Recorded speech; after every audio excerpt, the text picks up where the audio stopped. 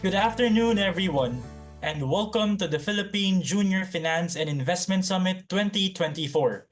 This year's theme, Chart the Future, Unlocking Opportunities for Tomorrow, reflects our goal to help you navigate the ever-evolving finance landscape. Organized by CFA Society Philippines, this fully virtual, two-day summit is packed with insightful content designed to empower you.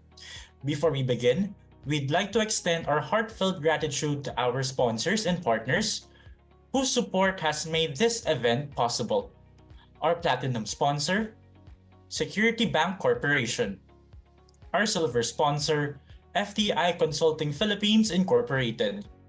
Our bronze sponsors, BDO Capital, Fund Managers Association of the Philippines Incorporated, and Shakey's.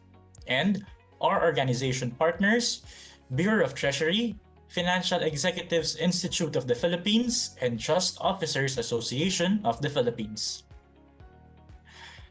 This event is the result of a collective effort, bringing together the dedication and passion of our society leaders, staff, volunteers, and student organization affiliates. It's a true testament to the power of collaboration and commitment from everyone involved, working tirelessly to bring this summit to life. Thank you to all the volunteers who have made the PJFIS 2024 possible. To our Board of Trustees led by our President and Chairman, Mr. John Balse, CFA, CPA. To our Academic Relations Committee, Chair, Mr. Alvin Tan, CFA. To our PJFIS 2024 Committee Chair, Ms. Gladys Guelas, CFA. To our committee members, Mr. Nicolas Capulong, Mr. Darwin Seribay, CFA, Mr. Ralph Suarez, CFA, and Mr. Stevenson Yu, CFA. To our Summit Ambassadors, Dana Bello, Paolo Castro, Michael John Kongmon, Andrea Nicole Gamilla, Cheryl Monnery Lelis, Bianca Elaine Manzano, Kathleen Joy Mostoles, Charlene Ordilio, Sashi Kate Anquizon, Leo Andrew Ramos, Desi Tagupa, and to the rest of the PJFIS 2024 student volunteers, thank you for the passion and dedication. Thank you for helping us deliver our mission of improving the financial industry by equipping the future of finance. We will be starting in a few minutes. Our 5-minute countdown starts now.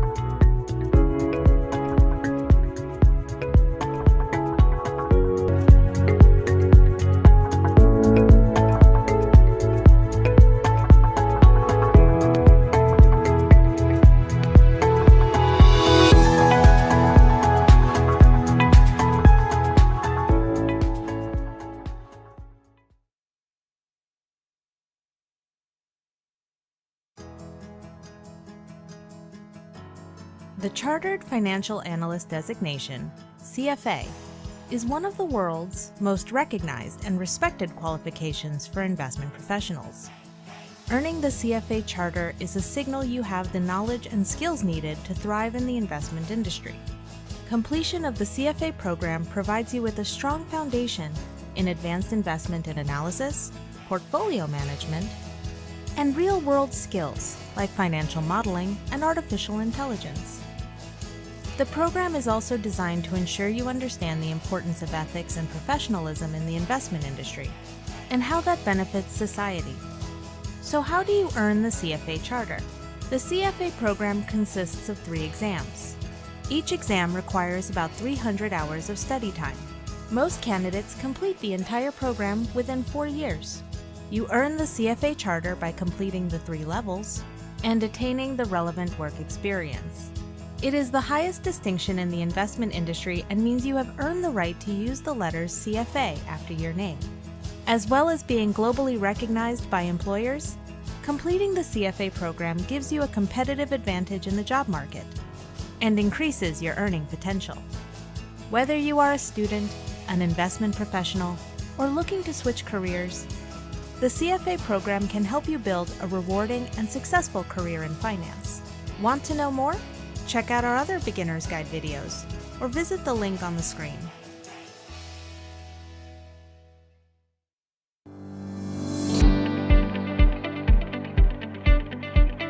Are you looking to kickstart your career in finance?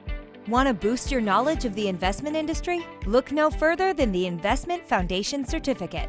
Designed for working professionals and university students alike, the Investment Foundation Certificate provides a comprehensive introduction to the investment industry, equipping you with the knowledge and skills you need to excel. Gain a fundamental understanding of the industry structure, job roles and terminology. Explore the types and functioning of markets, investment instruments and vehicles, and the basics of investment management, risk management, and performance evaluation. Discover how to effectively service clients' needs while upholding the highest standards of professionalism and stay up to date on the latest industry trends. By completing the Investment Foundation Certificate, you'll work more confidently and effectively, distinguish yourself in the job market, and open doors to new opportunities. You'll also earn a digital badge and certificate that you can proudly share with your network.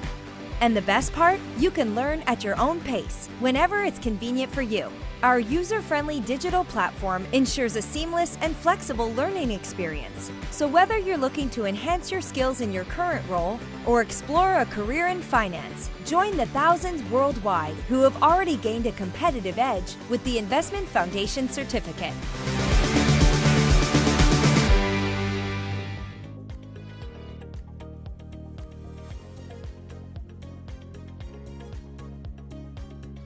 Good afternoon, PJFIS 2024 participants. The wait is finally over. We are excited to bring you the Philippine Junior Finance and Investment Summit 2024, Chart the Future, Unlocking Opportunities for Tomorrow. Now, let us please turn our attention to the screen for the invocation, followed by the Philippine National Anthem.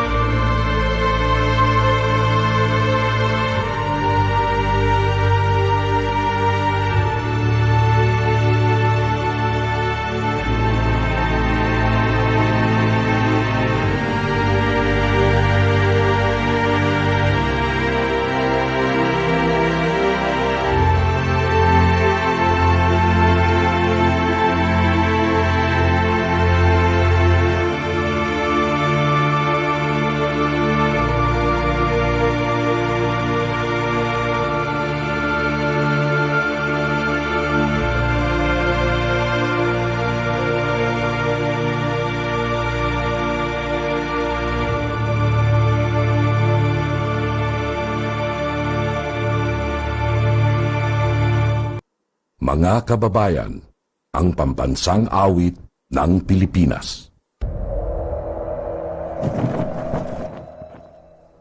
Bayang magiliw, perlas ng silanganan, alab ng puso, sa dibdib mo'y buhay.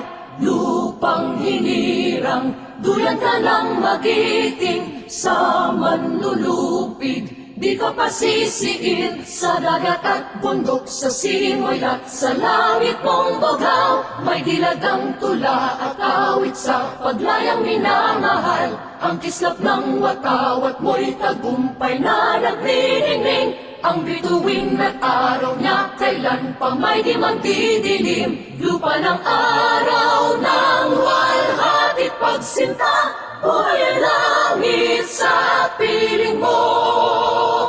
Aming ligaya na pag may mga api, ang mamatay ng dahil sa'yo.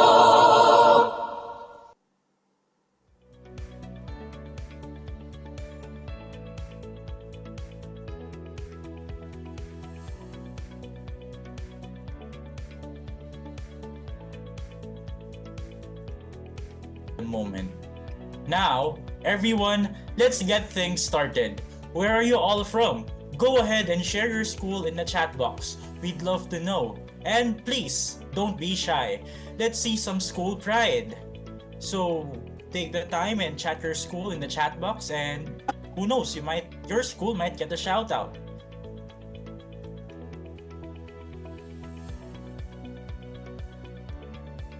All right, I see that there are also fellow Thomasians from UST. That's also nice to see. Meanwhile, of course, we do have participants joining us from various schools and universities. A big thank you to all the student organization affiliates for your efforts in bringing your members here. Keep those chats going. Special shout out to Adamson University J. Phoenix, Ateneo de Davao University J. Phoenix, Batangas State University, the National Engineering University Arasof Nasugbu J. Phoenix, Cavite State University Main Campus J. Phoenix, Cavite State University Imus Campus J. Phoenix, De La Salle University Manila Investor Society, De La Salle University Dasmariñas Allied Business Students Collective, De La Salle University Dasmariñas J. Phoenix, Dr. Filimon C. Aguilar Memorial College of Las Piñas J. Phoenix, Far Eastern University Manila O. J. Phoenix, Far Eastern University Cavite, Ilocos Sur Polytechnic State College Main Campus J. Phoenix, Jose Rizal University J. Phoenix, Laguna State Polytechnic University San Pablo City Campus J. Phoenix, Manuel S.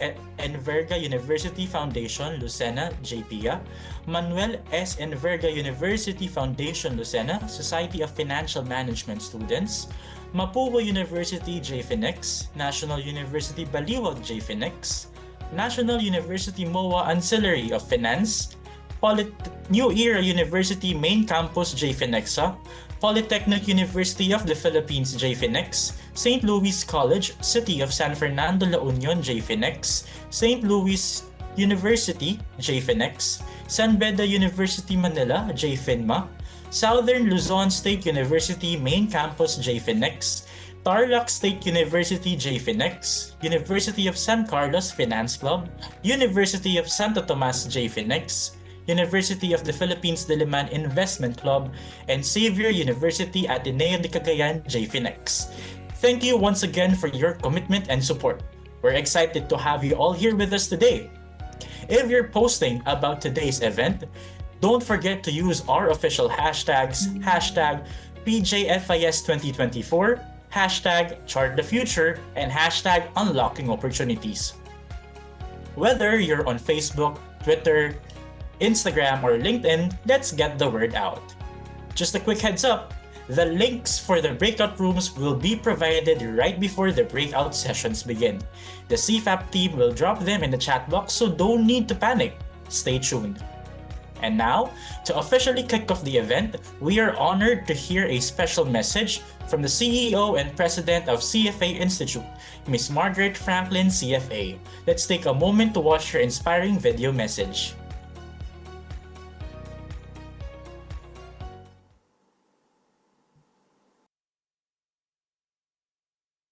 Hello, everyone. I'm Marg Franklin, President and Chief Executive of CFA Institute.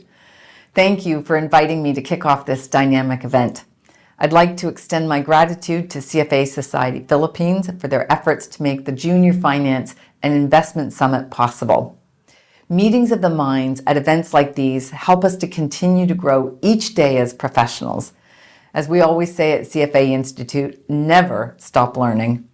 Over the course of the next 2 days, you will explore the future of finance and the investment industry. We are working in a time of unprecedented change, driven by globalization, digitalization, sustainability, and more. These forces are reshaping the way the world lives and works and create new challenges and opportunity for our profession. In this vibrant environment, there is ever-evolving demand on our skills and knowledge. I'm consistently reassured by a strong belief in the CFA Institute mission, which I see exemplified through the CFA Society Philippines and individuals in the region each day. At CFA Institute, our mission is to lead the investment profession globally by promoting the highest standards of ethics, education, and professional excellence for the ultimate benefit of society. A career in finance can make a difference in the world. I've found this to be true over the course of my 30 years in the industry and counting, and we know this is something of incredible importance to all of you, the next generation of investment finance professionals, making an impact through your career. Over the course of the next 2 days, as you enjoy the summit, you will gain invaluable insights on industry trends, career development tips, and learning opportunities. There is much to learn, and I'm confident that each one of you will leave this event feeling inspired. I encourage you all to approach the sessions with an open mind and embrace each opportunity to connect with your peers, network, and collaborate. We at CFA Institute will continue to create educational opportunities, research, and convening events to support your lifelong learning. I do hope you'll continue to join us on your journey. In closing, I'd like to thank all of you for attending the summit and taking a proactive step in your career advancement. I have such confidence in the future of our investment industry, knowing it is in your hands. Together, we will shape the future of finance and investment. Thank you all, and be well.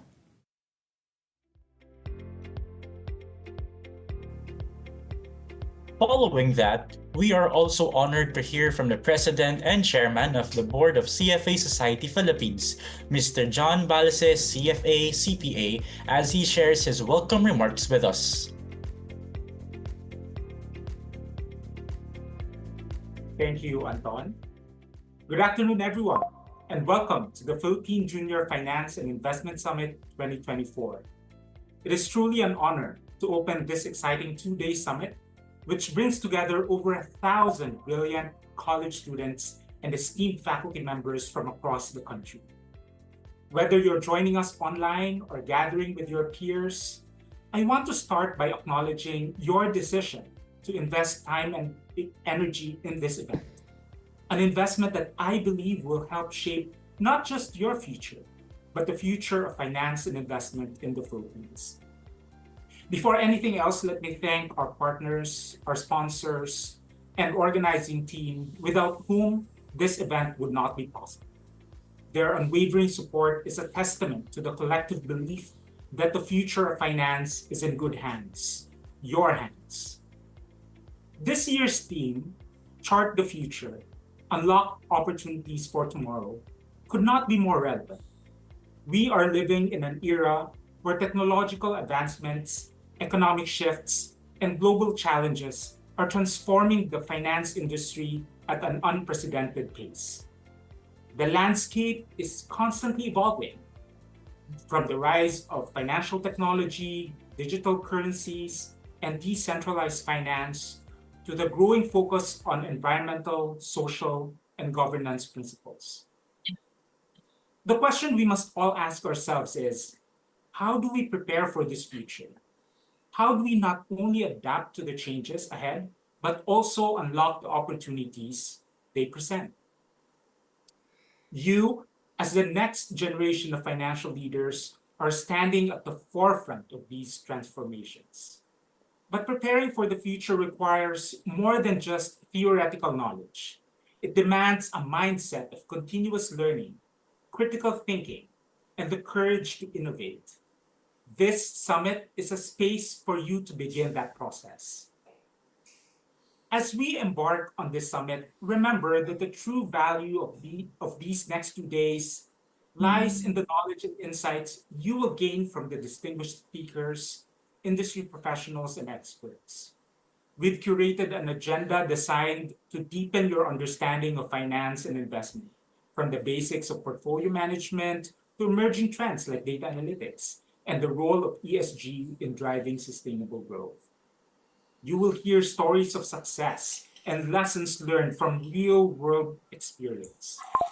I encourage you to ask questions, engage actively in discussions, and think critically about how the concepts you encounter today can apply to your own investment journey. But unlocking opportunities is not just about learning, it's about collaboration. One of the greatest assets you can have in this field is a strong network of peers and mentors. Over the course of this summit, you'll have the chance to connect with fellow students, educators, and professionals who share your passion.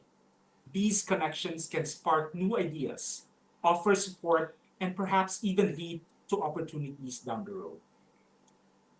At the CFA Society Philippines, our mission has always been to advance the profession of finance and investment management in the country by promoting the highest standards of ethics, education, and professional excellence. We are committed to developing the next generation of leaders who will bring integrity, innovation, and insight to the financial markets. This is why we place such an importance on supporting initiatives like this summit.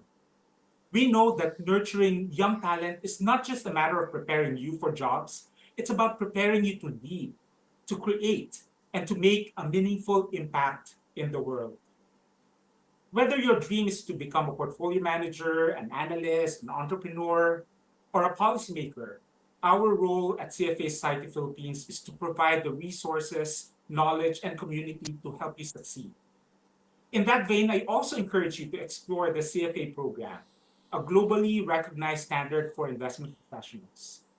Beyond the technical knowledge, the CFA designation represents a commitment to ethical practice and professional excellence.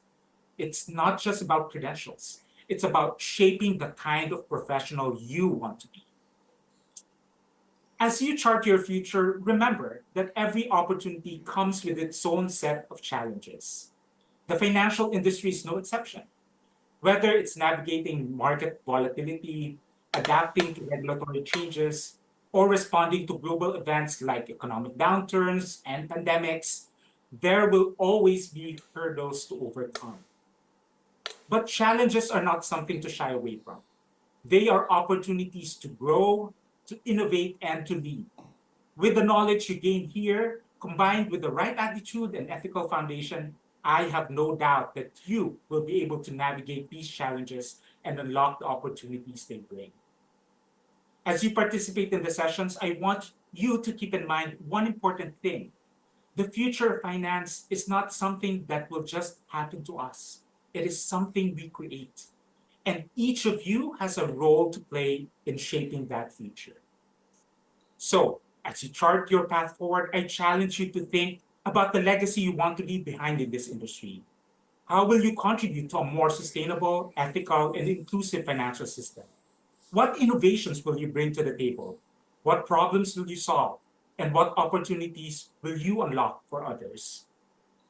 As you reflect on these questions over the next 2 days, I encourage you to be bold, be curious, and most importantly, be open to new possibilities. Because the future of finance is not just about charts, numbers, or algorithms, it's about people like you who are willing to chart new courses and unlock new opportunities for tomorrow.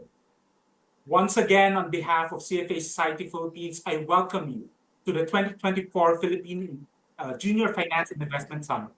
I look forward to seeing how you will take the insights, connections, and inspiration from this summit to chart your own course in the world of finance.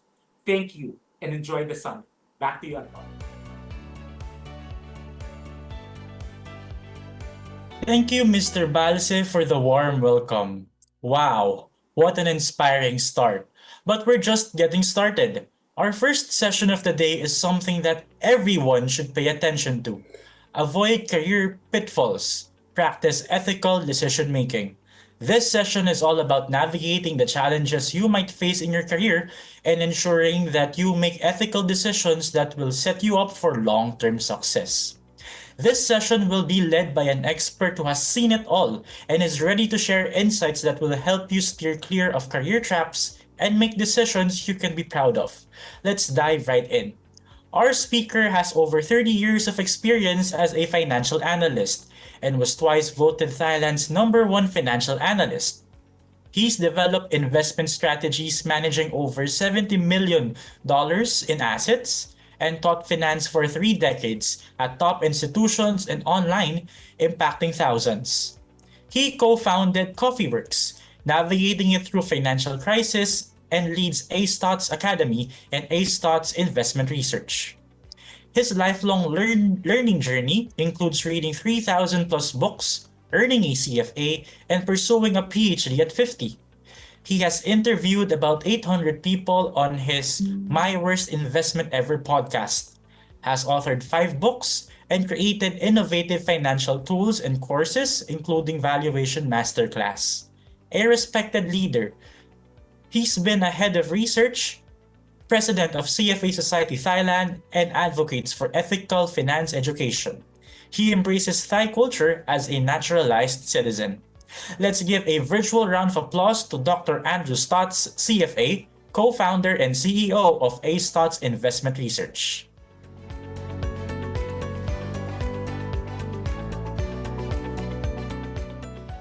Well, that's exciting, and I appreciate the introduction, and thank you to all of you, and particularly John's message was very inspiring, thinking about how you're going to develop in the finance world yourself. And so, I'm just pretty close to 60 years old, and I've been an analyst for 30 years. And I would like to start off this by asking a question: where do you want to be 30 years from now? When I was your age, I was on fire to find my career, to find my passion, to find the things that I wanted to do in life. And I want to learn more about you. And today I'm going to present some, I'm going to talk some, I'm going to ask you questions, and we're going to have some fun. So let me share my screen, and I'm going to kick it off. 1 second.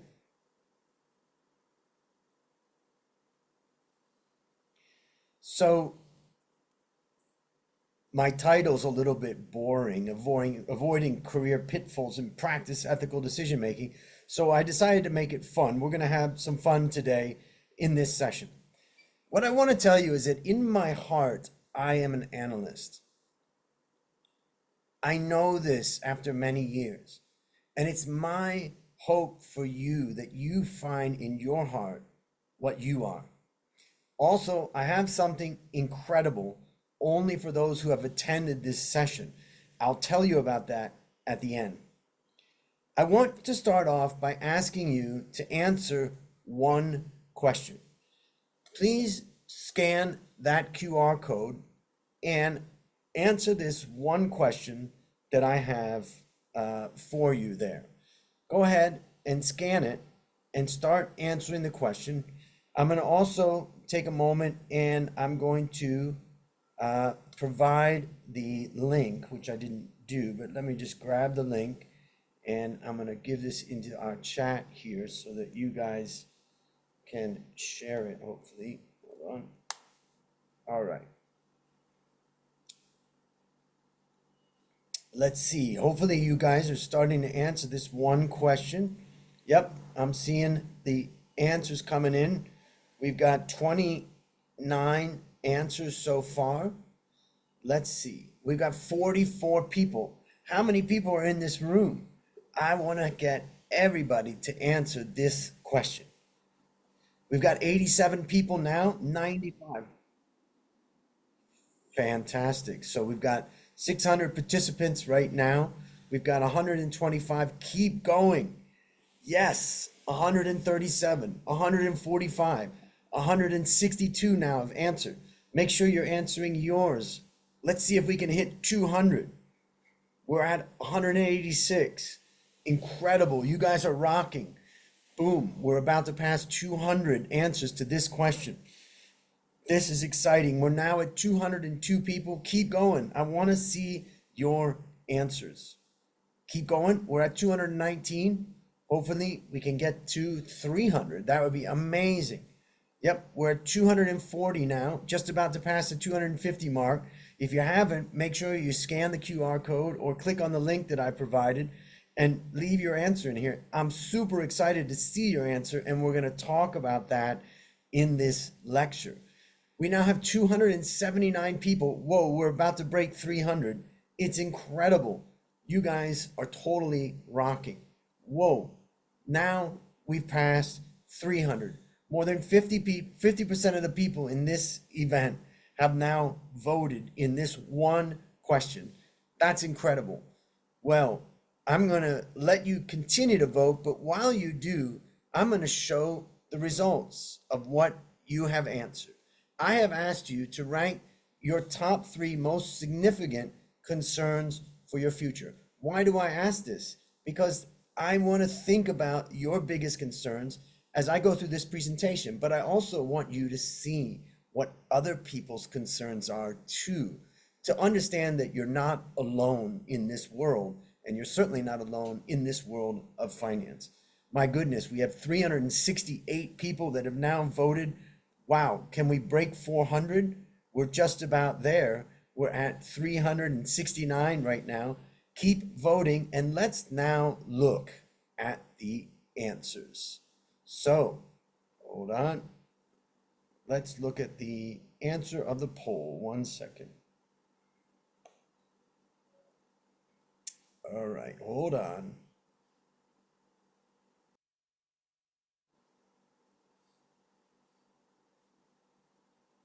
Oops.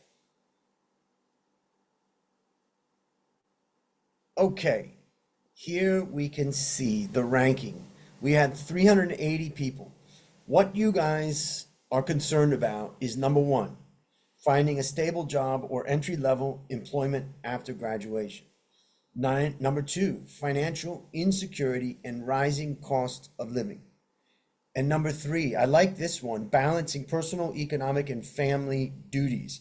That means taking care of ourselves and our family, but also our role in the society and in our job. Now this one, number 4, is an interesting one. Experience burnout in your future career. Some of you may feel burnout right now in your life. And number 5, access to quality healthcare. Number 6, the impact of climate change. Number 7, feeling depressed, lonely, or disliked by others. Woo! All right, we are at 397. We just need 3 more and we're going to be over 400. That's an incredible response. So I'm going to help you answer the question number 1, your number 1 concern, which is finding a stable job after graduation. I'm also going to answer the question about financial insecurity. But we're at 399. Let's see where we're at now. Hold on. 399 and we're at 400. Boom. I'm going to come back to you now and talk to you briefly about this. The first thing I want to explain to you is to get a job in finance, what you need to do is stand out from the crowd. That's the key. You've got to be able to say something about you that is unique compared to others. And I'm going to talk to you a little bit more about that, but that is my key thing. Most people apply for a job and they are another face in the crowd. But I want you to be more than a face in the crowd. So now let me go back to my presentation and I'm going to tell you just a little background about me, and that way you can understand where I'm coming from. I graduated with an undergrad in finance just like you. I went to work in a factory in Los Angeles at Pepsi, and then I moved to Thailand in 1992. And I came to Thailand to teach finance at the university, but I found out something about that, and that was finance teachers don't make that much money. So I became a financial analyst in 1993. I was voted #1 analyst in Thailand in 2008 and 2009. And I co-founded a company called CoffeeWorks. This made me a unique analyst because I had work experience and ownership experience. I was a two-term president of CFA Society. And I want to just stop for a moment and say, do you guys know how many CFA Society Philippines members there are? Type it in the chat if you have a guess or you know that number. I'm curious if you know that number. I know what it is for Thailand, but what do you guys think? I'm looking at your answers in the chat. Go ahead and type in your chat what you think that number is. Well, I can tell you that that number is about 320 or so, and in Thailand it's about 700. Why is this an important number? It's because CFA is an elite credential. Ultimately, the people, the 320 and the 700 in Thailand are the best, the top. Remember, it's 300 hours per level. That's 900 hours of study and discipline.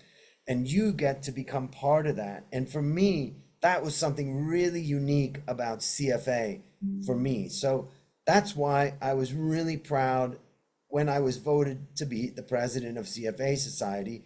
And you can become the same, just as you've heard the inspiring speech from John. All right, it's time for another question. I'm going to just switch myself here and switch on another question that I have for you. So 1 second. Okay, boom. The next question is up there and it's, will you be taking the CFA exam? Go ahead and answer that question right now. If you haven't got there, just scan that QR code or click the same link. We're on the same site. All right, we've got 84, 94 people, 105, 121. This will help me to understand, what are your goals and what it is that you're considering. 194, 200 people have answered, 211. This one's a little faster. It's just a simple question with 3 multiple choice answers. We now have 300 or 260. Let's get to 300. Boom, we're at 270. We're at 280. All right, now we're at 283, 289. Incredible. You guys are really, really active, and I love to see that. We're now at 300. Let's get a picture. I'm going to bring out the answers to this. So let's look at the answer to this one. I'm going to allow it to be seen. And what we can see here is with 325 people, 59 say yes, 59%, 39 say not sure, and 2 say no. Wow, that's exciting. I'm telling you, if you can get involved with CFA, you're going to be with some of the best people in the Philippines. And that, to me, is the best part of CFA. All right, I'm going to go back to my presentation now. Just to follow up for myself, I've written 5 books, and I've got this podcast where I interview people about their worst investment ever. I've been teaching at universities in Thailand and also have taught in the Philippines. And I have the Valuation Masterclass Bootcamp where I teach young people around the world how to value companies. I also have partnerships with local asset management companies where I manage now about $100 million worth of assets. And most importantly, I live with my mom in Bangkok. So she's in the other room right now and she's relaxing, getting ready for lunch. Now, it's time to start off with Q&A. I'm going to switch us over now, and I want to ask you time to answer some questions. I would like you to now go to the Q&A function of this, hold on, let me get this up there. Boom. I've got a QR code up there, the same QR code, the same link. What I'd like you to do is ask the number one question you have about the future of yourself in finance. You guys want to take CFA exam, you guys want to build a career in finance. What are the questions that you have? Well, the first one is an interesting one. Masters in Finance versus CFA. I see that we have some people that have upvoted that, and that's great. You can upvote, but please type in your questions right now. What's in your head? What is the biggest challenge? We've already talked about how to get a job. What are the other challenges? Okay, boom, the questions are starting to come in. When is the ideal time to start? What's the first thing to take, CPA or CFA? What's the best way to take the exam? Okay, great questions. Keep these questions coming in. We've now got 10 questions. Come on, ladies and gentlemen.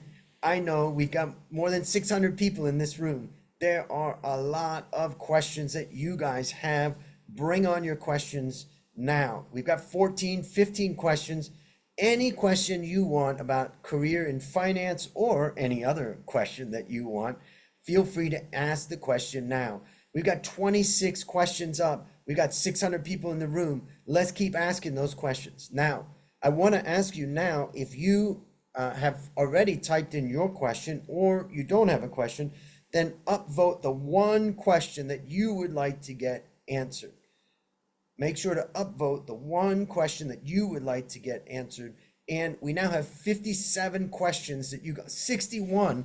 You guys are rocking it. Please keep asking your questions because we start this presentation with Q&A. All right, excellent. We've got 76 questions, 77, 82, 83. Keep asking those questions. And now I'm going to start by answering a couple of these, and we'll come back to this. The first most upvoted question of all of your questions is number one, Masters in Finance versus CFA. What is the pros and cons between these two, and which one is the best to take? All right, I'm going to answer that question by stop sharing my screen and talking directly to you to answer this question. This is a common question that I'm asked all the time about MBA versus CFA. The first thing is that we have to understand that MBA is a general management degree. If you want to manage a business, you want to manage a factory, you want to manage a tech company or something like that, then MBA is the way to go. You can build the skills of human resource management, accounting, you learn about marketing and all that. MBA is the way to go. Now, what about CFA? CFA is for those people who say, I want to work in finance. Why is this important? Because CFA is a certification, basically, right? We call it a charter. And you can only earn the charter after you pass the exam and have work experience. So some people come to me and they say, well, I'm not sure if I want to work in the area of finance, but I'm thinking about taking the CFA exam. I always tell them, don't do that, because the problem is you can't get the work experience. So if it is just about learning financial knowledge, then I tell people, take CFA level 1. Take CFA level 1, learn everything you possibly can, but let's say you want to be an individual investor, or let's say that you want to work in a company or something like that, but you want to invest. CFA level 1 is great for that. But if you want to build a career in finance, then take CFA exam, not MBA. And remember, by joining CFA Society Philippines, you're going to be sitting next to all of the top leaders in the space of finance. All right, now I'm going to share my screen and we're going to go back to where we were. 1 second. Okay, I'm going to answer the next question, which is the next upvoted question. We have 125 questions now, and you can see that 45 people upvoted this question. What's the best time to take CFA level exam considering we're college students? The answer to that question is take it as soon as possible. Work experience, in my opinion, does not help you with the CFA exam. What helps you with the CFA exam is having study skills. And if you have good study skills, then you're going to be good on the CFA exam. But when you get older, I took the CFA exam when I was older, and it's harder to memorize. It's harder to get all of that stuff. So my advice is take the CFA exam now, as soon as possible. The third question, and I'm going to answer this one, and then I'm going to go back to my PowerPoint, and we're going to come back to these questions. What skills do we have to hone before taking a career in finance? I think what I would say is that to be a good financial person in the financial world, I would say you really need a foundation of finance. That's what CFA provides. But then also finance, to me, finance is a great supporting function, helping people make decisions in their life. So you've got to really want to help people make decisions with their financial situation. Okay, now I'm going to come back out to talk to you for just a second. We have 129 questions. Incredible. You guys are rocking. I'm really excited to be here with you. I want you to keep adding questions as you have questions come up. But I'm now going to switch and I'm going to tell you the things that I did in my career that helped me. And I want you to be able to do these same things. So let's go through. And as you listen to what I tell you, feel free to drop a question or upvote a question as I'm talking. All right. So now we're going to go back to sharing my screen. I'm going to go into my presentation. One moment. Hold on. Okay. So remember, I told you in my heart, I am an analyst. So also for those people that have more questions and you want to follow up after this, you can ask me questions on LinkedIn. You can just type in Andrew's thoughts, or you can scan that QR code. All right, here we go. 16 lessons to build a career in finance. This is what I want to help you with today. So let's look at the lesson number 1. Love your work. Choose a job that excites you and surround yourself with people you enjoy. I saw a survey in America where it said 60% of people don't like their job. What? That's nuts. I'm going to tell you right now, search for the job that you love and the people that you love working with. You can find it. Never give up. Some people are really unhappy in their situation and then they give up. You're never going to find it by giving up. Number 2, learn intensely. Master one skill to stand out. It could be anything, right? It could be writing, it could be speaking, it could be anything. But pick one skill and learn it intensely. When I started out as an analyst, basically the skill that I learned was Excel. I bought my first computer in 1988 and I learned how to use Excel in 1989 and 1990. And when I went to work for Pepsi, they were like, this guy knows how to do these amazing charts and graphs. It was only because I learned a simple skill in Excel. And I'm telling you, my students in Valuation Masterclass, many of them are still not that good at Excel. So if you are someone who's good at Excel, then study it intensely. All right, let me continue on. Next one, build a strong network. And that's what CFA is about, to build meaningful relationships related to work and get support and find new opportunities. All right, number 4, set clear goals. This is something I see many people fail. They do not have clear goals and they're not taking daily action. Number 5, this is one thing that really set me apart. I learned to assign tasks to others so that I could be more productive. Number 5 really is one I would highly recommend that you do. Number 6, focus on the client. Always ask, how can I bring more value to our clients? And number 7, don't waste time. Ignore negativity. Forget about negative people and all their crap. It doesn't matter in the long run. Focus on what moves you forward. I don't care what people say about me. What I care is getting myself to the next place that I want to be. Number 8, exercise daily. Care for your body and fuel it with nutritious foods because it's the only body that you get. Now, I'd like to just ask a question. Type in the chat if you exercised today, this morning. Type in the chat if you exercised today. Okay, whoa. Look at those numbers. That's incredible. I'm liking what I'm seeing. I was up very early this morning and I did an hour of yoga at 6:30 to 7:30 a.m. and I feel great. I really want to encourage you to work out, exercise, get your body in shape because it's your body that's going to bring you a great, great life. Wow, you guys are awesome. Let's go to number 9. Admit mistakes. Come on, we're all gonna make mistakes. Just own up to it, apologize, and leave the baggage behind. You don't need to carry any baggage in your life. Okay, let's continue. Next one. Number 10, be honest.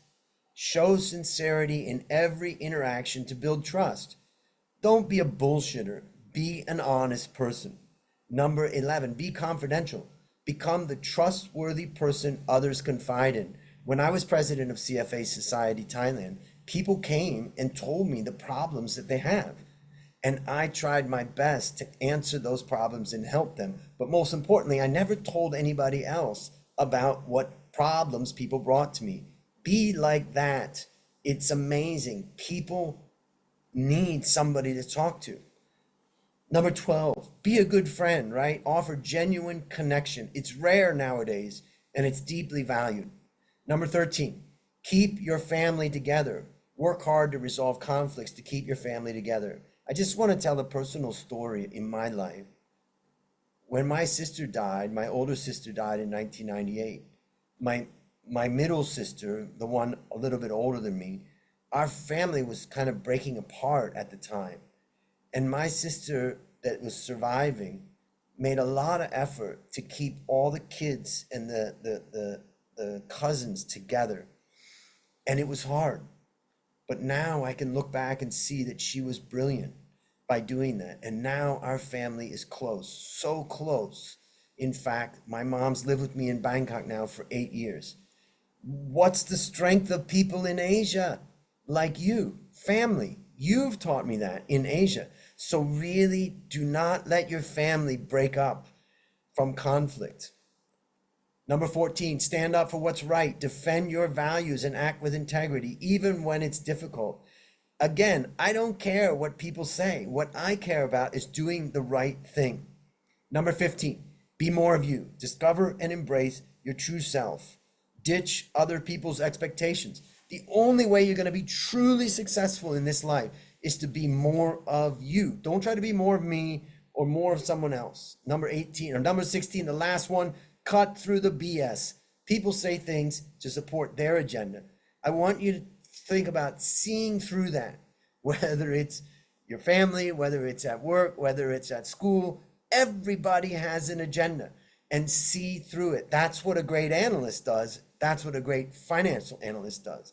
Now, I'm going to wrap up my presentation and come back to the questions for the little bit of time that we have remaining. So before I do that, I would just say that, yep, this is my advice. So the last thing I want to tell you is that I have a special offer, a scholarship offer only for you guys for my Valuation Masterclass Bootcamp coming up in November. Also, for those people taking CFA exam, I have an Ethics in Finance course that can help you. You will get lifetime access to that course. But of course, these courses are expensive. But in my case, I am giving you a scholarship of $99. That's a 93% discount. And I'm going to give you the ethics class for free in addition.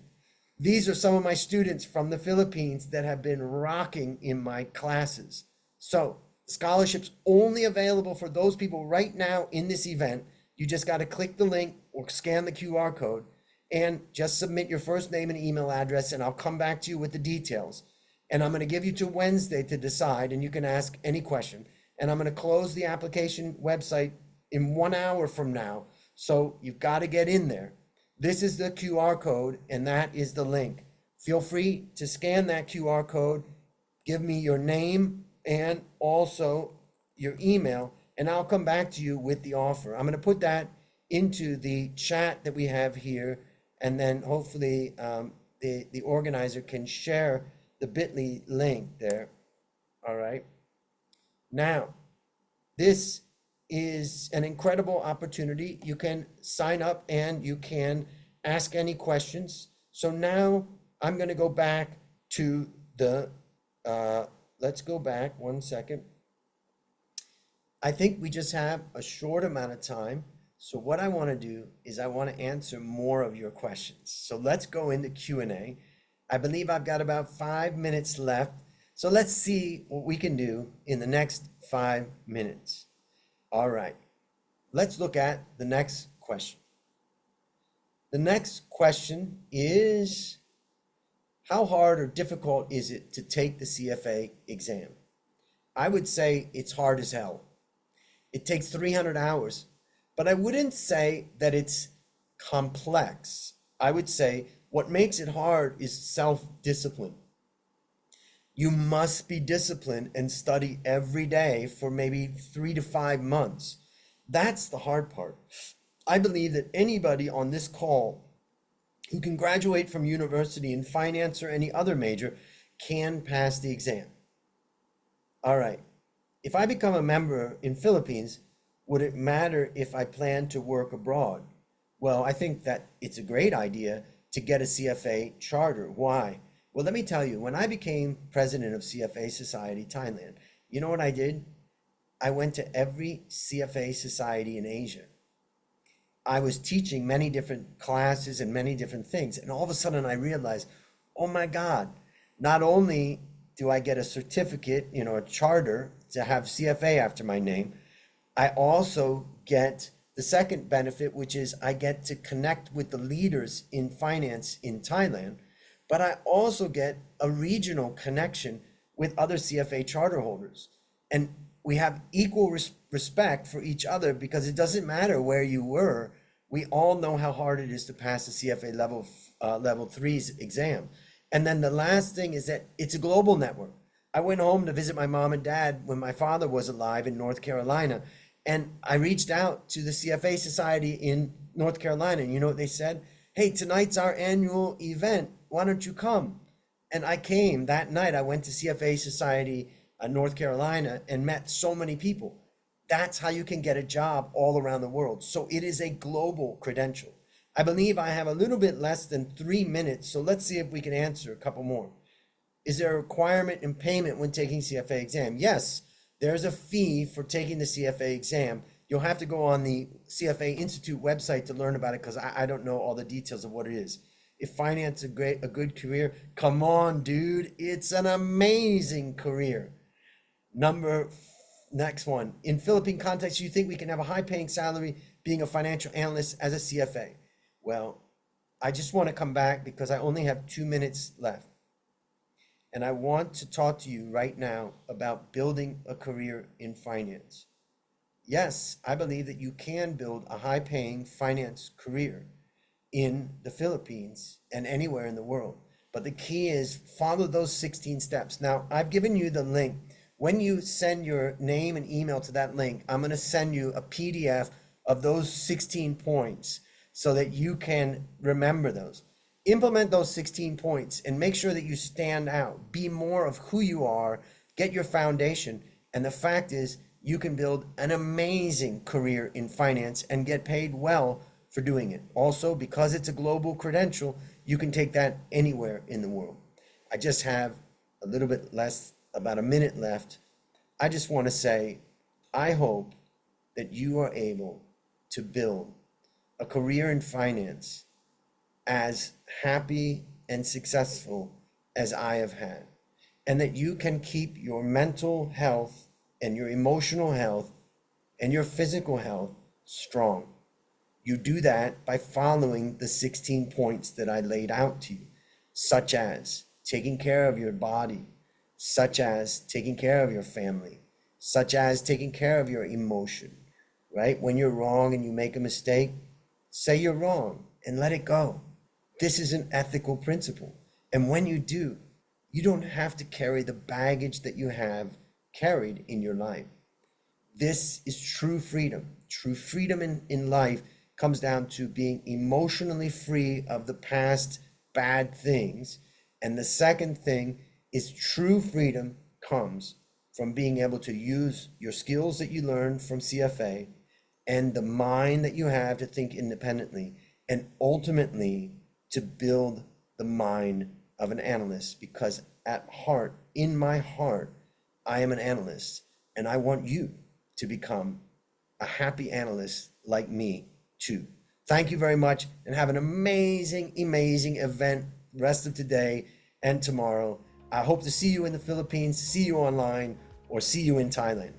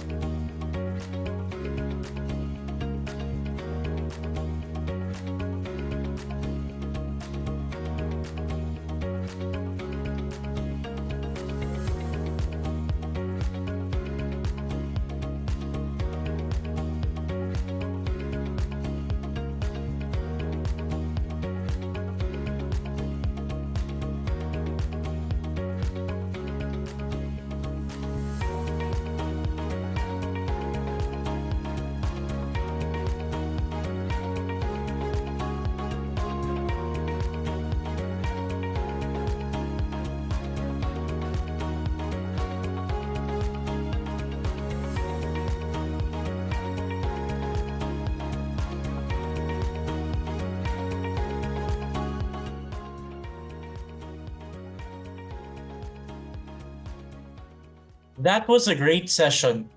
Thank you, Dr. Andrew Stotts. And now, we would like to call on the CFA Society Philippines President and Chairman, Mr. John Balse CFA, to read the citation of the e-certificate. After that, we will have our photo opportunity.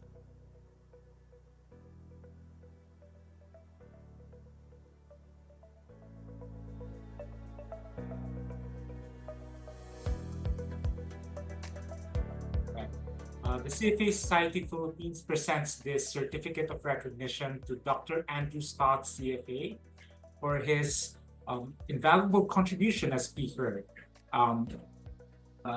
for the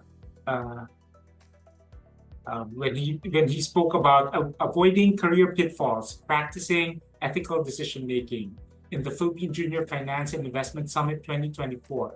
Chart the future, unlocking opportunities for tomorrow.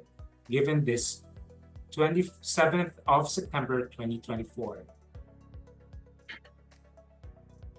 Thank you, John. Thank you so much, Andrew. Yeah, you inspired me with your speech. I really appreciate it. I think you're bringing a lot to these young people, so that's great. Well, it's a collaborative Please effort. smile for a quick photo op.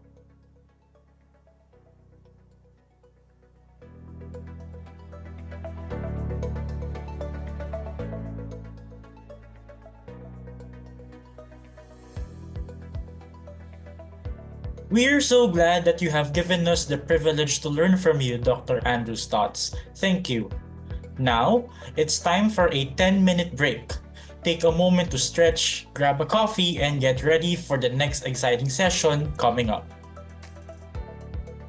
After this break, we will proceed to the breakout sessions. Remember the career track that you have chosen? Did you choose research or financial analyst, portfolio manager, trader, data science professional, or relationship manager, or sales? We'll be announcing our raffle winners right before the 10-minute break ends, so stay tuned, it might be you. That's right, grab your coffee but keep an eye on the screen because your name could be the one we call. Don't miss your chance to win. So stick around and let's see who the lucky winners are. Good luck, everyone!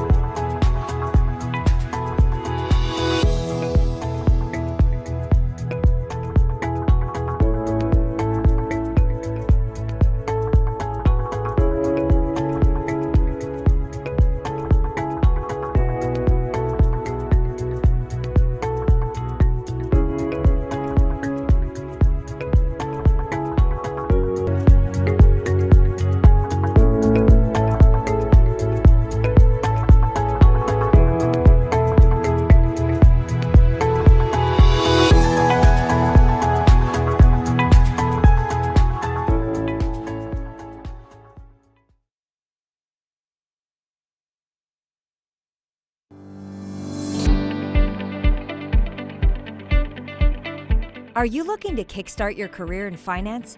Want to boost your knowledge of the investment industry? Look no further than the Investment Foundation Certificate. Designed for working professionals and university students alike, the Investment Foundation Certificate provides a comprehensive introduction to the investment industry, equipping you with the knowledge and skills you need to excel. Gain a fundamental understanding of the industry structure, job roles and terminology. Explore the types and functioning of markets, investment instruments and vehicles, and the basics of investment management, risk management, and performance evaluation. Discover how to effectively service clients' needs while upholding the highest standards of professionalism and stay up to date on the latest industry trends. By completing the Investment Foundation Certificate, you'll work more confidently and effectively, distinguish yourself in the job market, and open doors to new opportunities. You'll also earn a digital badge and certificate that you can proudly share with your network. And the best part? You can learn at your own pace, whenever it's convenient for you.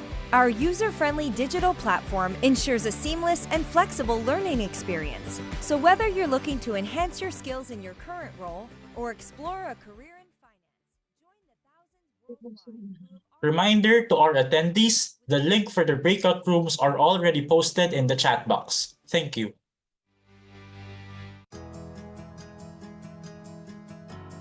The Chartered Financial Analyst designation, CFA, is one of the world's most recognized and respected qualifications for investment professionals.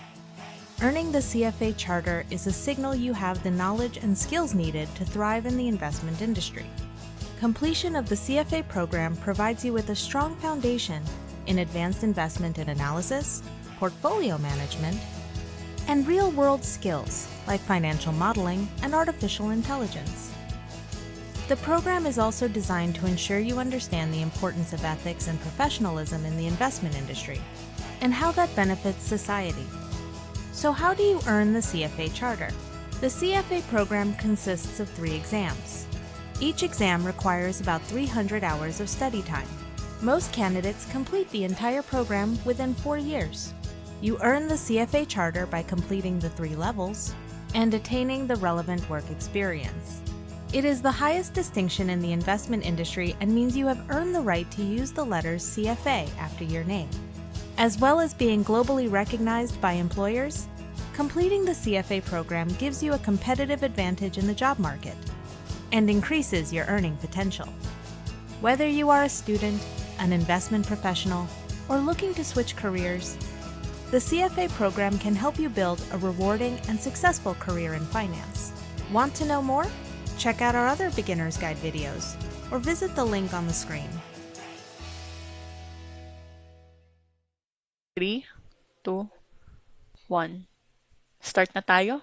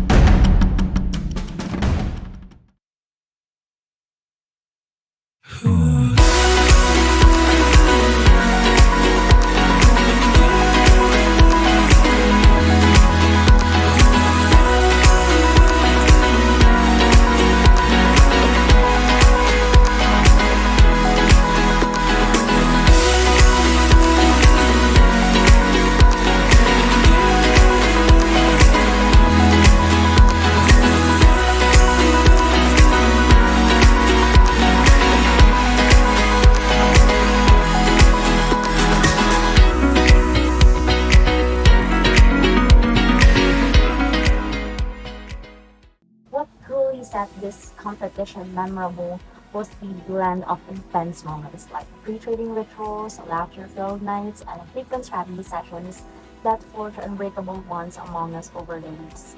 Beyond the valuable hands-on market exposure, it was these shared experiences that really made it special. With heartfelt felicitations to the victors and deep thanks to the organizers and sponsors, I urge every aspiring university trader to embrace this opportunity. Our journey began with the fierce determination to expand our knowledge and skills in the world of finance. Throughout the competition, we've had the opportunity to learn from various financial experts, communicate and negotiate with other talented teams, and most importantly, gain real-time experience in trading that we will cherish forever. Participating in this competition has been an incredible experience for all of us. It has not only sharpened our financial acumen, but it has also strengthened our ability to collaborate as a team. Our journey hasn't been without hurdles. We faced challenges, such as not being able to complete transactions in a day due to unforeseen events. These moments test our patience and adaptability. But they also push us to grow. Advanced trading competition has been more intense than most established activity. And during this competition, we admit we don't have enough knowledge of what quantity is. With that, we want to thank our faculty members, Ms. Odan Serdan, our assigned mentor, Ms. Dorothy Monyo, for guiding us every step of the way, and all of the organizers of this competition for allowing us to participate in this once-in-a-lifetime opportunity.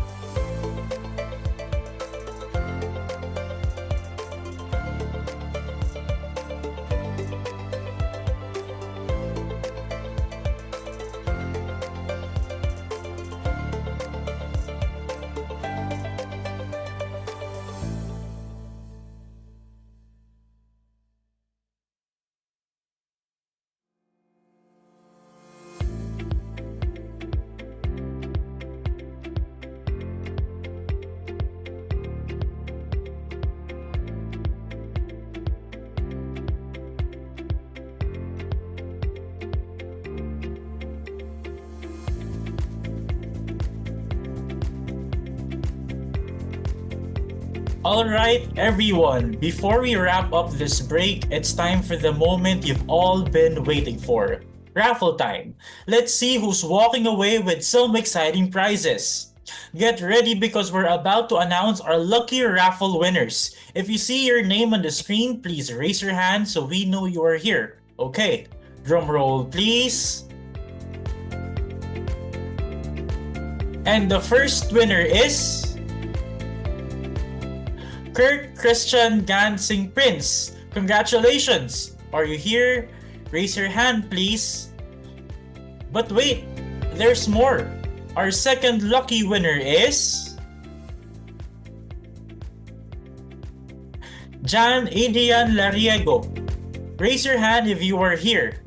Huge congratulations to our winners. If you didn't win this time, don't worry. There's more fun to come. Alright? I hope you guys had a refreshing break. Now that our 10-minute break is over, we're excited to dive deeper into the topics that interest you the most.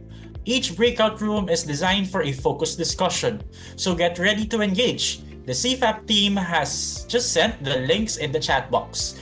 You may now leave this webinar and join the breakout room for your chosen track. If you've chosen the research or financial analyst track, please stay in the main webinar. Alright, let's get started. Feel free to transfer now to your selected career track. Enjoy your discussions!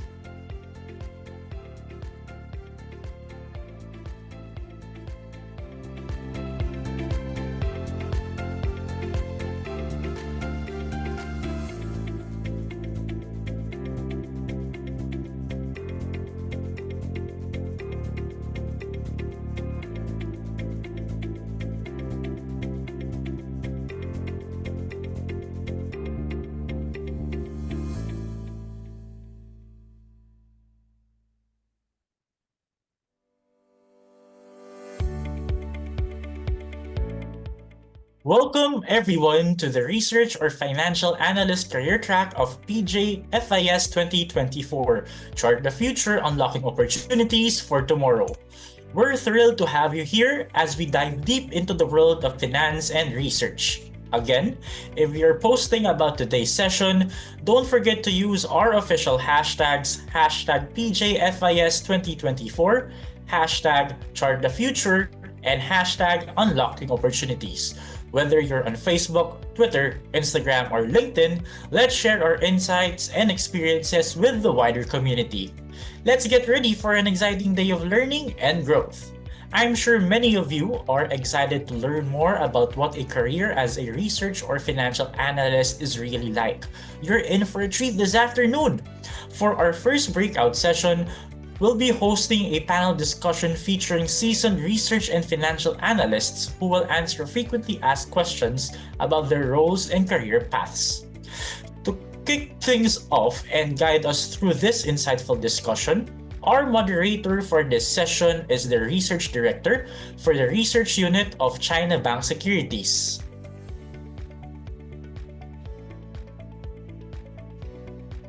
Let's give a warm virtual welcome to Mr. Rastin Maki Mercado, CFA.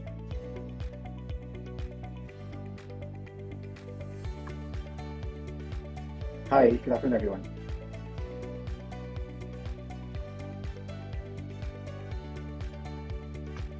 Okay. Yep. Okay. So welcome to our panel discussion on research and financial analysts. We're thrilled to have an incredible lineup of experts with us today who will share their experiences and insights. Let's first get started with our panelists. So first, our first panelist is an equity research analyst at JP Morgan Securities Philippines. He covers the Philippine and Vietnam banks as a member of JP Morgan's APAC Banks and Philippine Equity Research teams. Both teams are top ranked, with the Philippine team ranked number 1 by institutional investors from 2021 to 2024. Prior to joining JP Morgan in 2013, he worked in the banking sector. He holds an MS Applied Mathematics degree from Ateneo de Manila University. Let's give a warm welcome to Mr. Daniel Andrew Tan, CFA. Hi, Andrew. Hello, hi everyone. Good afternoon. Okay, moving on, our next panelist is the Chief Equity Strategist in Qual Financial, the largest online stockbroker in the Philippines. She handles a team of analysts who cover more than 60% of the total market capitalization of the Philippine Stock Exchange. She also regularly conducts market strategy presentations and appears in local business programs as a resource person for stock market matters. She also writes a weekly column for the Philippine Daily Inquirer, which focuses on the stock market and personal finance topics. She was also the president of the Chartered Financial Analyst Society of the Philippines from 2009 to 2016. Under her term as president, CFA Philippines won several Society Excellence Awards, including the Most Outstanding Society for its size. The Society also became the country's sponsor for the Global Investment Performance Standards, or GIPS, together with the local Fund Managers Association of the Philippines and the Trust Officers Association of the Philippines. She received her Bachelor of Science in Management Engineering degree from the Ateneo de Manila University. April became a CFA charter holder in 2000. Please welcome Ms. April Lintan, CFA. Hi, April. Hi, Ras. Thank you for the introduction, and hello, everyone. Good afternoon, and thank you for attending this chat. Great to have you on the panel. Next, we have a director in equity research at UBS, covering Philippine consumer and telecoms.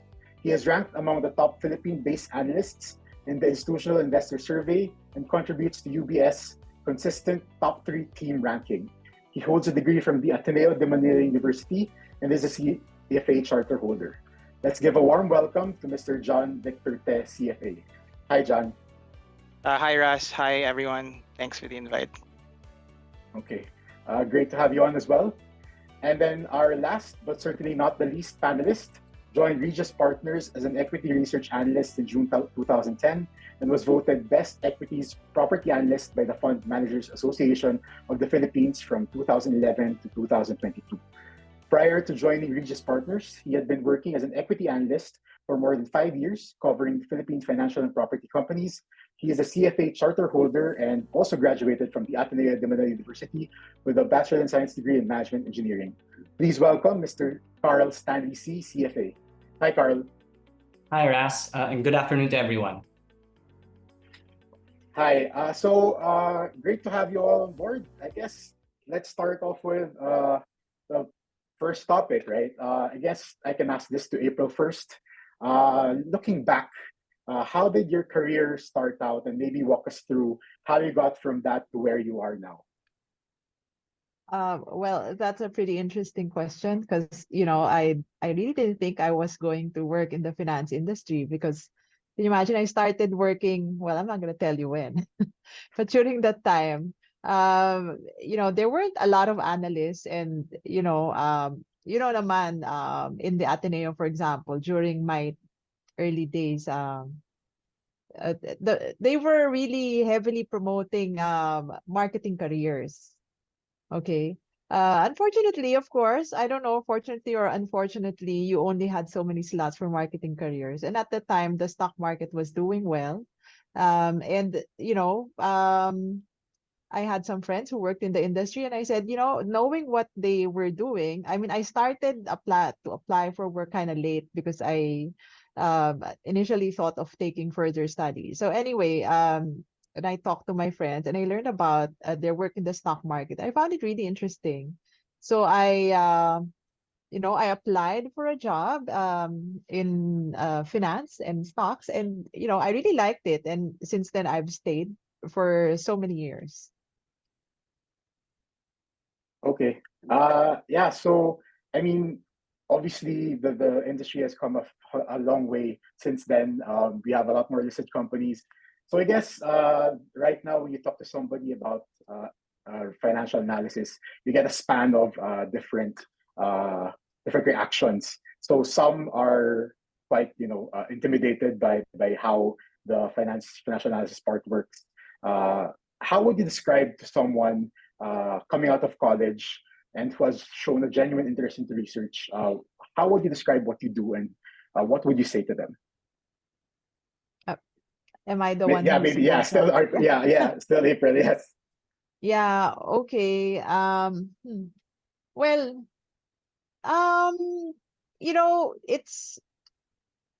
I guess it's if you're really a very curious person, like, okay, I would say that what excites me about being an analyst is, learning the story behind the numbers, because the numbers don't lie. And then when you look at the numbers, the numbers tell you a story, which is sometimes different from what you will read from what management would say.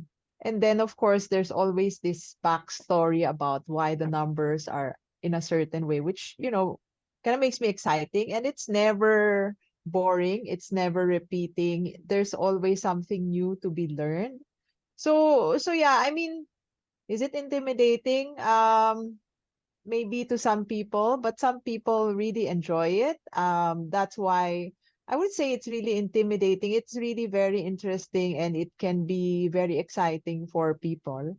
But I do agree that some people might not like it because they find it challenging to, look at the numbers and analyze the story and trying to find out about it. Some people just appreciate being told um, what's going on rather than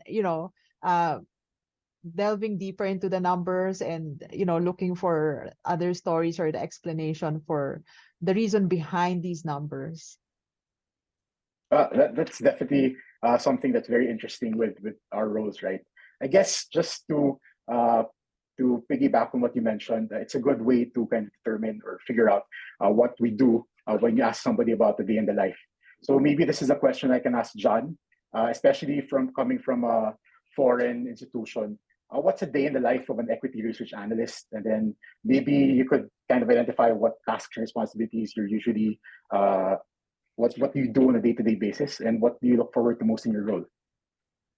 Yeah, I think I can speak on behalf of everyone in the panel.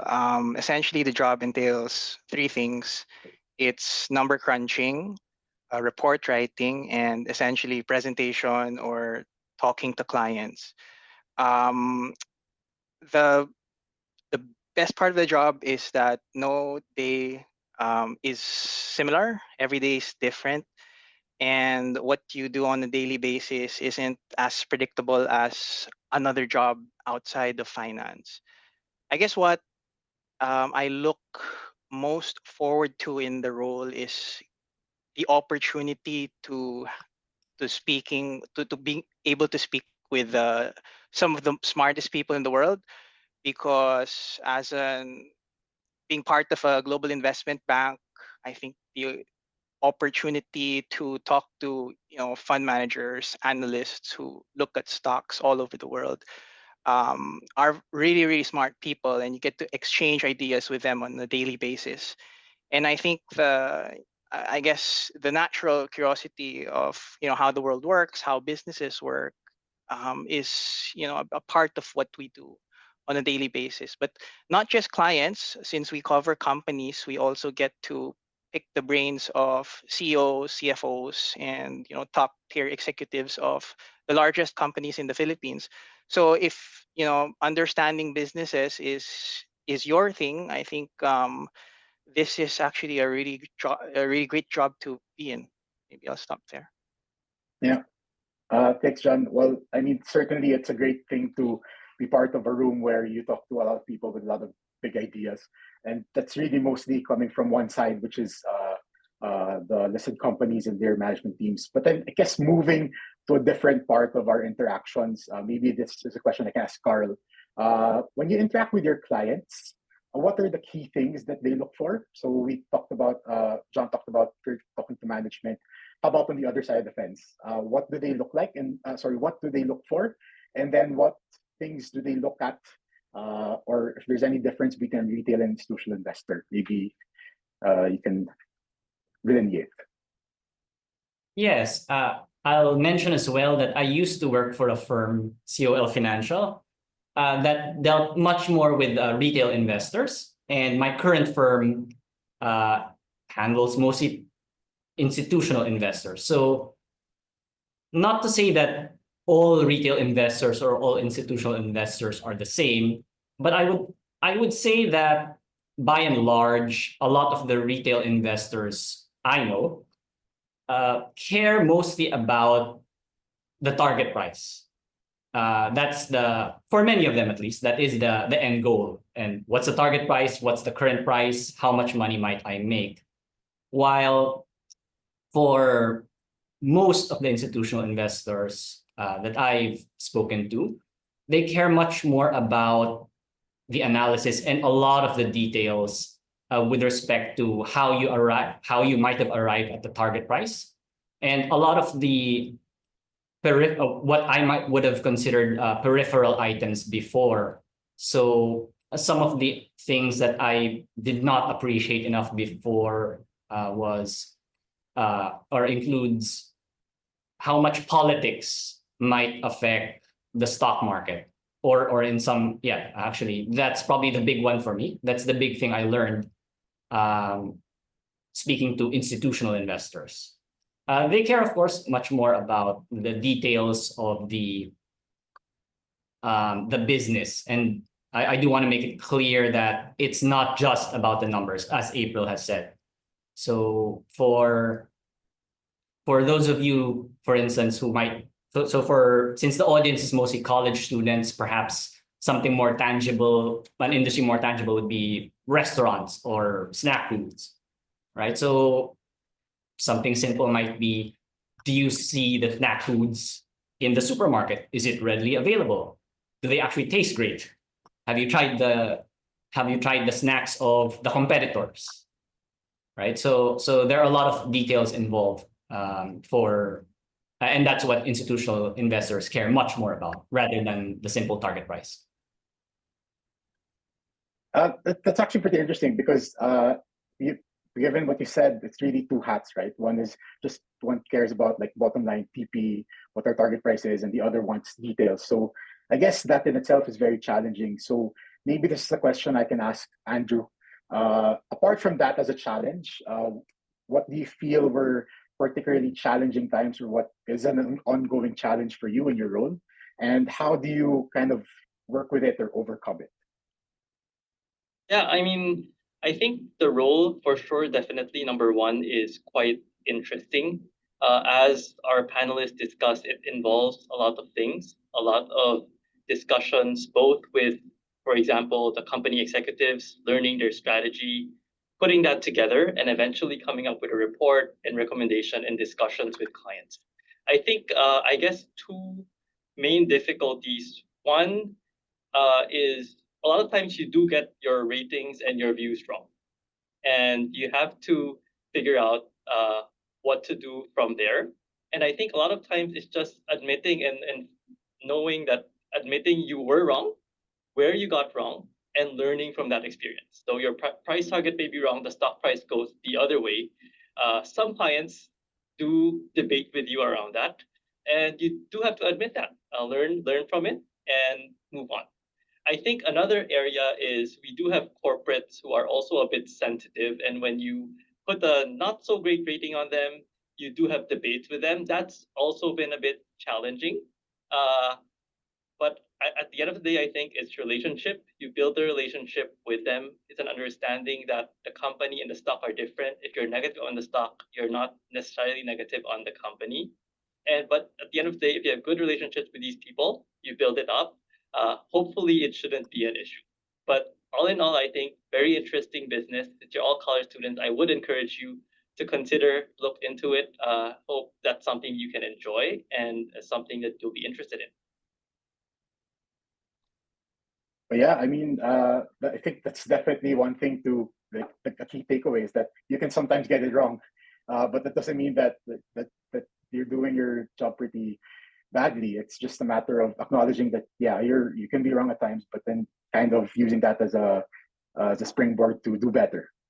Okay, I think obviously we're in the program held or hosted by the CFA Society Philippines, right? So I guess this is a question I can ask April.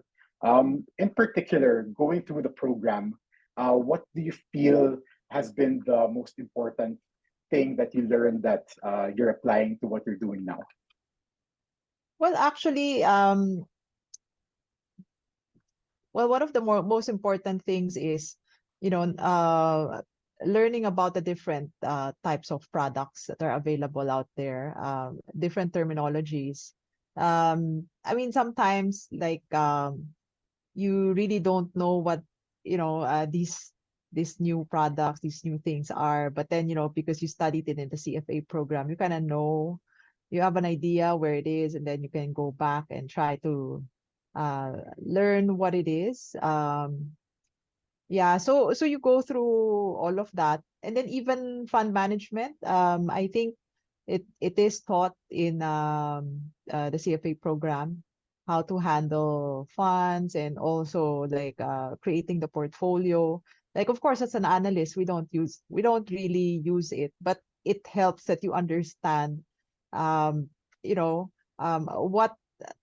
say fund managers do, what portfolio managers do, so that you can better respond to their needs.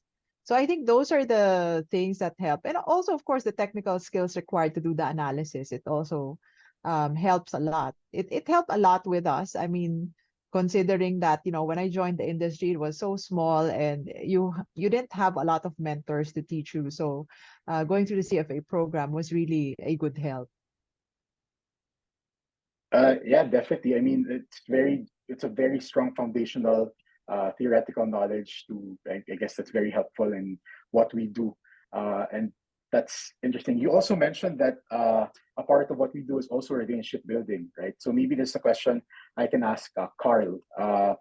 Apart from what you learn in the textbook or the program, what do you think has helped you a lot in terms of, I guess, soft skills that have been very important in your tenure as an analyst? Sure. I think this was mentioned by Daniel earlier as well, that you do need to speak to a lot of the fund managers, your counterparts in the buy side, who are also analysts as well as management. So there is a balance to be made as well with respect to the respecting the opinions or the, shall we say, the feelings of management, right? You don't want to be offensive with your report, as an example. So there is a way to write the report to say things without ruining the relationship, shall we say. That's an example. And yeah, and this is particularly dealing with institutional investors. There is much more of a personal touch. So yeah, certainly something like calling rather than just sending an email adds a bit of a personal touch. So I think that can make a little bit of a difference. Yeah, I think a lot A of what we one-on-one do meeting rather than a call would be a next step. yeah, I think it's also important to highlight that it's a very personal kind of relationship we have with all of our stakeholders, and we have to kind of nurture and take care of that. Okay, I think you mentioned that obviously sometimes when you communicate something like a target price downgrade or whatnot, that's usually a product of, I guess, some macro developments or some bad numbers. So I guess that can't be avoided, and that drives some volatility in the work that we do. We see markets, they move up, they move down pretty much this year a lot of times, right? So maybe I can ask John this. Given the volatility that you see in markets, do you think that affects you? I guess the job that you do, and then I guess in terms of mindset, being in the equity part of the world, how do you perceive that volatility? Is it challenging, or do you see it as an opportunity?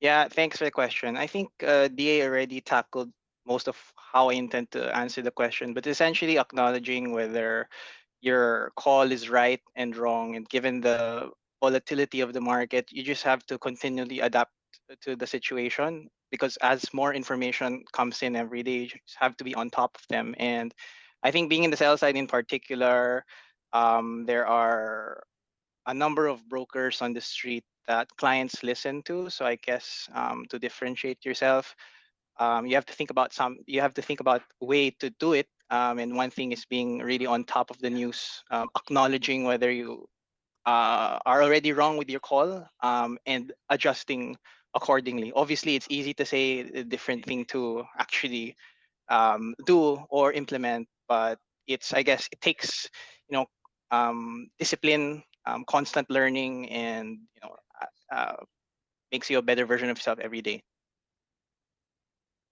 Yeah, it's really taking it by the day and then being the better version come the next day. I think one thing that I think some people have a perception of when it comes to our line of work, especially in finance, is that it's a pretty busy, pretty daunting task. Maybe I can ask Andrew this. Would We're in a time where work-life balance is a very important consideration for a lot of people getting into the job market. Would you say that that's something that you have at this point, or how do you manage to try to get close to that? Sure. I think it's a very relevant question for me because we just had a baby. So I have a baby that's almost 3 months old. So we're trying to manage through that while now I'm back at work. So yeah, but I think on the one hand, there is an element in the business that there are things that you can't control. So for example, you cover some company, the company makes an announcement at 6 p.m. on one day. Usually we need to get our reports out fairly quickly so that the market, I mean, you're ahead of the market reacting to it. So probably for that specific day, you would have to cancel your plans maybe, or maybe work a little bit later to get out, whatever you need to get done. So I do think there are these kinds of aspects. There are company news. There are some client requests from very major clients that you would have to address with a short turnaround. But apart from that, we do try to manage as well. So when you don't have these things, then you do try to manage your time. I think I'm fortunate to be in a company, JP Morgan, where we actually have 112 days of paternity leave, equal for father and mother. So that's great. And although we're back to office, there's a bit of flexibility on, for example, when when you need to work from home, you can ask for permission and you can do it. So I think there are some of these things. Take what's given you. I think you can manage it. It should be. I mean, I'm still here, so still okay. Still managing. I do think there is a way around it. It's up to us on how we manage a lot of these things. First off, congratulations. Thank you. Second off, I saw Carl kind of nodding there. Carl, I guess one question top of my head, and I'd probably ask April this as well. Does it get easier the longer you're in the industry? Does that work-life balance thing become an easier thing to achieve, or is it something that you constantly have to find yourself kind of fighting for? It can be easier in some respects, so that'll depend. So for in particular, where it might be easier is actually your expertise. And so in particular, if you're very familiar with some of the companies you cover, you're going to be much faster in writing a report, updating your financial model. But in some respects, it will still be very difficult. So as mentioned by DA, sometimes some news comes out that's in an odd time of the day or time of the week. And if you need to pull an all-nighter, sometimes that happens too. So I will say that it can get easier, at least in some respects. Yeah, we're really hopeful that that continues to kind of filter down through the years. How about April? I know that you do strategy as well. Is that something that, especially given that you write strategy and given how the market has been moving over the past 9 months, is that something that you personally find challenging, or is that something that you're able to manage already at this point? Well, yeah, I would have to agree with Carl that it becomes easier with experience because you can work faster. The productivity does increase. But speaking of work-life balance, yeah, you do have those bouts where all of a sudden you're gonna be busy or your industry is gonna be uso. So people are gonna want to talk about it or read about it. So you have to write more about it. But at the same time, also, okay, I guess what differentiates me from the other boys here is I work for a local brokerage firm. So what differentiates us with foreign brokers is that we are not as busy because although we do have foreign clients, we don't have as much foreign clients, so we don't really have to do as many calls, as many marketing trips as they do. So in that respect, we have better work-life balance. But that said, okay, I admit that the pay differential is a bit significant. Okay, so I guess my advice to you, if you want a better work-life balance, start out working for a foreign brokerage firm, earn as much as you can. But when you earn all that money, make sure that you don't bring up your lifestyle to a level where you need that job. So if your plan is, I'm just gonna do this for 10 years, I'm gonna save up, and then after that, I'm gonna chill. So that's exactly what you do. You earn as much as you can and then invest your money. And then, after that, get shift to maybe a local brokerage firm that pays a little bit less, but you are able to enjoy the fruits of your labor for the first how many years while you're still young and strong. Because if you get used to the expensive lifestyle, you don't have a choice but to keep on working every day of your life for maybe 16 to 20 hours a day. So that's all. Well, I guess the strategy being while you're young and have the energy, go and do it. Interesting. Carl and I guess Andrew and April mentioned that improved efficiency is something that you see with longer years of experience. Just tying it with some recent developments in terms of AI, we know that generative AI has been a huge development over the past 2 years. Have you had any encounter? Maybe I'll ask John about this. How is your, like, first, do you use it? How has it improved your efficiency? If you do, and then second, how do you perceive these types of technologies? Do you think that they're an opportunity, or do you think that they're a threat to what we do? Yeah. I think the others might be able to answer the question better. In our case, I use it personally. I think AI is a really powerful tool that can make people more productive. I think in my case, the bank has taken, I guess, a bit more cautious stance given the sensitivity of the information that we handle. So officially, we're not allowed to use AI models, or at least those that are publicly available at the moment. But certainly, I think the banks in general are in the position to use these tools moving forward. And since industry is novel, um, eventually as they come through, I think people will be even more productive given how powerful these tools are. So I'm not sure if the others might have a different perspective or experience with AI, but that's probably my take. Thanks, John. Maybe just checking if somebody has more experience with AI from the panel. I can share a little bit. Okay. Okay. Yeah, sorry. Yeah.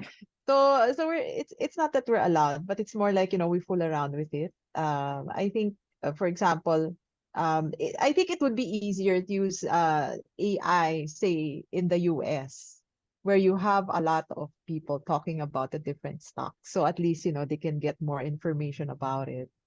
So I think in that respect, we fool around. Like what is your what do you think about certain stock? And it will really come out with um some information about a particular stock, and it will give you a recommendation. But that said, I mean, being an analyst, personally, even if it gave me that data, I wouldn't use it in my report.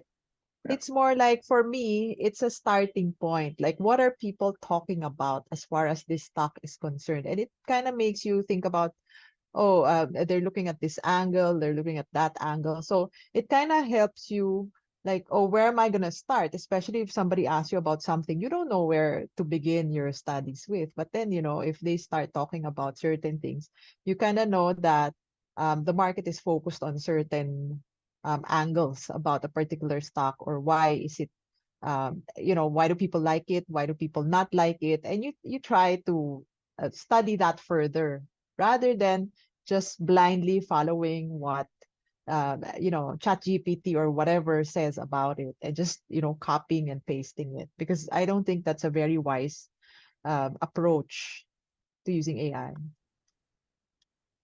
Yeah, I think the key takeaway that I got from that is it's a great tool to kind of learn about the companies that you want, or you will write about, or you're interested in. Thank you, April. I mean, I'm not sure, DA, if you wanted to add anything to that. Yeah, sure. I mean, I just add a few points. One, actually, our CEO, Jamie Dimon, was here this week, and he was saying technology has been going on for a long time, but we've been hiring again and again. So don't be afraid of it. Basically, you have to learn to embrace it and grow with it. So I think that's the broad point. Second point is, as a firm, actually, we've adopted LLM, so AI. We're not allowed to use the public chat GPT, these type of things, but we've done it in a way that it's still within our system. Your compliance is within, and actually it's now being encouraged for us to use it as a tool to help improve our research efficiency. So I give you one example. For example, we can have a big long PowerPoint from a company. We can put it in AI. It can summarize it for you, and you kind of have an idea. Oh, these are the main 3, 4 main points that they're talking about, and that gives you at least a good starting point. I think, as April mentioned, it doesn't replace your research, but it does add to at least gives you potentially some ideas, or adds to your efficiency in terms of doing your research work. So I do think, especially these college students who are young, learn to use these technologies, because it does help you, I mean, make a lot of things easier and help you quite a bit. Yeah, that's pretty interesting technology, and it's really good for us to kind of learn and kind of adapt to that So I guess it's time for us to take some questions from our participants this afternoon. So I guess we could start. Maybe I can ask this question to Carl. First question is, can you explain your research process when you're evaluating potential equity investments? What are the key metrics or indicators that you focus on?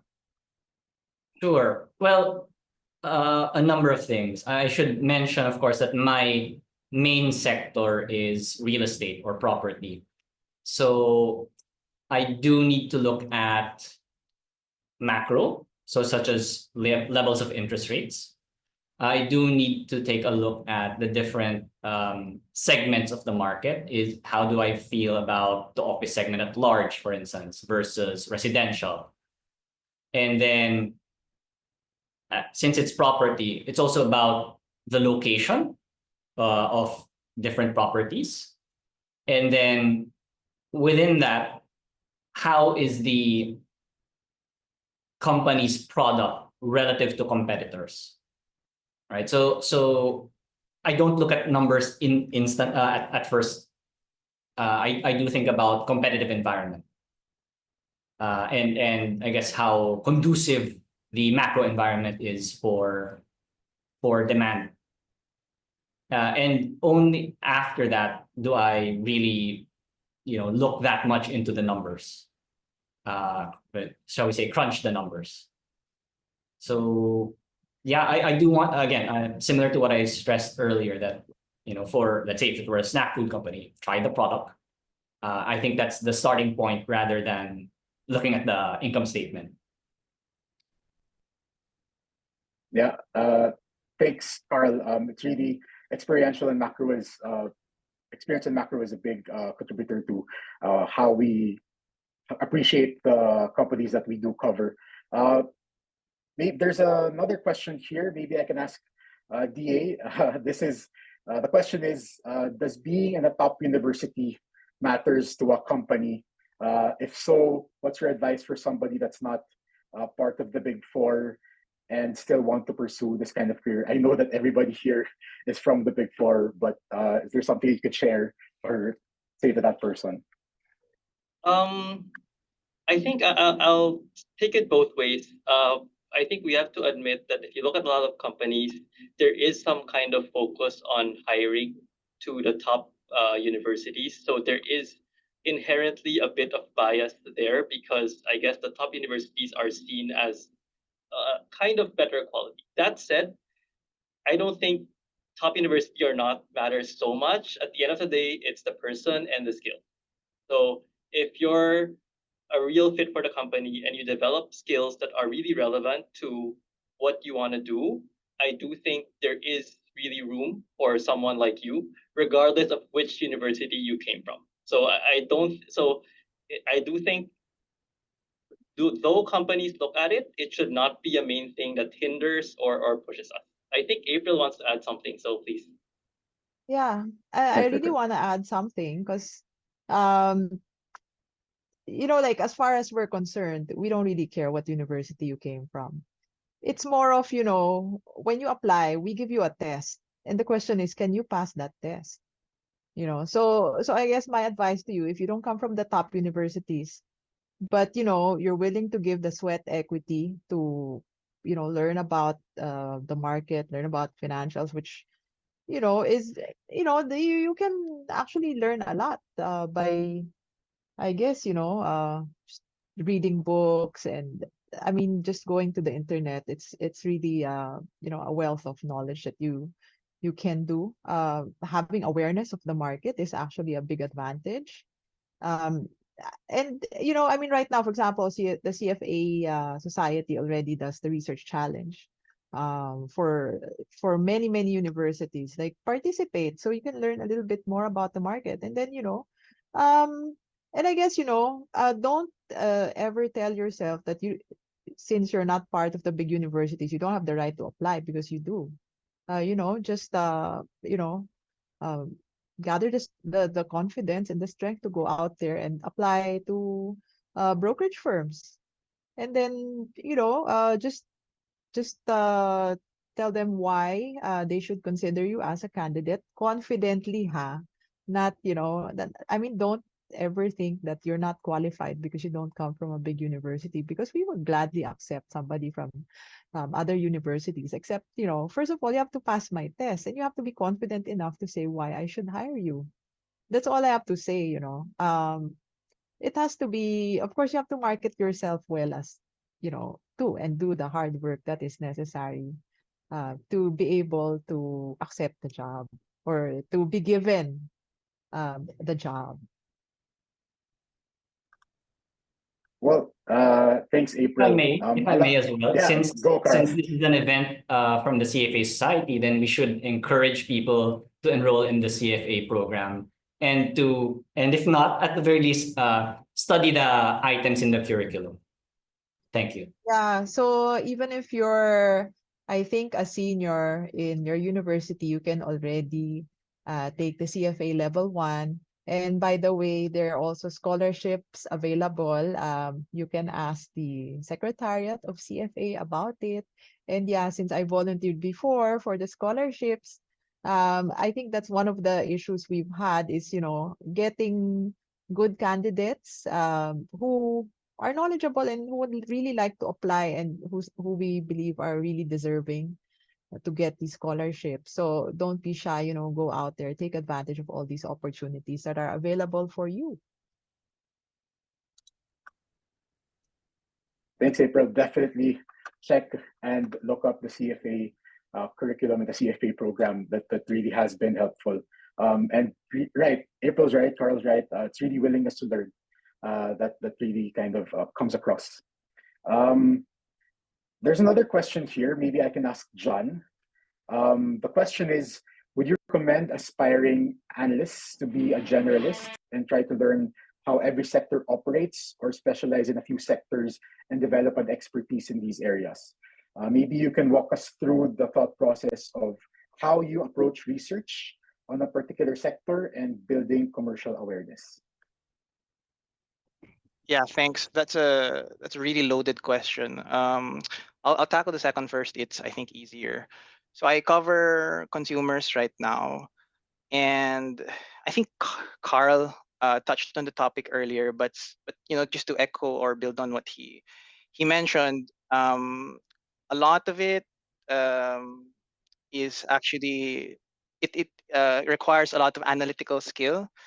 But apart from that, I think what would help is if you genuinely are interested in how businesses work.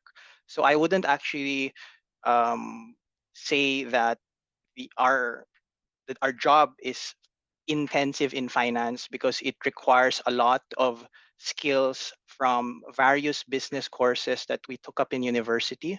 So I'd say operations, marketing, and strategy, or the stuff that I took from those courses, were actually very beneficial to this job, because at the end of the day, um, telling whether a product would be successful and would sell in the market is not necessarily just looking at how these would come up in financial statements. Is actually how people perceive pricing, people perceive quality, how they're being promoted in supermarkets, etc. And these things you don't take from just a finance course. It's actually a confluence of many other business courses you take up in university. On the second question, whether to sticking to be a generalist or a sector specialist, I don't think there's a right or wrong answer. There are a subset of people that prefer one and a subset of people that prefer another. Maybe tell you my personal bias. I think I want to cover as much sectors as possible, just because I have an innate curiosity of how business works. So in the past, I've covered banks, telecoms, um, power, for example, is a sector that I haven't covered, but it's certainly very interesting. Property also, and I think Carl has touched on how his process works in property. Um, I think the answer to that question really will depend on you.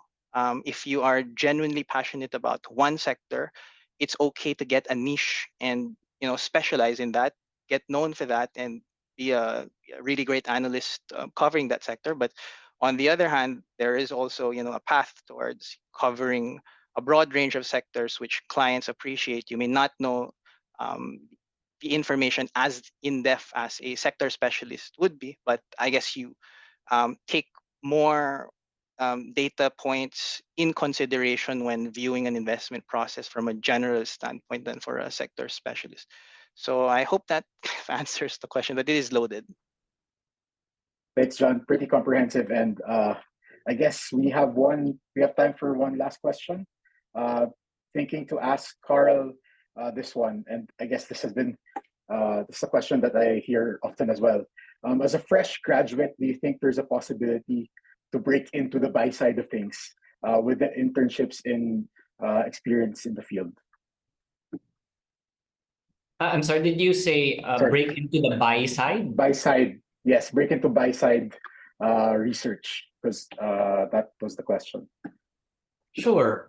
So I'm not sure, to be honest, I'm not sure I entirely understand the question, but if I understand correctly, entering, can a fresh graduate enter a buy side firm as an analyst? And yes, you can.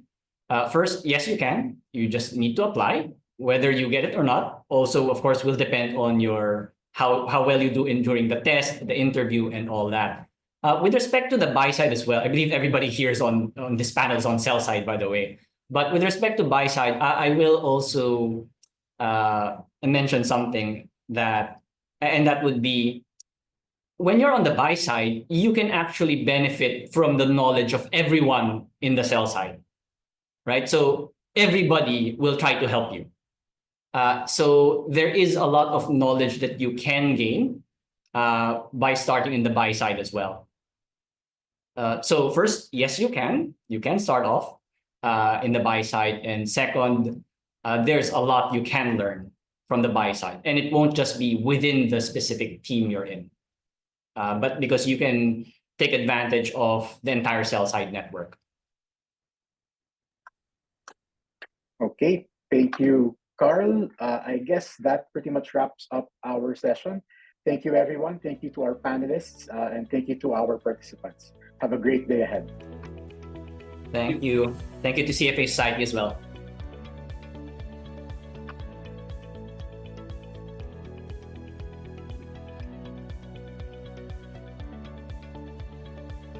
Thank you, Mr. Carl C., CFA, Ms. April Tan, CFA, Mr. Andrew Tan, CFA, Mr. John Te, CFA, and Mr. Rastin Mercado, CFA. As our token of appreciation, we present to you the e-certificates.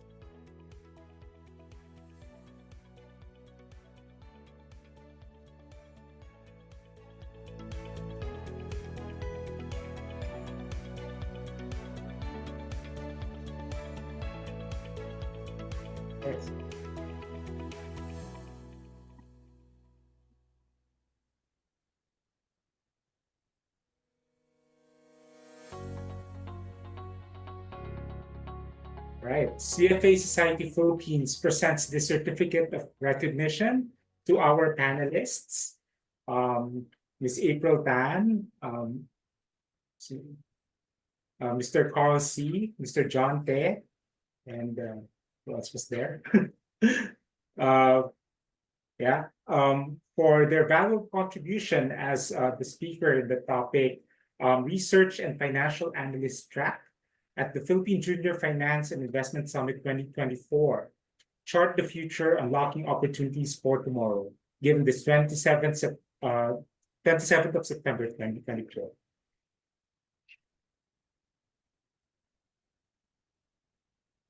Thank you, Sir John. Please smile for the quick photo op.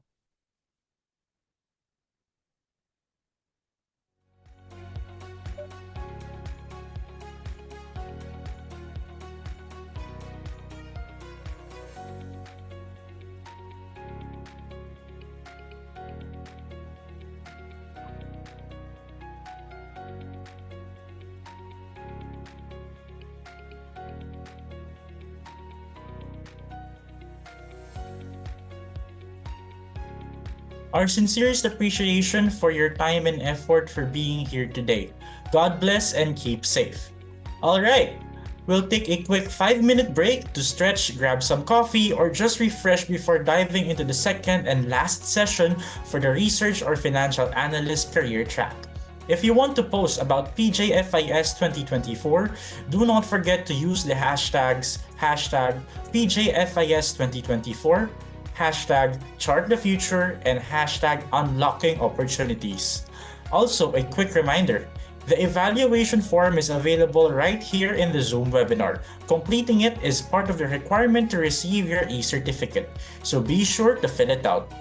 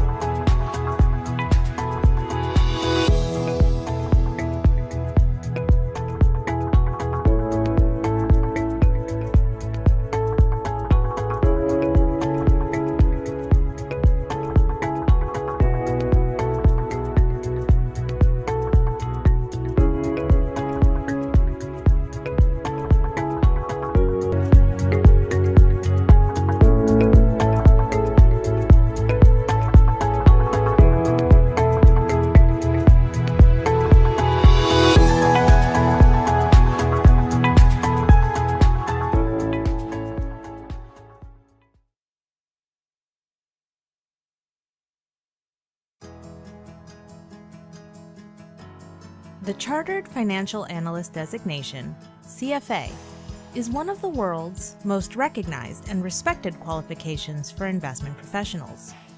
Earning the CFA charter is a signal you have the knowledge and skills needed to thrive in the investment industry.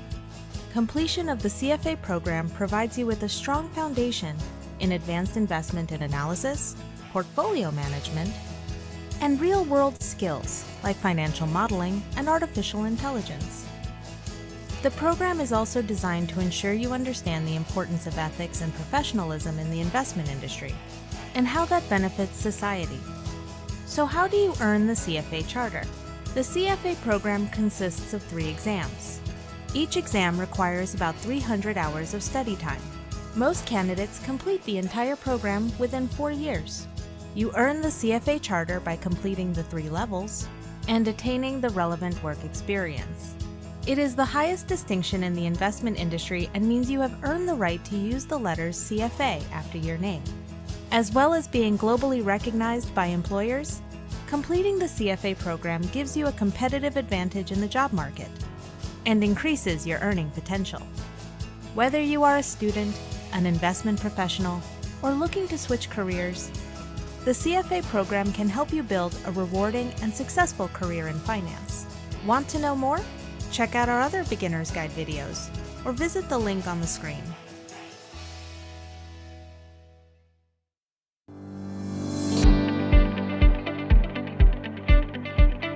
Are you looking to kickstart your career in finance?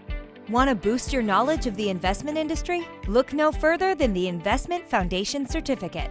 Designed for working professionals and university students alike, the Investment Foundation Certificate provides a comprehensive introduction to the investment industry, equipping you with the knowledge and skills you need to excel. Gain a fundamental understanding of the industry structure, job roles and terminology. Explore the types and functioning of markets, investment instruments and vehicles, and the basics of investment management, risk management, and performance evaluation. Discover how to effectively service clients' needs while upholding the highest standards of professionalism and stay up to date on the latest industry trends. By completing the Investment Foundation Certificate, you'll work more confidently and effectively, distinguish yourself in the job market, and open doors to new opportunities. You'll also earn a digital badge and certificate that you can proudly share with your network. And the best part? You can learn at your own pace, whenever it's convenient for you. Our user-friendly digital platform ensures a seamless and flexible learning experience. So whether you're looking to enhance your skills in your current role or explore a career in finance, join the thousands worldwide who have already gained a competitive edge with the Investment Foundation Certificate. 3, 2, 1. Start na tayo?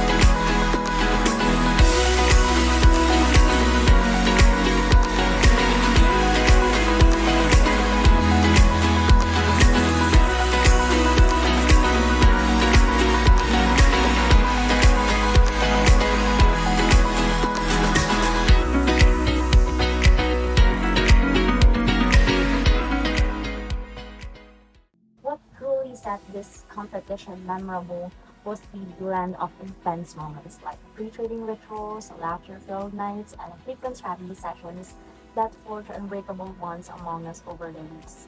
Beyond the valuable hands-on market exposure, it was these shared experiences that really made it special. With heartfelt felicitations to the victors and deep thanks to the organizers and sponsors, I urge every aspiring university trader to embrace this opportunity. Our journey began with the first determination to expand our knowledge and skills in the world of finance. Throughout the competition, we've had the opportunity to learn from various financial experts, communicate and negotiate with other talented teams, and most importantly, gain real-time experience in trading that we will cherish forever. Participating in this competition has been an incredible experience for all of us. It has not only sharpened our financial acumen, but it has also strengthened our ability to collaborate as a team. Our journey hasn't been without hurdles. We faced challenges, such as not being able to complete transactions in a day due to unforeseen events. These moments test our patience and adaptability. But they also push us to grow. Advanced trading competition has been born in the book knowledge of creativity. And during this competition, we know how knowledge of what one is. With that, we want to thank our faculty members, Ms. Oda and Sir Dan, our assigned mentor, Ms. Dorfin Monyo, for guiding us every step of the way, and all of the organizers of this.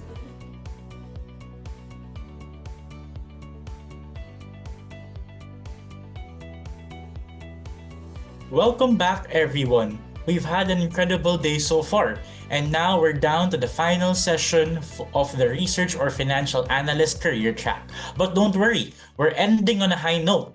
Up next is a must-attend session, Best Practices in Financial Analysis and Valuation. This is where we'll dive deep into the techniques and insights that professionals use to excel in the field. So get ready for a powerful session packed with knowledge and strategies that you can apply in your own field. Our speaker is a managing director in the corporate finance practice of FTI Consulting Philippines Incorporated. He has more than 10 years of corporate advisory and transaction support experience with a focus on valuations, purchase price allocations, and financial model preparations and reviews. He obtained his Bachelor of Science in Commerce major in Financial Management from the University of Santo Tomas, having graduated magna cum laude. He was the batch valedictorian and was awarded the Most Outstanding Graduate. He is a CVA charter holder and an advanced financial modeler. He received his CFA charter in 2016. He was the first recipient of the Society's Most Promising Charter Holder of the Year award. His journey with the Society started in 2012 as a scholar, where he volunteered for the Society's various events and committees and contributed as an article writer to the CFA newsletter. As a member, he continued volunteering in multiple committees and assisted in Society's event preparations. He has also actively promoted the CFA program and Society through speaking engagements in campus talks and seminars. Among his volunteer works, he was a member of the Society's Scholarship Committee for 3 years and was later elected committee chair. Currently, he is serving as trustee and vice president for academic relations of the CFA Society Philippines. He also chairs the Society's Institute Research Challenge, an intercollegiate equity research competition. He has been chairing the committee for 5 years now. Let's give a virtual round of applause for Mr. Alvin Tan, CFA.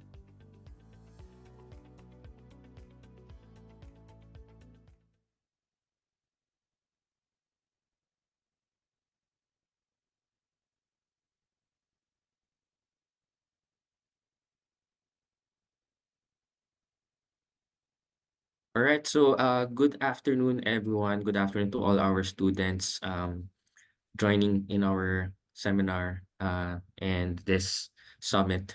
And as discussed, I'll be presenting and discussing the best practices in financial analysis and valuation. And for this afternoon session, I would be sharing some tips in terms of what would be the best ways to do your financial analysis as well as the valuations.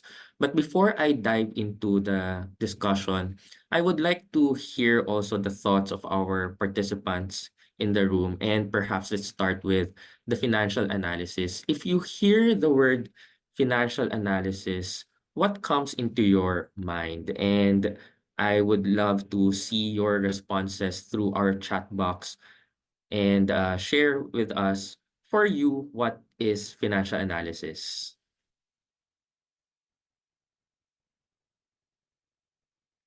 So feel free to type in our chat box and I'll be reading some of your um, thoughts with regard to financial analysis. So let me just um, remove first my slides. So I've seen here some mentioning ratios, financial ratios, more on ratios.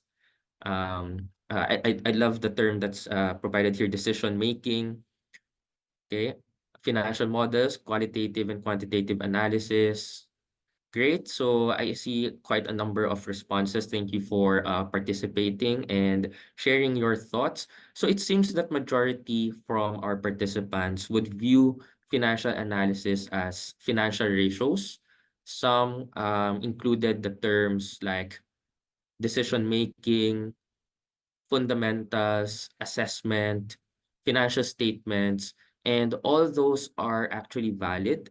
And this afternoon, let me enlighten you further with regard to what do we really mean by financial analysis and how do we do financial analysis the proper way. So again, thank you for all those messages you've typed in our chat box. So let me start first by defining what financial analysis is. So financial analysis is a process of selecting, evaluating, and interpreting financial data along with other pertinent information in order to formulate an assessment of a company's present and future financial condition and performance. So when we hear about financial analysis, first thing usually that comes to our mind is it's basically analyzing financials. But there's more into that, and it's more of a process.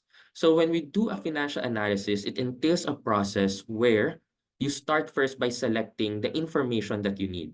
And in this case, that would be your financial data.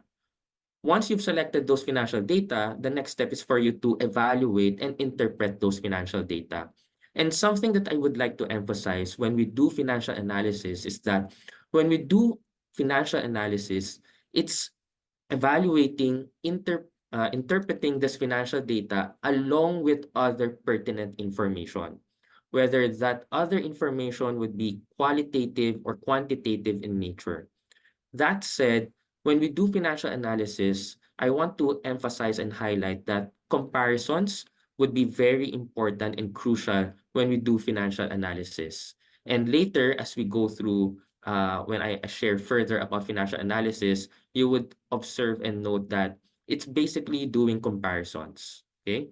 And what we've noted here as well in the definition is when we do financial analysis, it's to formulate an assessment of the company's condition and performance.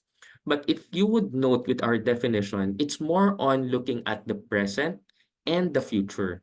Usually, when we do financial analysis, what we typically do is to start first with the historical financials, right? And from the historical financials, we do our different ways to analyze those financials. Well, that's typically correct. When we do our analysis, it's always good that we look at the historical financials. But I would suggest that you don't simply stop looking at the historical financials, but rather look at what it's in it for now, the present situation, and what's lying ahead, the future performance and condition. Because ultimately, when we do decision-making process for a company, it's not what happened in the past, but it's more of what's happening right now and what it can bring and offer to you in the future. So it means when we do our decisions, it usually depends on what it's it now and what it can bring in the future, right? So when we do financial analysis, don't simply look at the historicals, but also look at what's the present and what's the future financials for that company. Okay, so having this definition, I would like to share a simple framework where you could use as a guide in terms of doing a financial statement analysis. Okay, so this is a 5-step framework. It's not a cast in stone where you need to follow each step, but it would be a good guide in terms of doing a proper way of doing financial analysis. So the first step is to articulate the purpose and context of analysis. Second is to collect input data. Third, to process the data. Fourth, to interpret the processed data. And fifth, to develop and communicate results. So let me go through each of these steps. For the first step, whether you're doing a financial analysis or any type of analysis, it's very important that you know what you're doing. That's always the first step. So always remind yourself, why am I doing this analysis? So articulating the purpose and context of the analysis would be important because when we do our analysis, there could be different reasons of doing an analysis. It could be because you want to recommend a stock for a certain investor, or perhaps you want to evaluate whether a certain company could avail loans from the lenders. Depending on the purpose would be the focus of your analysis. That's why it's important that you understand what's the reason for you doing that analysis.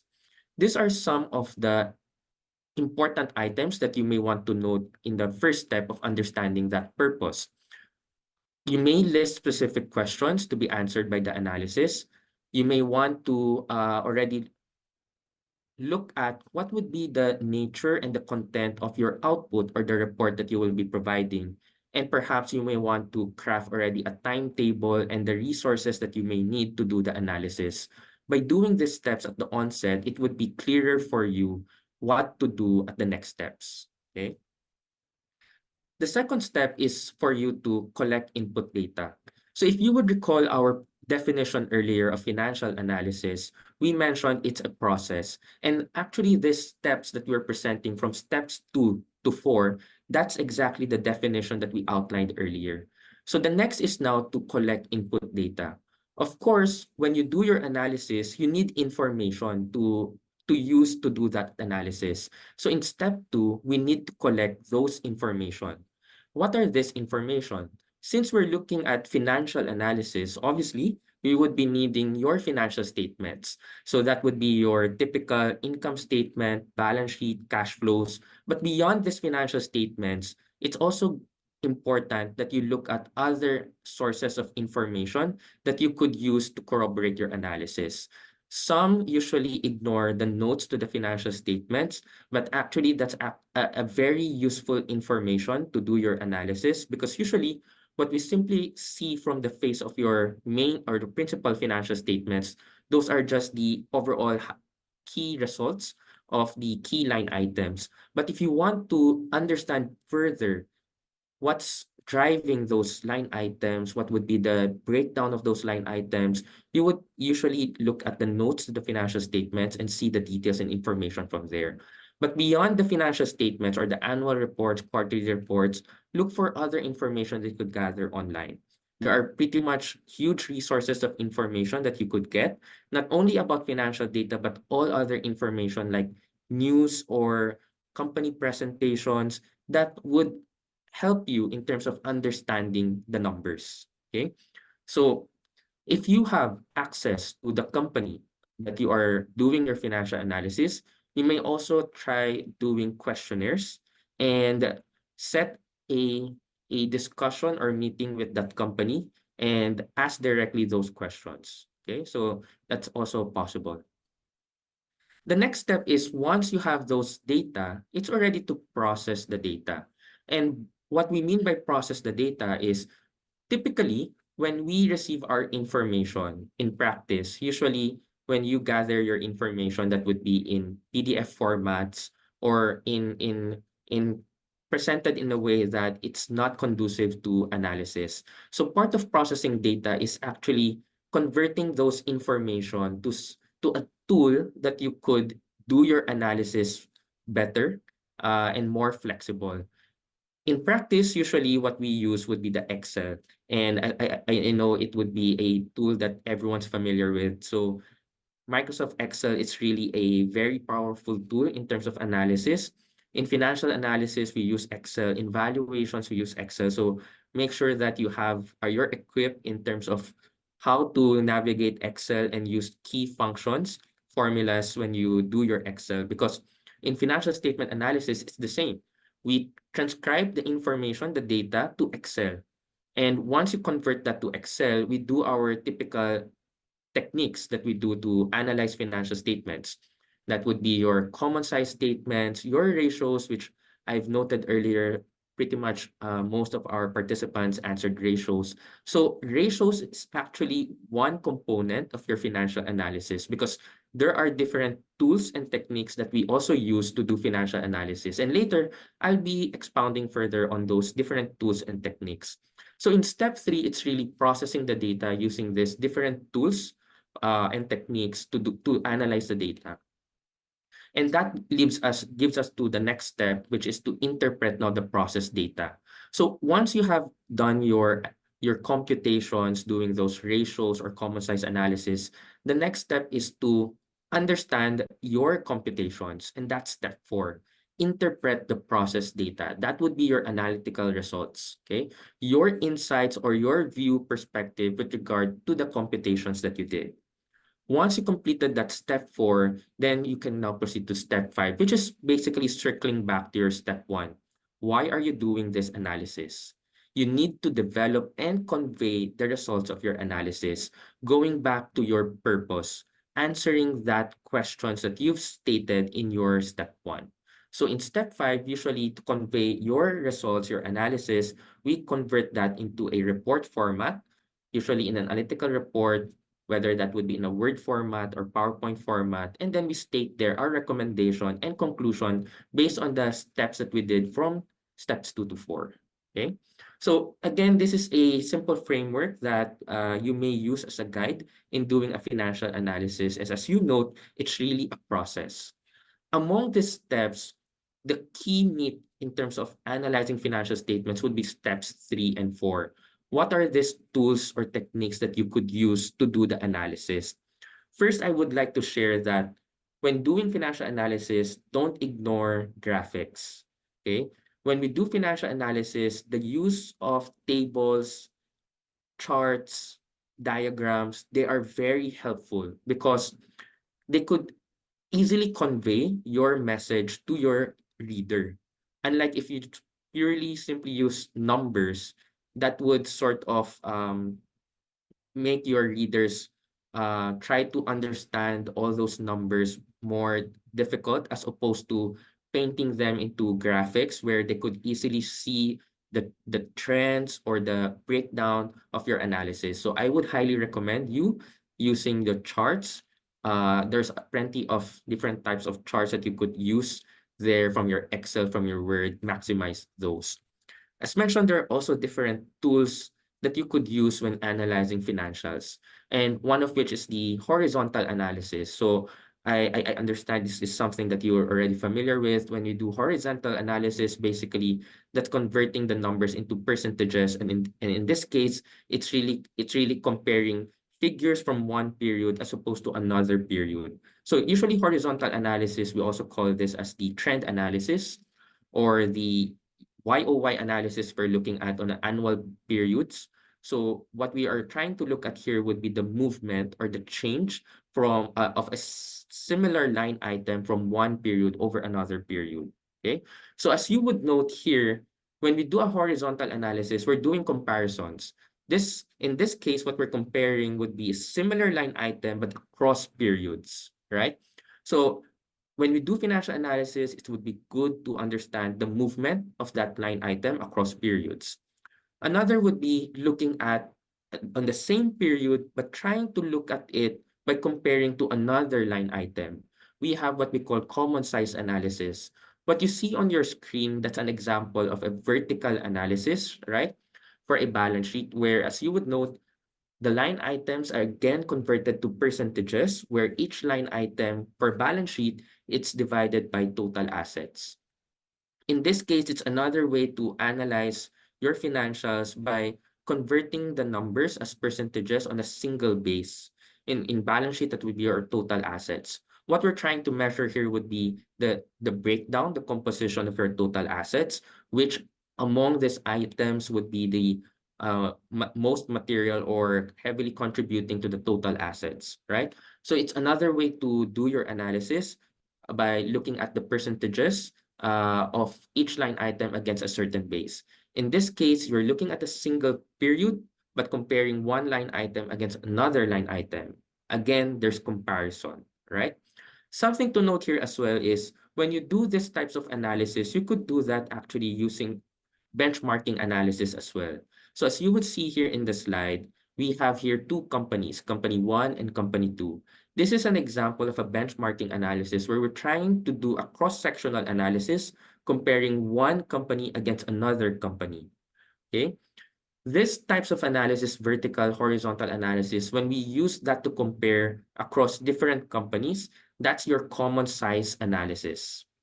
Why? Because basically what we are doing here is we try to eliminate differences in sizes of the different companies when we try to compare them. If you're looking at simply the numbers, it may give you an inaccurate view because one company may be larger in terms of size compared to another company. But when you do a common size analysis where you convert the numbers to percentages, like in this instance, doing that a vertical analysis, we're making the base equal for the two companies at 100%. That makes them common in size, right? So it's something to note when you do your financial analysis, doing cross-sectional analysis, make sure that you avoid that possible bias of comparing an apple to an orange. Okay, so doing common size analysis, it's basically doing an apple to apple basis, right? Of course, everyone's familiar with this. ratios definitely would be a great tool to do your financial analysis. And as you note, there are different ratios categories that we could do when you're analyzing financial statements. It's important that you understand the key areas to analyzing financials and using ratios. The typical areas of analysis that we consider would be your profitability, the liquidity, the solvency or capital structure, and the activity ratios. Okay. In this example in your screen, I presented here a profitability metric, which I believe everyone's familiar with this net margin.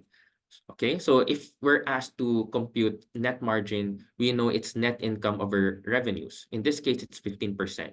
So when you're asked, how profitable was company X? And you try to answer this by providing the ratio. So you mentioned net profit margin is 15%. If you answer it this way, then I tell you that your answer is not the answer. So a ratio is not the answer to that question because a ratio is simply an indicator.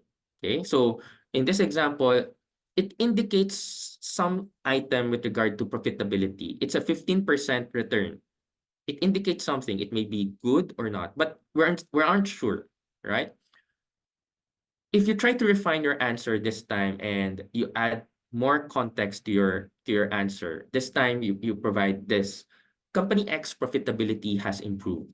Its net profit margin was 15%, up from 12% last year.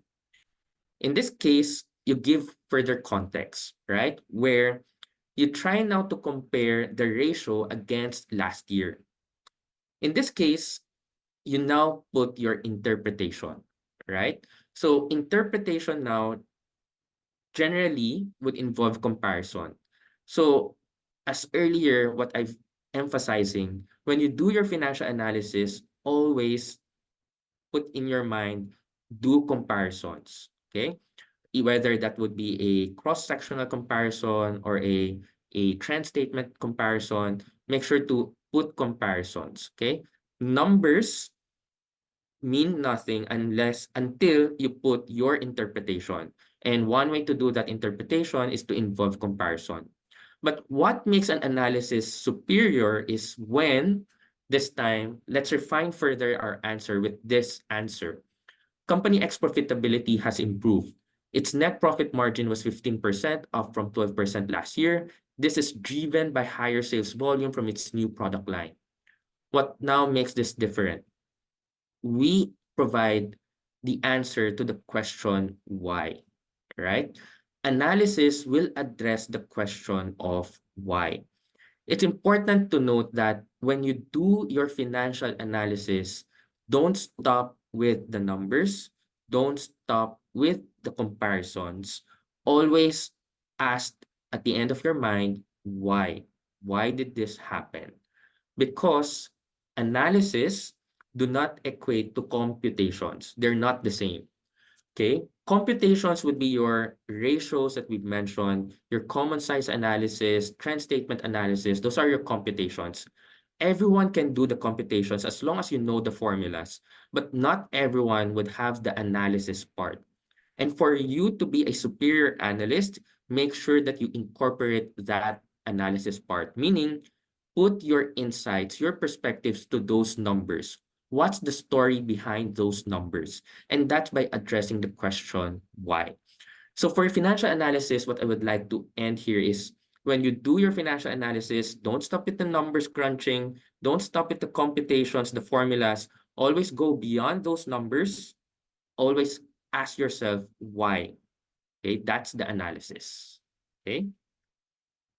Let me now move to another part of this lecture, which is the valuations part. And again, before we dive into the best practices of doing valuation, allow me to define first what valuation is. Okay, so valuation is the act or process of forming a conclusion on the value as of a valuation date that is prepared in compliance with the IVS. Okay, so when we do valuations, um, I'm a practitioner in doing valuations.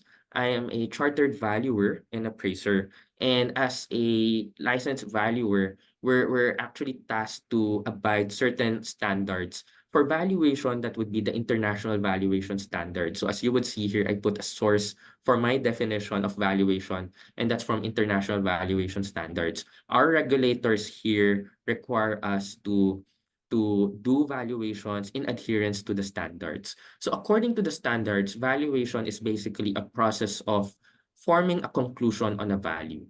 So if you would note the definition, it's forming a conclusion of a value. When we do valuation, what I would like to emphasize is that it's not a precise science where when you do valuation, the value that you're arriving there would be the basically what you say the true correct value of that certain asset or company. When we do valuation, that's usually our estimate or our conclusion, our view of the worth of that company or asset. Your worth or your view of the worth of that company may be different to other persons, other analysts, because when we do valuations, it would involve certain judgment assumptions that we need to consider when we do valuations. Okay, so something to note, when you do your valuation, it's not a precise calculation of the value. It's more of an estimation, a reasonable estimate of the value of that certain company or asset. Okay. When we do valuations, I would also like to share a, a a framework in terms of how we do valuations. And this is a 6-step framework that could be a guide. Again, this is not a sort of cast in stone where you follow each of the steps, but it would be a good guide for you to do your valuations. First step is to define the engagement and scope of work. Basically, this is the same with the first step in the financial analysis. As mentioned, any type of financial analysis that you do, it's always important that at the first step, you understand what you're doing. Okay. And it's really understanding the purpose. Okay. Again, there are different purposes of doing valuations. It could be for your investment purposes. It could be for an M&A. It could be for litigation purposes, financial reporting. Depending on the purpose, you need to sort of pattern your process to that purpose. Okay. So it's important that in first step, you know the purpose. Another items that you need to consider when you do your valuation would be who would be the users of your valuation. Because at the end of the day, it would be for the user's benefit. So it's important that you address what would be the needs of your user. What is being valued? We can value different types of assets, whether that would be a company in general, a certain stake in the company, a certain asset, whether that's a real property, even intangible assets, we could value them actually. Derivative assets, so know what you're valuing. Another point is the valuation date and the standard of value. When you say valuation date, when you do valuations, you need to specify as of when you're doing your valuation. That's the valuation date because values change as we move along. Okay, the value that you come up today may not necessarily be the same anymore when you value that again tomorrow or next week because market conditions change. Financials of the company change. So it's important that you specify as of when you're doing your valuation. Next is the standard of value, meaning how do you define the value?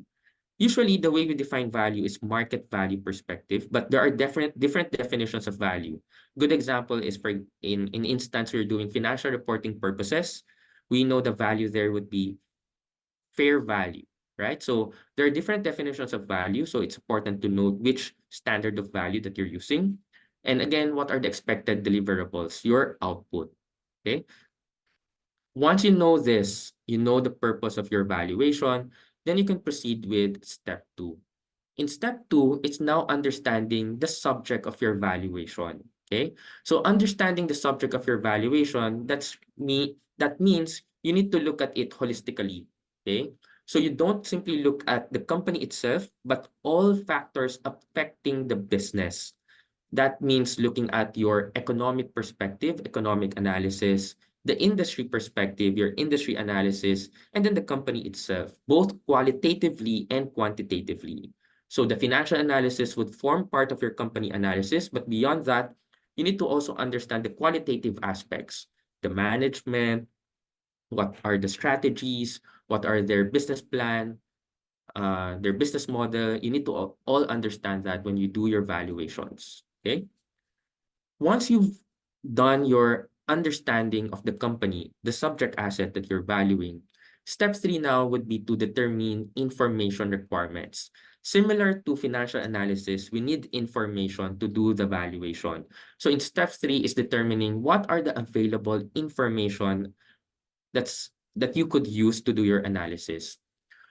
In determining information requirements, it's important to note that always select those information that are appropriate, relevant, and are reasonably can be used for your valuation.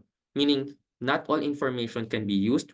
If those information are inaccurate or irrelevant, then you can use that and rely that for your valuation.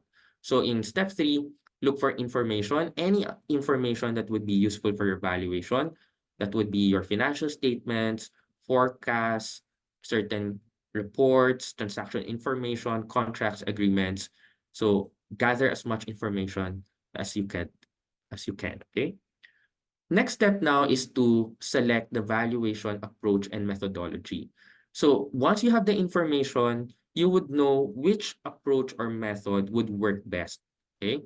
Usually when we select the approach or method, that would really depend on the availability of information because certain methods or approaches would need certain information for you to do that. So for example, for us to do an income approach, that's basically your DCF, you need to have a forecast. So if there's no available forecast at hand, then there would be a limitation for you to do an income approach, right?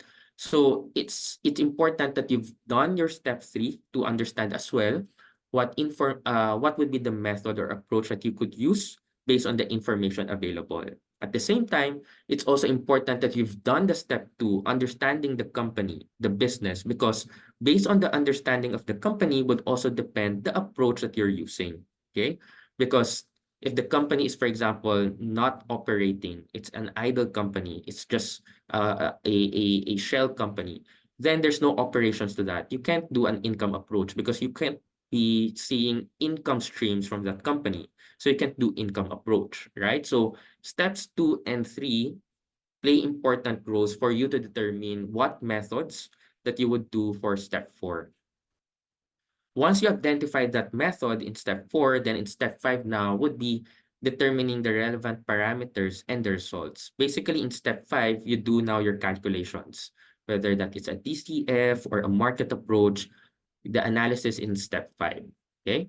And in step six, again, you need to articulate the results. So based on your analysis, what would be the outcome of your valuation?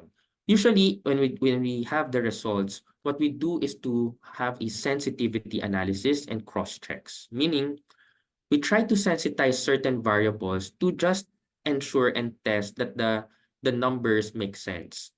Cross checks would be using other methods, valuation approaches, methods, just to check whether the method that we're using as the primary method really works, meaning the results of your secondary method aligns with your primary method. In case that it's not aligned, then you need to do some revisiting of your calculations or understanding what caused the difference. Okay. So this is again just a sort of a framework that you could use or guide when you do your valuation process. Okay. At this point, let me just share some tips in terms of doing valuations. Okay. And first that I would like to share is usually when we hear about valuations, what we usually note is it's complex, it's complicated. It becomes complicated when you make that complicated. So my really advice in doing valuations is to keep it simple. Avoid complexity. When we do valuations, complexity is not our friend. The simpler, actually, the better. Okay, so you don't necessarily have to do complex computations or assumptions. I've seen some, what would they do is try to make discount rate, for example, calculations too complex where they assume different variables to the calculation or they assume varying discount rates. So you don't necessarily have to do those assumptions or calculations, again, the simpler, the better. So avoid complexities. Second to note is derive an accurate forecast before starting valuation, especially when you are using the DCF or income approach. Your DCF would likely depend on the forecast, right? So if your forecast to start with is inaccurate, that's simply a garbage in, garbage out, right? So it's important that the assumptions used in the forecast are reasonable, okay? They are reasonably appropriate and you feel that the assumptions provided from the forecast are achievable, doable, okay, can be executable, basically. So when you do your valuations, it especially on DCF, it's highly dependent on the forecast. So it's also important that you do your checks on the forecast and do a reasonableness check on the assumptions. Third is to focus on 1 to 4 critical factors per stock. When you do your valuations, you would encounter different variables and factors, right? My tip is to always simply look at the key drivers. And usually the key drivers would simply 1 to 2, maximum 4. Those key drivers would be those that have large impact to your values. Okay, focus on those. What are those key drivers? Okay, particularly, usually that would be your top line drivers, whether that would be on the pricing or the volume, or certain variables with regard to your discount rate or growth rates. So those variables that are highly sensitive to your results, focus on those. Okay. Next tip is don't seek out of consensus ideas from company management. The best analysts are finding unique sources of information, meaning don't simply agree to what management is providing. Okay? When you do your evaluation, seek out for other information. Look at your publicly available data, look for other studies information, and try to use them to check and verify what management is telling you.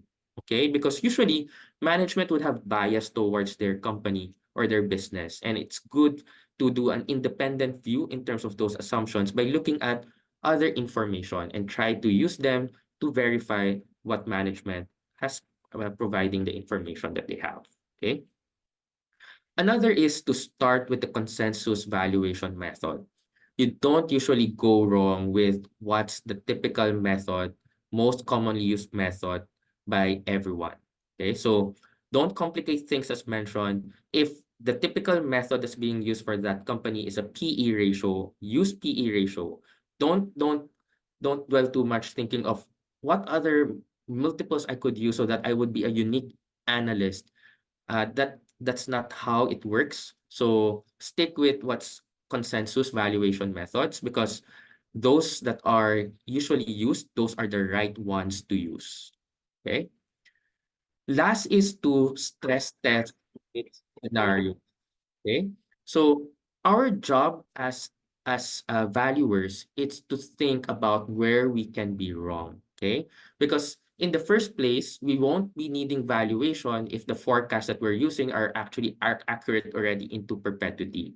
So it's important that we do stress tests, meaning we try to check whether the assumptions that we're using are correct. And again, that's really doing your sensitivity analysis. Try to play around the numbers. Okay. As a closing, I would like to share this statement from Aswath Damodaran. So Aswath Damodaran is what we regard as the guru in valuation. He's a professor in NYU, and he has this statement: valuation is neither art nor science. Valuation is a craft. When we do valuation, it's not art, okay? Where it's purely about assumptions or your judgment. It's not also science where it's purely about theories and principles. It's a combination of both. However, valuation is more of a craft, meaning as you do more valuations, you get to better understand what valuation really is and how it works. And if you want to go with as a valuer, you need to practice and practice and hone the craft as such that you get to familiarize more with the ideas and concepts about doing valuations. Okay. And thank you for listening to my discussion about best practices of financial analysis and valuation.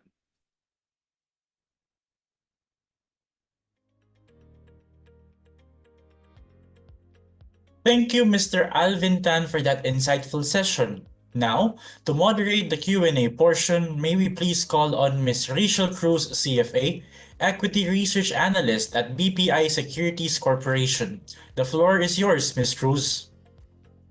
Thank you, Alvin, for the very informative and insightful presentation. Everyone must be excited already to ask their questions, so please feel free to type it in our chat box.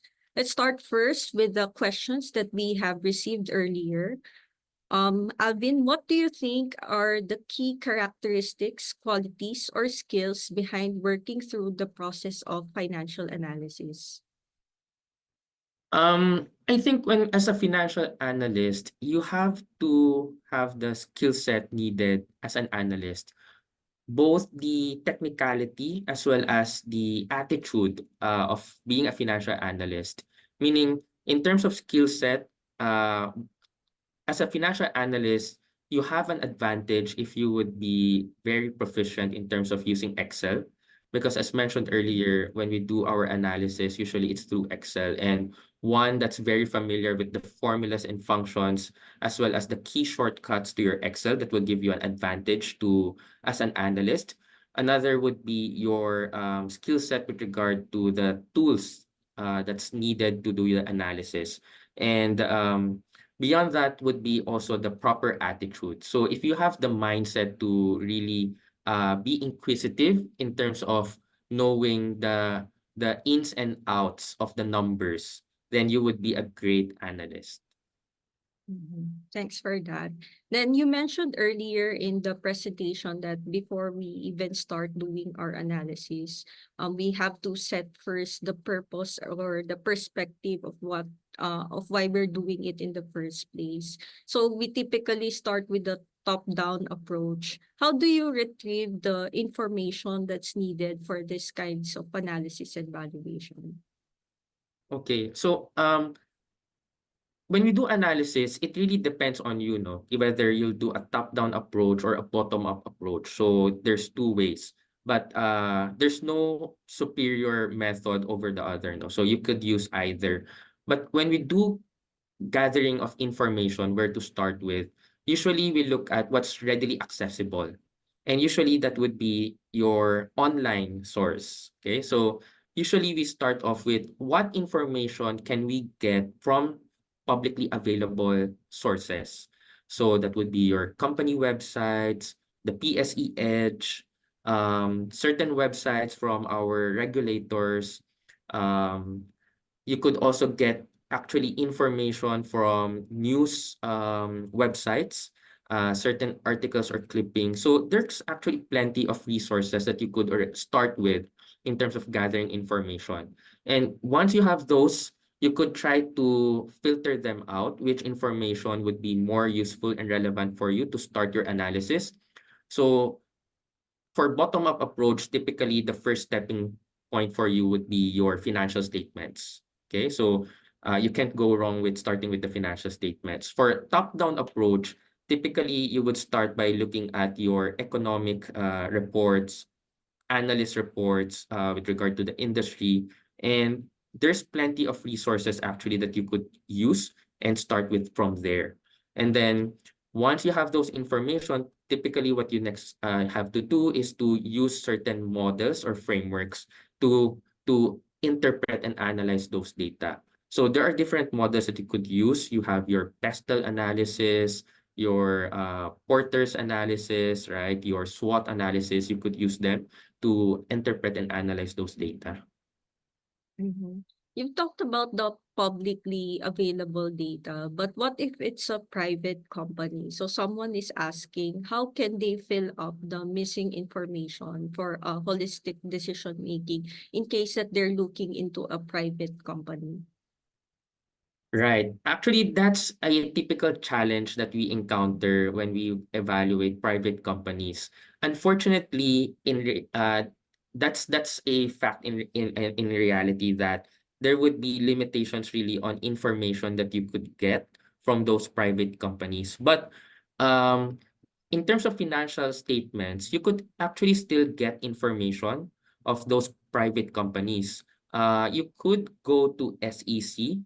They have, I think, SEC iView, or look for the SEC website. You could actually request copies of the financial statements of the private companies from SEC.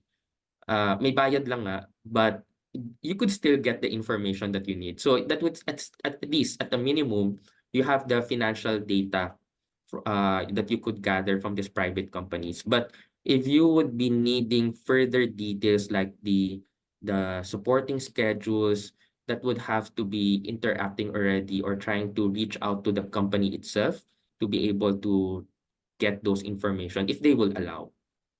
Mhm. Relating to that, what do you think are the other common problems or bottlenecks that you have encountered as a financial analyst? Um, some maybe problems would be sometimes in practice where we are engaged by the company to do the financial analysis, and our view may be different to their perspective, so there's a mismatch. But usually what we need to inform them that there are certain information that they may have to look at and further evaluate, as our view would be different to what they're seeing. And actually, that would be a good sort of a waking point for them to evaluate further their operations. So sometimes that discussion with the management in terms of disagreements, in terms of the views, so that usually sort of a hindrance as well. But others would be more of what would be as well limitations to information, as mentioned earlier. That's a typical barrier for analysts. And what we just do is to maximize any information that we could get and use them for our analysis. Mhm. Shifting gears now to valuation, which do you think is better, financial modeling or Python, especially in terms of career growth? Okay, I can't tell much about Python as I'm not a user of that tool, but I would say that financial modeling skills would be relevant for valuations. So if you want to pursue the field of valuations, also for pursue understanding financial modeling. And what's good right now is there are plenty of resources that you could gather for financial modeling. From YouTube itself, there are a lot of free videos that you could watch to know financial modeling. CFA actually also offers a program when you register for the CFA exam. They offer financial modeling actually there as one of the parang added um, tool for you na hindi naman part of the exam, pero they provide that because they are also acknowledge that financial modeling is a skill that's relevant for analysts, valuers. So I would say financial modeling would be highly relevant. I guess just to add to that, in my experience as an equity analyst, Excel has been our primary tool when we do our models. However, we acknowledge that the use of Python is also another skill that could complement our work, especially on the quantitative side of things. Now, Mm, I guess going to another question from our audience, this is something that's been heavily discussed in the behavioral finance chapter or study in the CFA level 3. Any tips to think holistically and stop tunnel visioning when doing valuation? it's a tough question. How will I answer that? But basically, when we do valuations, as mentioned, it can't be avoided that there would be subjectivity to it. Okay, and as valuers, it's always important to be as independent as possible in terms of assessing what assumptions to use. Especially as valuers, we have to be independent. So we have to be mindful to make sure we did our sense checks and corroborate that always with some benchmark analysis to ensure that as highly as possible we avoid those biases and be neutral as much as possible in terms of the assumptions. But again, at the end of the day, as long as the inputs that you use in your evaluation would be reasonable and in terms of your perspective or view, no, because everyone could have different set of inputs, but as long as it's reasonable and justifiable, then that should be fine. No, you'll be fine with your valuation. Mhm. We have time for one more question.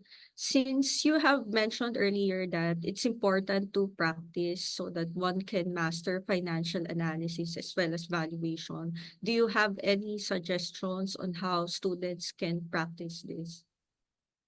Yep, sure. So one is to read. Okay. You can't get wrong by reading. So read any resources that you could gather that relate to modeling or valuations, financial analysis. Getting more knowledge would help you really give you an edge. Also participate with activities and competitions relating to valuations, modeling. The CFA Society Philippines, we conduct a competition to students, the CFA Institute Research Challenge. So we highly encourage faculties and students to join that competition because that's basically a competition that would help you grow with this skill set. It's a competition that would help you with the analysis parts, help you think analytically as well as doing valuations. And the good thing there is you have mentors to guide you. So take advantage of those opportunities that will be provided to you as students. Mhm.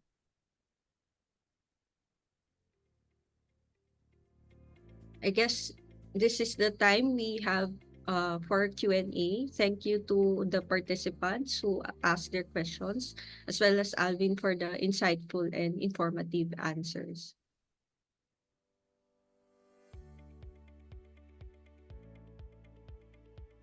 Thank you, Mr. Alvin Tan, CFA, and Ms. Rachel Cruz, CFA. As our token of appreciation, we present to you the e-certificates.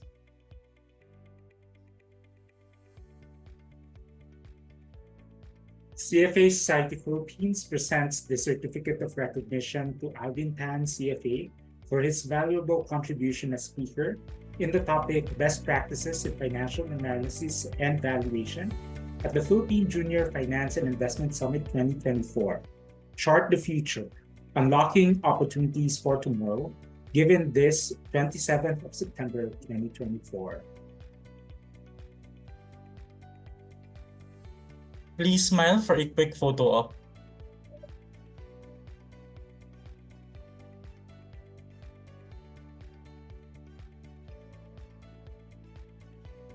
CFA Society Philippines presents the Certificate of Recognition to Ms. Rachel Cruz, CFA, for her valuable contribution as moderator in the topic of reading the markets, must-watch indicators at the Philippine Junior Finance and Investment Summit 2024. Chart the Future, Unlocking Opportunities for Tomorrow, given this 27th day of September 2024. Please smile for the quick photo op.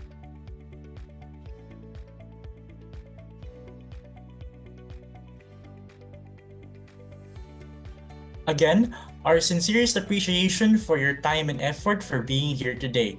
God bless and keep safe. And that's a wrap for the research or financial analyst career track. I hope you're all feeling inspired and excited about this career path. It's full of incredible opportunities. Now, we're going to take a quick 10-minute break to recharge. Use this time to grab a snack, stretch, and reflect on all the insights you've gained today. After the break, we'll be heading to the plenary session for more engaging content that you don't want to miss. we have two more fantastic sessions this afternoon. Reading the markets, must watch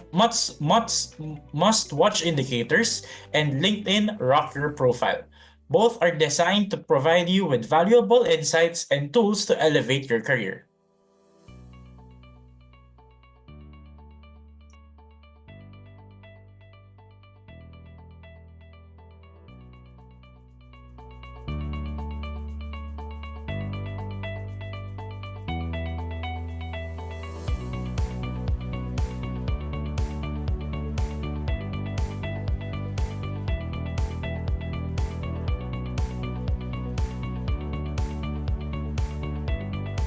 Three, two, one. Start na tayo?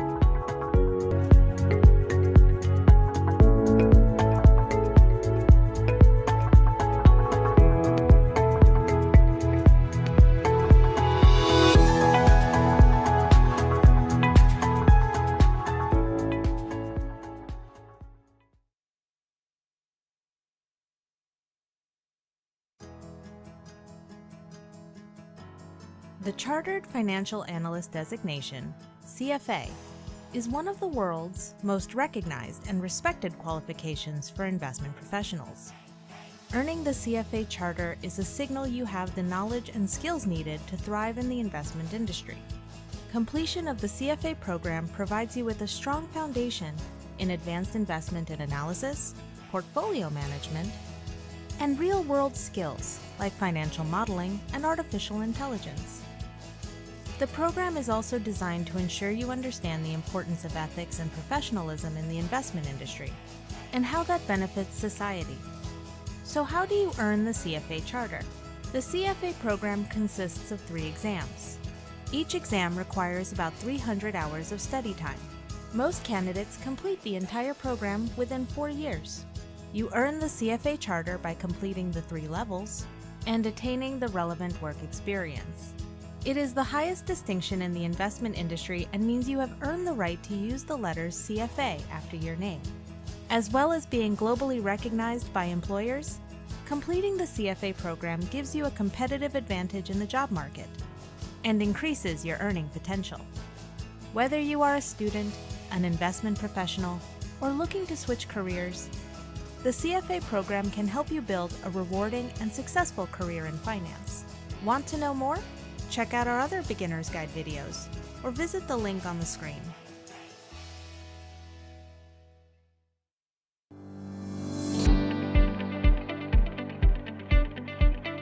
Are you looking to kickstart your career in finance? Want to boost your knowledge of the investment industry? Look no further than the Investment Foundation Certificate.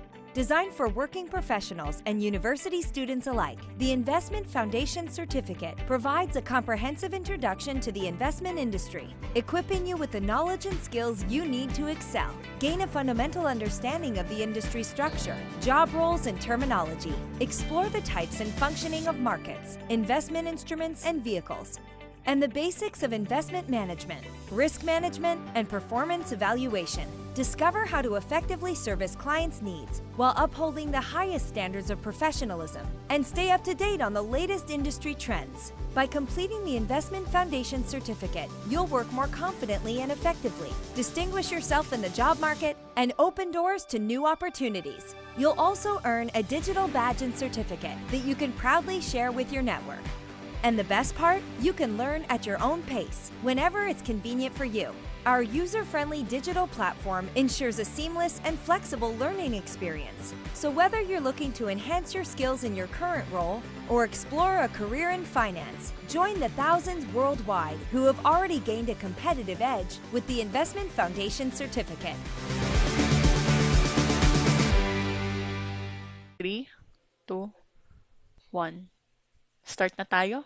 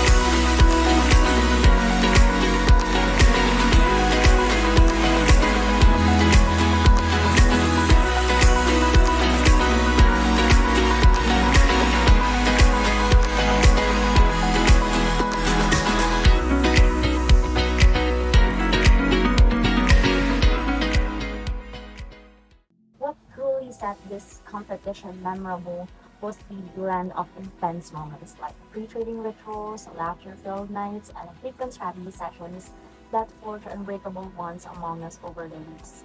Beyond the valuable hands-on market exposure, it was these shared experiences that really made it special.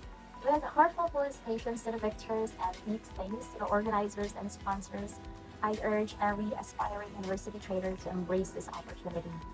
Our journey began with the first determination to expand our knowledge and skills in the world of finance. Throughout the competition, we've had the opportunity to learn from various financial experts, communicate and negotiate with other talented teams, and most importantly, gain real-time experience in trading that we will cherish forever. Participating in this competition has been an incredible experience for all of us. It has not only sharpened our financial acumen, but it has also strengthened our ability to collaborate as a team. Our journey hasn't been without hurdles.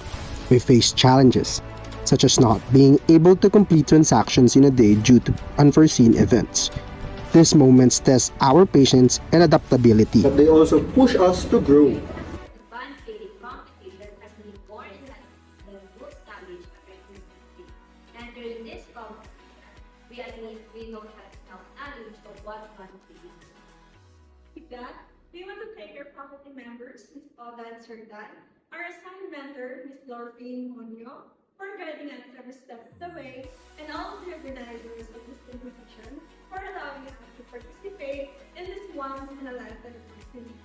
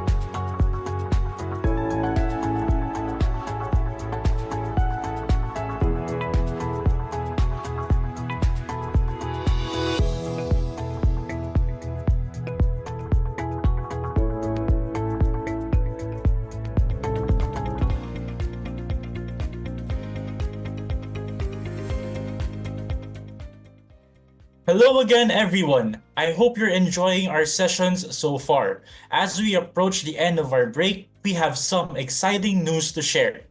Before we wrap up this break and dive back into our next segment, it's time again for our raffle. We have some fantastic prizes lined up, and I can't wait to see who the lucky winners are. Again, if you see your name on the screen, please raise your hand. And the winners are, drumroll please. Our first winner is Cyril Faye Silva. Congratulations! You won a CFA Society jacket. And for our second winner,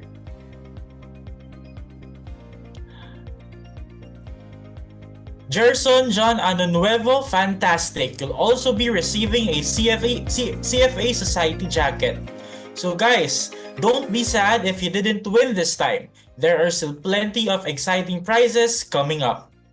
We have more fantastic giveaways lined up for you tomorrow, so make sure to join us for Day 2 of PJFIS 2024. You won't want to miss out on the fun and the opportunity to win some amazing prizes. Welcome back, everyone. We hope you're refreshed and ready to go because next we have a must-attend session. Reading the market's must-watch indicators. This session will arm you with the tools and knowledge you need to stay on top of market trends and make informed decisions. Whether you're a student or a professional, this one is key to leveling up your market knowledge.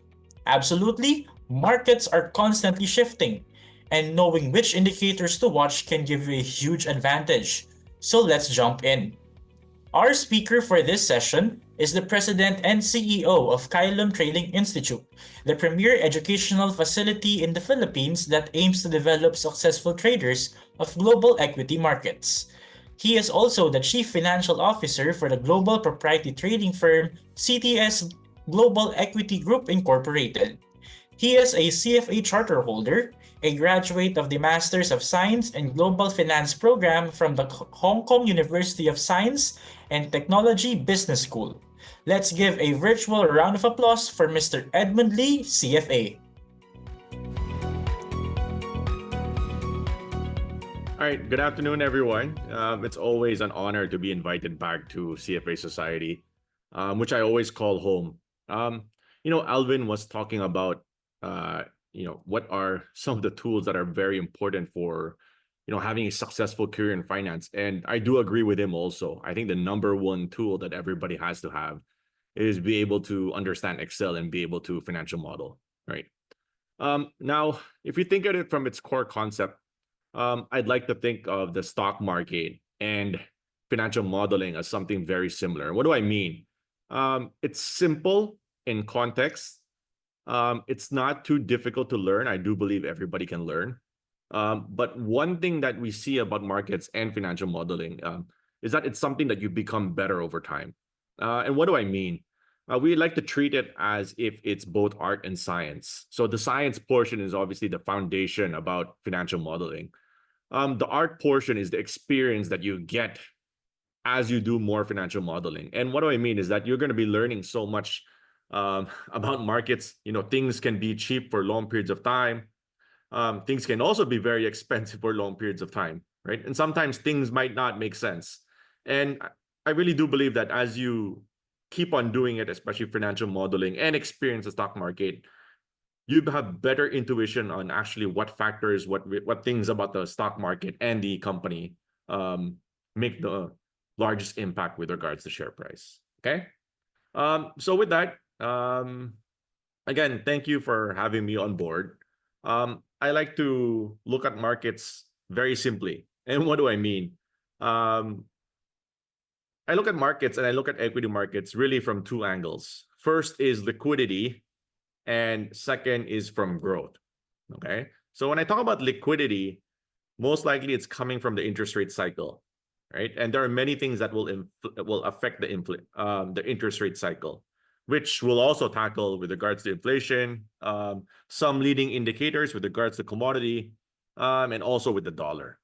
Now, I try not to be a smart ass with regards to some of these things, And so what happens whenever I look at any of these indicators, I try to figure out what it is telling me, then try to impose my opinion about that particular asset class, okay, which I'll get into for a bit. Okay.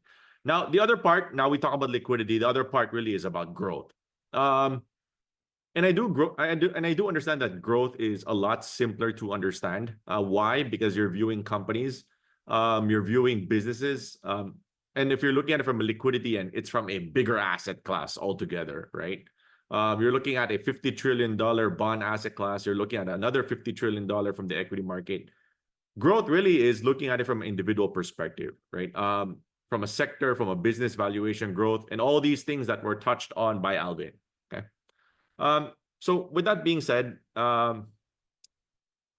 yeah, so I'll probably give as I give indicators, it will probably be coinciding with how I view must-watch indicators, okay?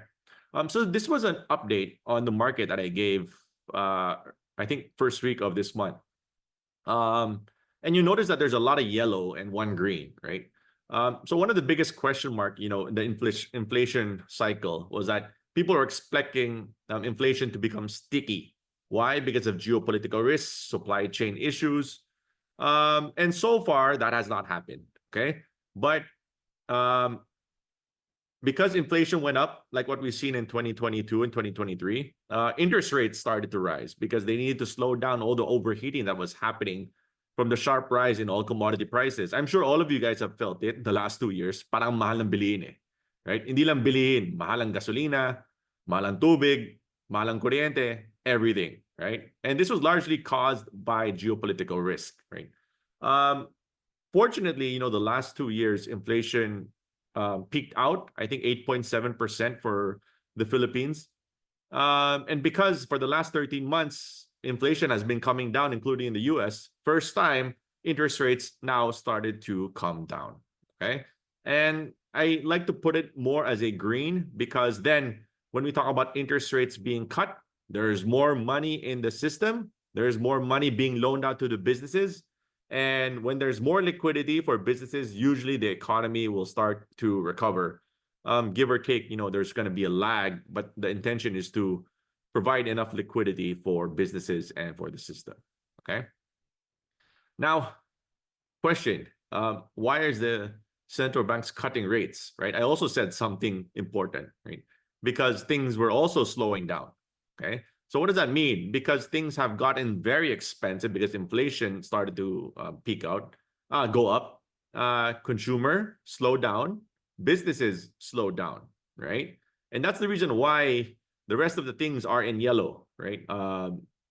Dollar declining because of the weakness in the US economy, demand slowing globally, led by China, obviously, and the market starting to price in a soft landing. Okay, so why is it not in red and mostly in yellow?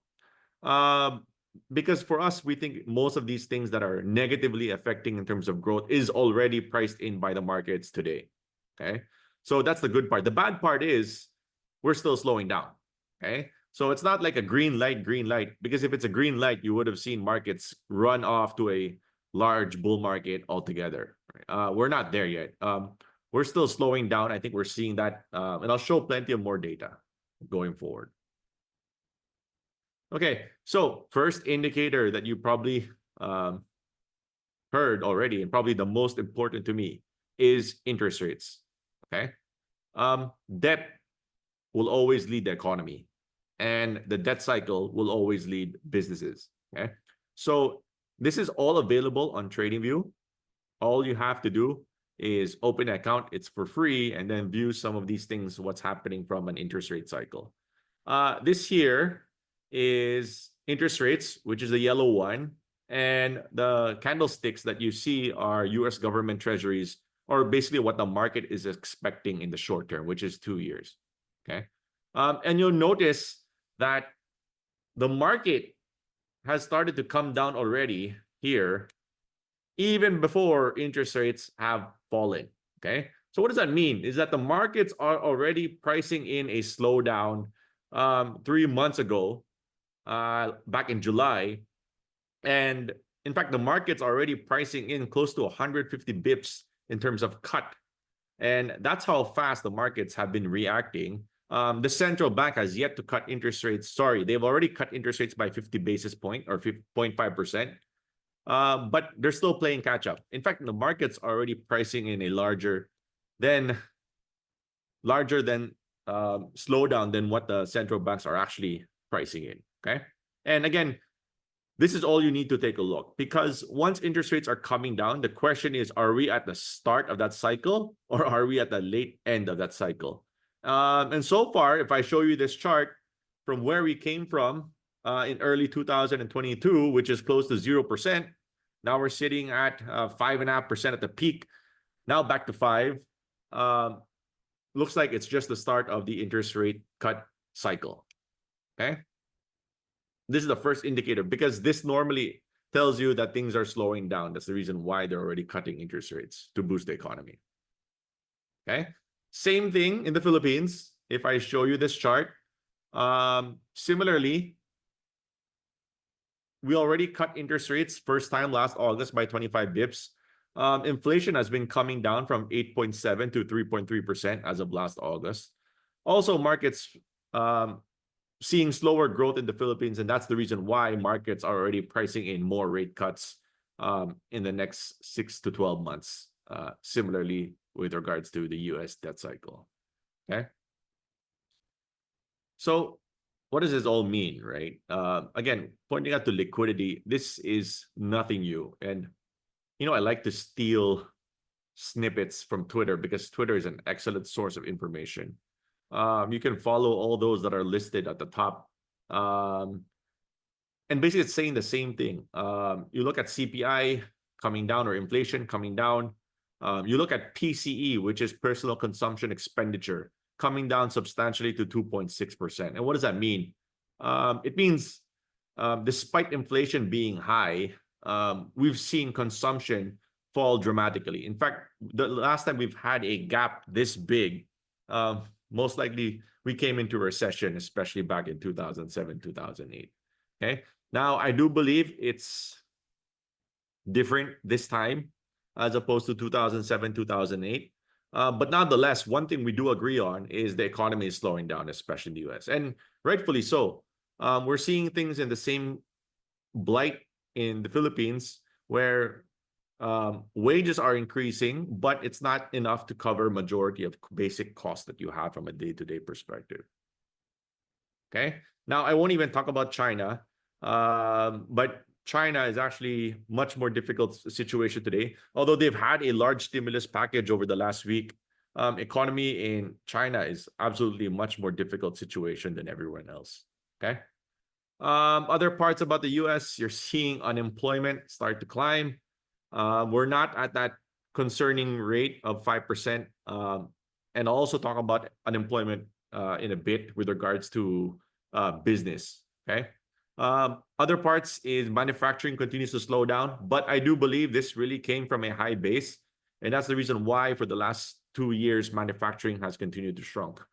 Most of the economy in the US has largely been service-oriented led over the last 2 years, and that part has been playing catch up. There was a lot of front-loaded happening because of the pandemic and manufacturing, but nonetheless, you know, this part is slowing down. So, Edmund, do I need to know all these things? And the answer is yes. That's the funny part. But the nice thing is it becomes simpler over time. And what do I mean? The reason why we can make calls, again, going back to interest rates, is because we understand how other things affect interest rates. Okay, so as to put it simply, if growth is slowing down, if inflation is coming down and growth is slowing down, most likely interest rates also have to come down, to put it that simply. Now, inflation, if inflation is heating up and the economy is growing too fast, again, interest rates need to start coming higher, right? Just to put it from that perspective. Okay. So second indicator also related to interest rates, which you can also find, is the dollar. Okay. And the reason why the dollar has been in fact, the reason why the US remains the superpower today is because of the power of the dollar. Because almost 50% of global trade today is still denominated in dollar. In fact, in terms of volume, in terms of FX transaction, 90% of the world is still transacting in dollar. And so what does that mean? Meaning if you want to buy oil, you want to buy gold, you want to buy silver, everything is dollar denominated, okay? Not in any other currency. And it will likely continue to remain that way. And so the reason why I share that is because because of the strength of the US and everybody also slowing down, all the money was all siphoned into maybe one or two countries. And the largest country that has been benefiting has been the US, right? And rightfully so. Everybody is in some form of geopolitical risk and slowing down, while the US, which is largely led by innovation in AI and tech, has been the biggest winner so far the last 2 years. And that's the reason why, if you look at the S&P 500, they've been outperforming the last 2 years, okay? But because like what I said a while ago, things are actually slowing down, central bank and the Fed finally said for the first time, okay, we're actually going to start cutting interest rates. And that has first time led to the weakness in the dollar. In fact, like what I said a while ago, we think it's the start of the interest rate cut cycle. So we think the dollar will continue to weaken, okay? Now, has it gone down a lot in the short term? My answer is yes, but I think this might continue to head lower, okay? So again, first indicator, and probably the most important, is interest rates, okay? Second for you guys to look at is the dollar, okay? So things about why US is the strongest economy. Think of it from this perspective. The biggest buzzword in 2024 is AI. And no country is leading the AI space than US. Why? Because of one company and one company alone. It's NVIDIA. So if you notice about most of the other semicon, everybody has been lagging behind except NVIDIA. And people criticize NVIDIA because everybody says AI is a bubble, NVIDIA is a bubble. But even though it has gone up 10 times over the last year and a half, and I repeat that, has gone up 10 times over the last year and a half, profits have Profits have gone up more than 10 times also. And what do I mean? First quarter last year, okay, I repeat, first quarter last year, NVIDIA did 7 billion revenues and 2 billion in profit. Okay, 7 billion revenues, 2 billion profit. Last quarter, second quarter of 2024, NVIDIA did 30 billion revenues and $20 billion in profit last quarter. So profits, although everybody's saying it's a bubble, profits of the company went up 10 times over the last year. Ridiculous, right? And if you look at CapEx spending for the US, $400 billion in AI spending for some of the big tech, $50 billion by Microsoft, Facebook, and Google. Then you have Amazon also contributing to plenty of CapEx for. And the thing is it the start of the CapEx cycle, which everybody is saying? And are we really going to reach that $2 trillion, $3 trillion worth of CapEx spending? I think that is something that we're still watching out for, okay? But again, because of that strength in the US till today, it's also the reason why they are the most expensive economy. Because if you look at it, how can it be that everybody is talking about US slowing down, but in terms of earnings, in terms of business, they're actually at the best state that they've ever been, which again is true. Because if you look at last 2Q, earnings growth was sitting at 13% year on year, okay? So growth is slowing down, but in terms of earnings and in terms of business, US is still in the best shape. And the funny part is most of the big tech and most of the corporates also in the US have been cutting down jobs, right? That's funny because things are slowing down, yet they're business is still great, yet they're already preempting the slowdown and already cutting down costs. Okay, and I think we've seen that all from the big tech today. Okay, other parts is, there's a slowdown. Even Warren Buffett knows that. In fact, Warren Buffett has raised the largest cash pile it's ever seen, sitting at $277 billion of cash. Okay, now finally we get to the more interesting point. Again, we talked about interest rates, we talked about the dollar, and the reason why we watch the dollar, because if the dollar is starting to go down, that's usually a good sign for everyone else, right? And that's exactly what's happening, because the weakness in the dollar is that finally we're seeing rotation happen into EM. EM is emerging market. And I'd like to point out here really quick on the Philippines, because back in June, when interest rates were not cut yet, Philippines actually still had a negative $700 million outflow, okay, for that second quarter. Fast forward to today. In fact, sorry, let me just repeat that. If you look at the US is the only one with large inflows. Second is Japan, and third is South Korea. And this was all in 2Q. Once the US actually went to their rate cut, I just want you guys to see where everybody else benefited. Okay. India.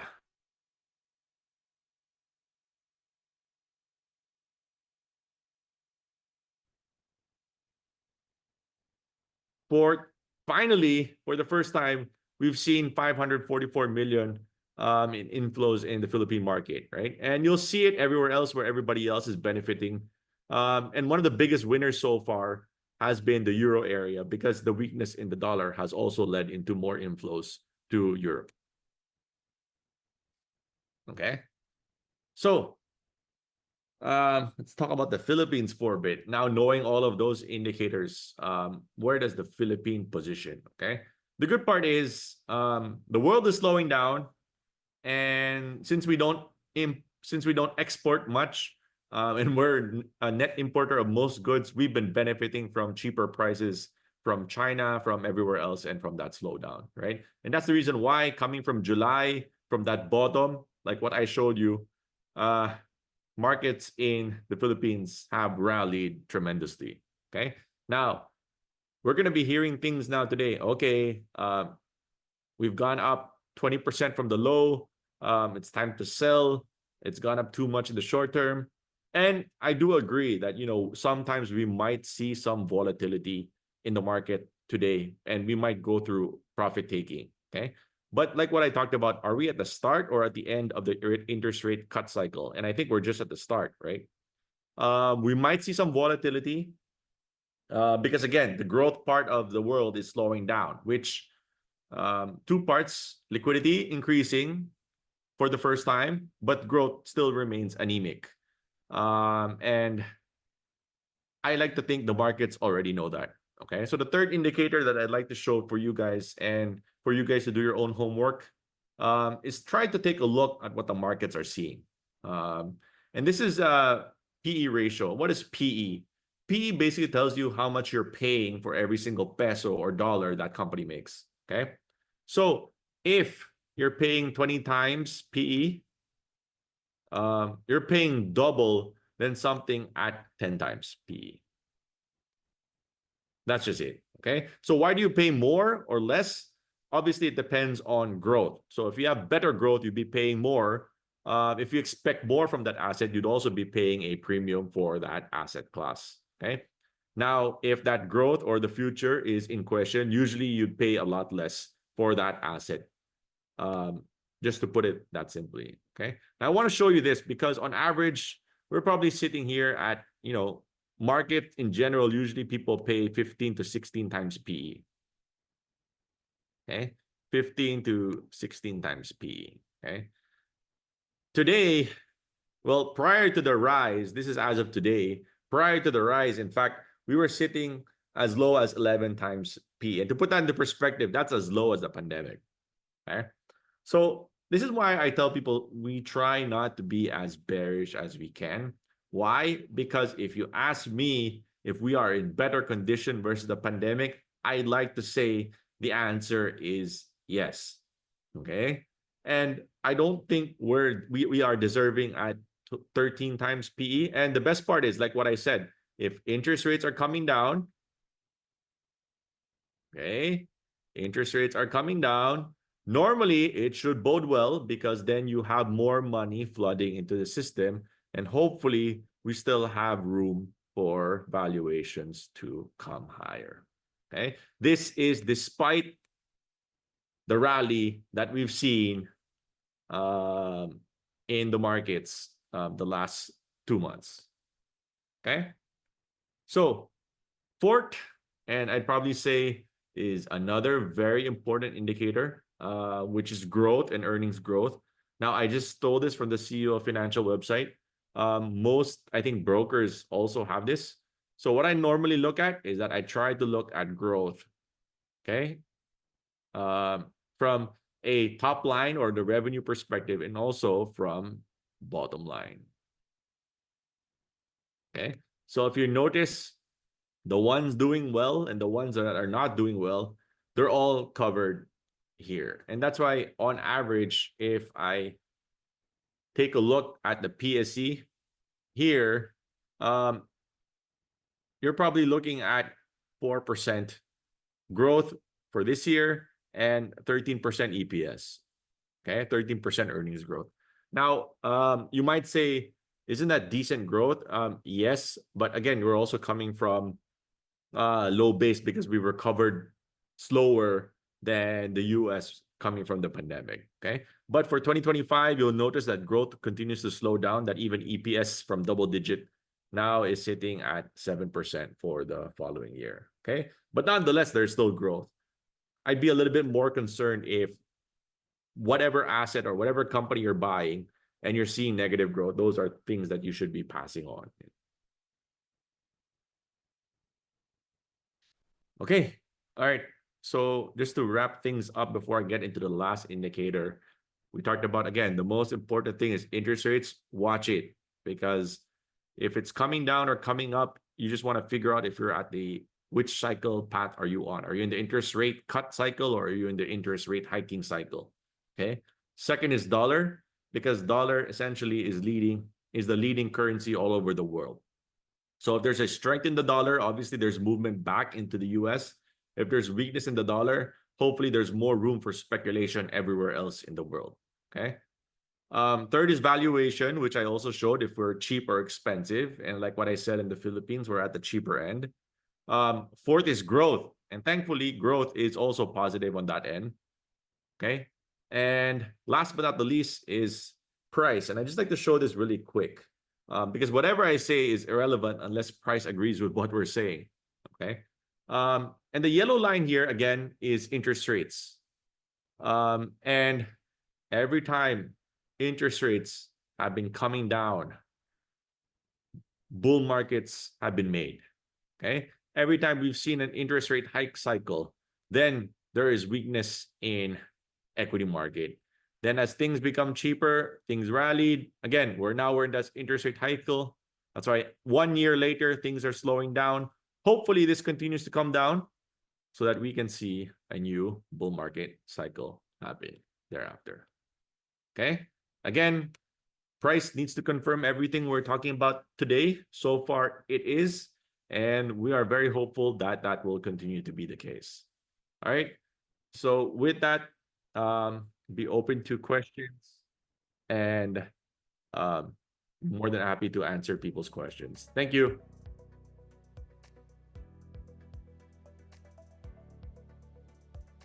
Wow, what a powerful session. Now, to moderate the Q&A part of this session, may we please call on Mr. Nicolas Capulong, Market Risk Manager at Citi. The floor is yours, Mr. Capulong. Thank you, Edwin, for the informative segment. I hope we can level up our market knowledge in this Q&A.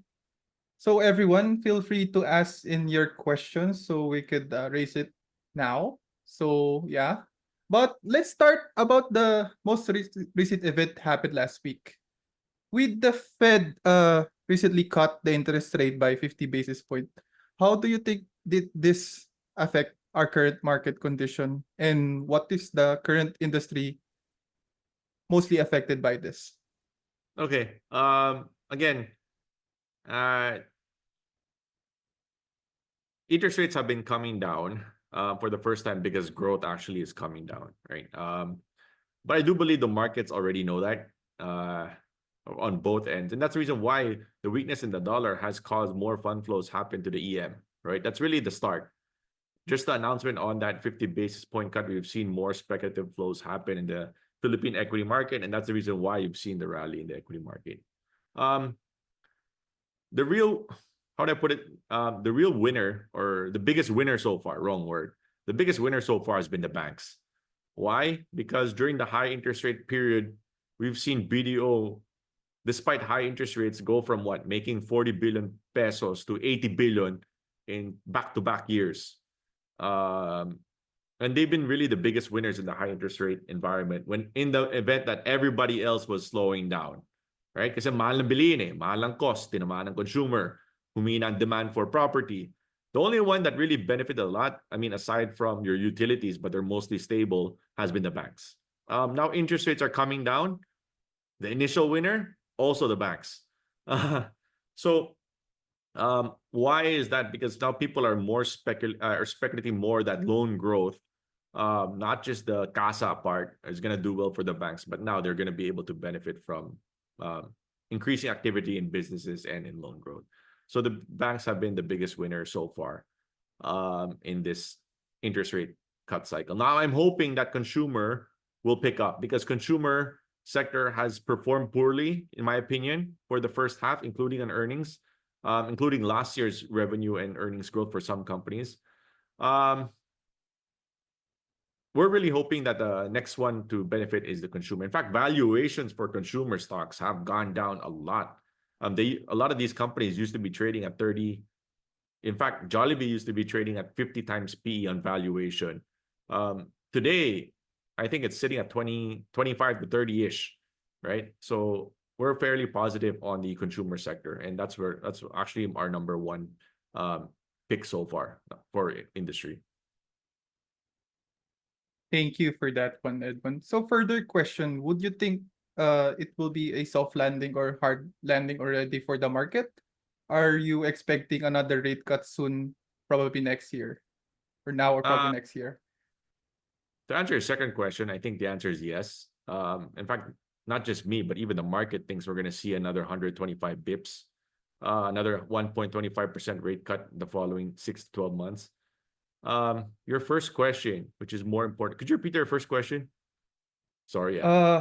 Would you think the current situation now would be a soft landing or a hard landing already for the market conditions?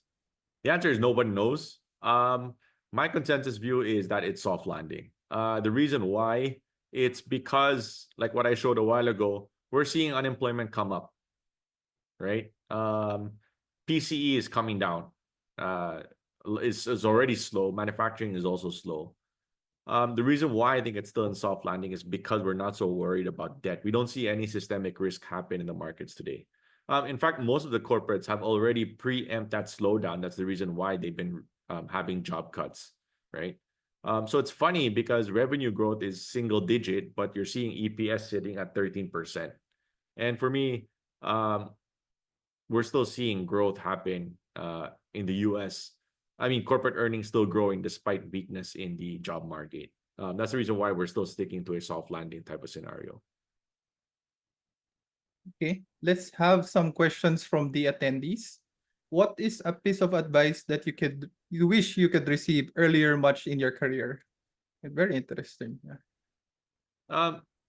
I think most of the kids today, I mean, we've had a strong internship program. I'm not trying to promote our internship program. We have a very strong internship program. And the good part about that is we have the kids today, I feel like, are smarter than where we were before. Why? Because you've had access to all the different tools that we've had. When I was starting my career, I did not know how to, because I was a management graduate.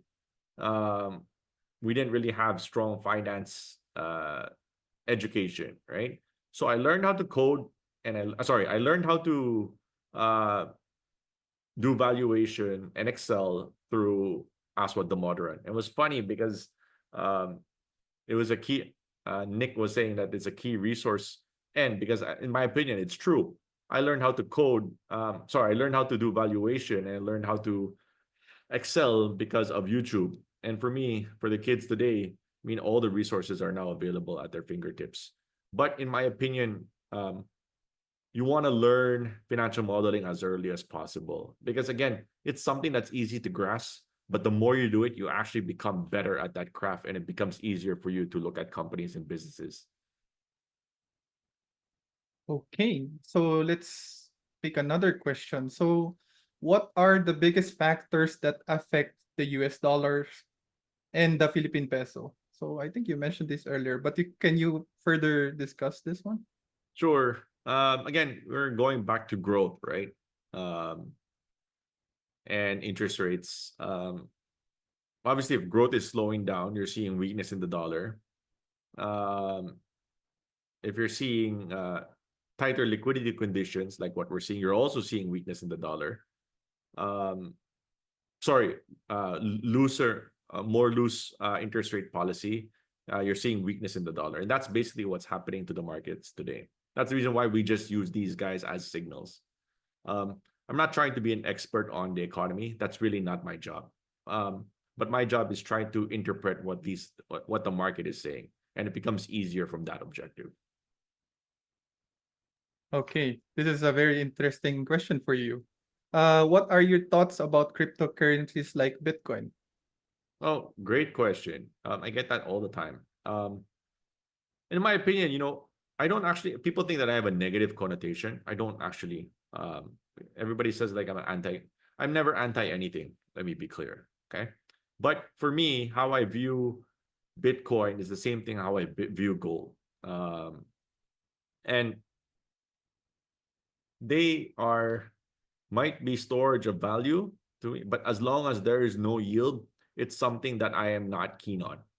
And what do I mean? Is that gold does not produce any cash flow. Bitcoin, again, also does not produce any cash flow, in my opinion. Now, I'm not going to get into argument of all that staking and whatsoever. But similar case for me. As long as there's no yield or no cash flow, pas na ako dyan eh. Okay, let's dive into another question. So, you've mentioned earlier about AI. With the rise of the big data and AI, are new indicators emerging that can provide deeper insights into market movements? It's something that we've been exploring. To be honest, we've never seen anything yet.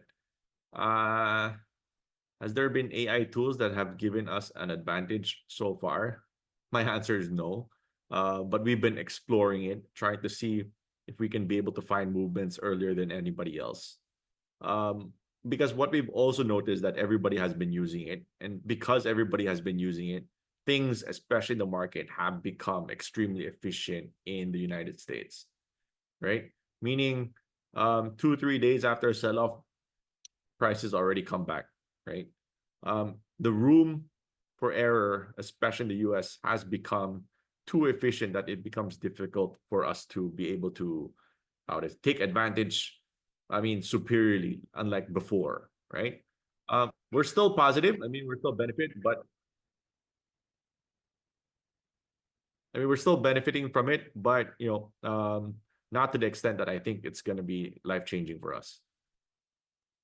Okay, so I guess we are down to our last question. How about the rise of social media sentiments analysis involving as an indicator? How do you think this would affect our current development into the near future?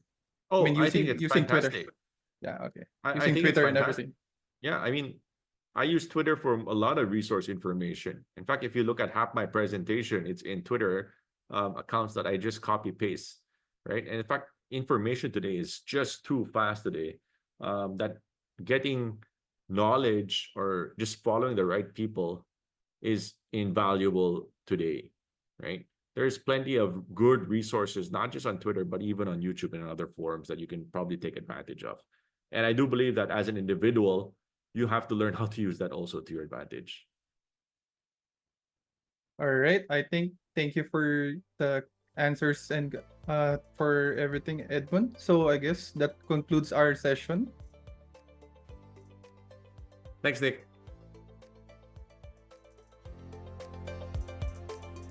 Thank you, Mr. Lee and Mr. Capulong. As our token of appreciation, may we please have CFA Society Philippines President and Chairman, Mr. John Balse, CFA, to present to you the e-certificates.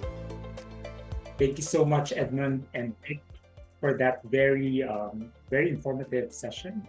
CFA Society Philippines presents the Certificate of Recognition to Mr. Edmund Lee, CFA, for his valuable contribution as speaker in the topic of reading the markets, must-watch indicators at the Philippine Junior Finance and Investment Summit 2024. Chart the future, unlocking opportunities for tomorrow. Given this 27th day of September 2024. Please smile for a quick photo op.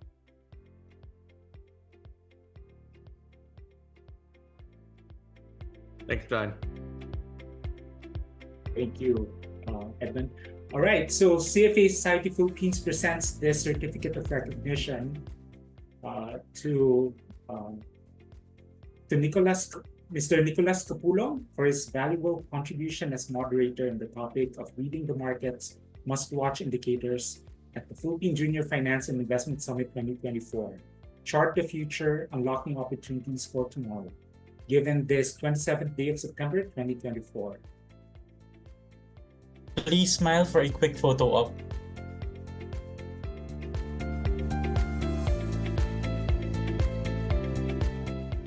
Thank you, Nate. Again, our sincerest appreciation for your time and effort for being here today. And now, for a session that will help you stand out from the crowd, LinkedIn Rock Your Profile. If you want to get noticed by top recruiters and build a powerful professional network, this is your chance. Learn how to make your LinkedIn profile shine and unlock doors to global opportunities. This is where your career takes a leap. Let's make sure your online presence matches your ambitions. Let's rock those profiles. Our last but certainly not the least speaker for today is an enterprise account director at LinkedIn, and he works with organizations in the Philippines on utilizing LinkedIn talent solutions to accomplish key talent objectives such as plan, hire, and develop. More than a decade ago, he started out his career in the world of accounting and finance, with his first corporate job being an auditor at KPMG. Then on, it sets a good foundation for him to develop good financial and business acumen. Over time, the realization of making meaningful connections with customers and sharing knowledge came about, which led him venturing into sales. He's always excited to share his experiences with aspiring young minds to help them figure out what's next. So without further ado, please join me in welcoming Mr. Jordan Poe.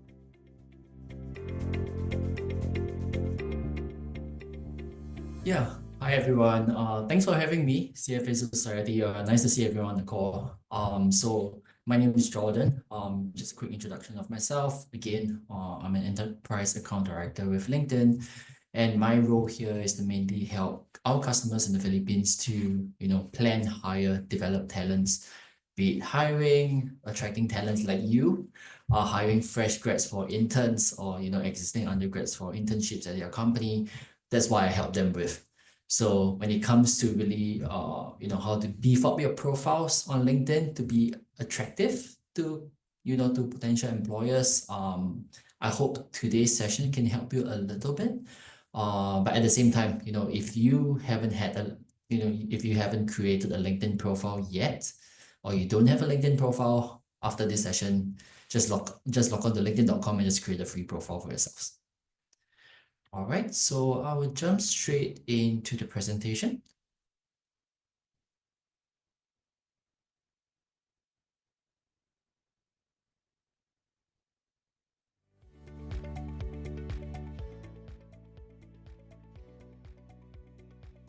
Okay. Sorry, moderators, can you see my screen? Just wanted to make sure. Okay, great. Okay, cool. So yeah, so welcome to Rock Your Profile. So this is something that, people, my colleagues, myself, what we are doing at LinkedIn globally. This is kind of like a workshop that we've run for many, many organizations as well as schools, individuals like you, aspiring young minds who are looking for their first job or, looking to really make meaningful connections on LinkedIn. So just dive straight into the agenda for today.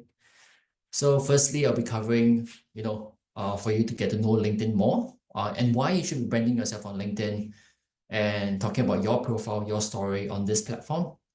and next, gaining knowledge and insights, and lastly, leaving some time for Q&A. So get to know LinkedIn, right? So I think many of us have heard of LinkedIn. You know us as the platform where many people apply for jobs. Maybe it's the platform for you to actually stalk what your friends are doing, what internships they are up to lately. But here's my question to you, right? So when you see LinkedIn, when you see the word LinkedIn, what's one or two words that come to mind? If you could put it down in the chat box, that would be great. Just wanted to have a sensing of what people think of LinkedIn.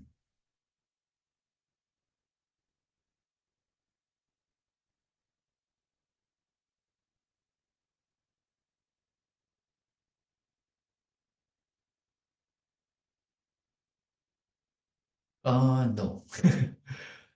Let me. Okay. Sorry.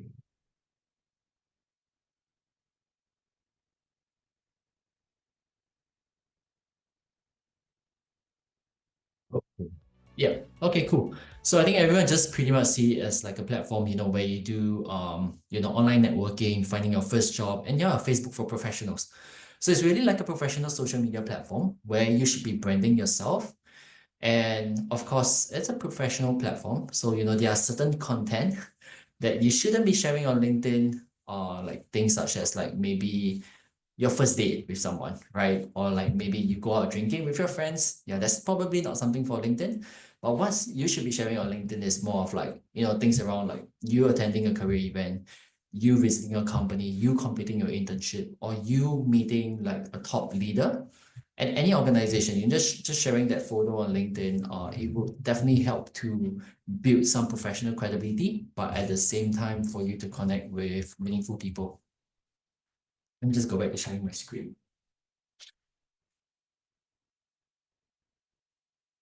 Okay, cool. So now that everyone has shared a little bit more about what you know of LinkedIn, let me share with you what our vision is. So when LinkedIn first started about 20 over years ago in the US, our vision is still the same up to today, right? It's to create economic opportunity for every member of the global workforce. So that started out as, helping individuals like you finding your first job on LinkedIn, on the platform, be it in the Philippines or anywhere else in the world. But it has slowly evolved to what it is today, right? We have LinkedIn Learning. We have a platform for you to better upskill yourself, better develop your talents. So an opportunity here on LinkedIn is not necessarily a job. It could be your gateway to, maybe developing the latest AI skills, right? Knowing what's happening in Gen AI, stuff like that.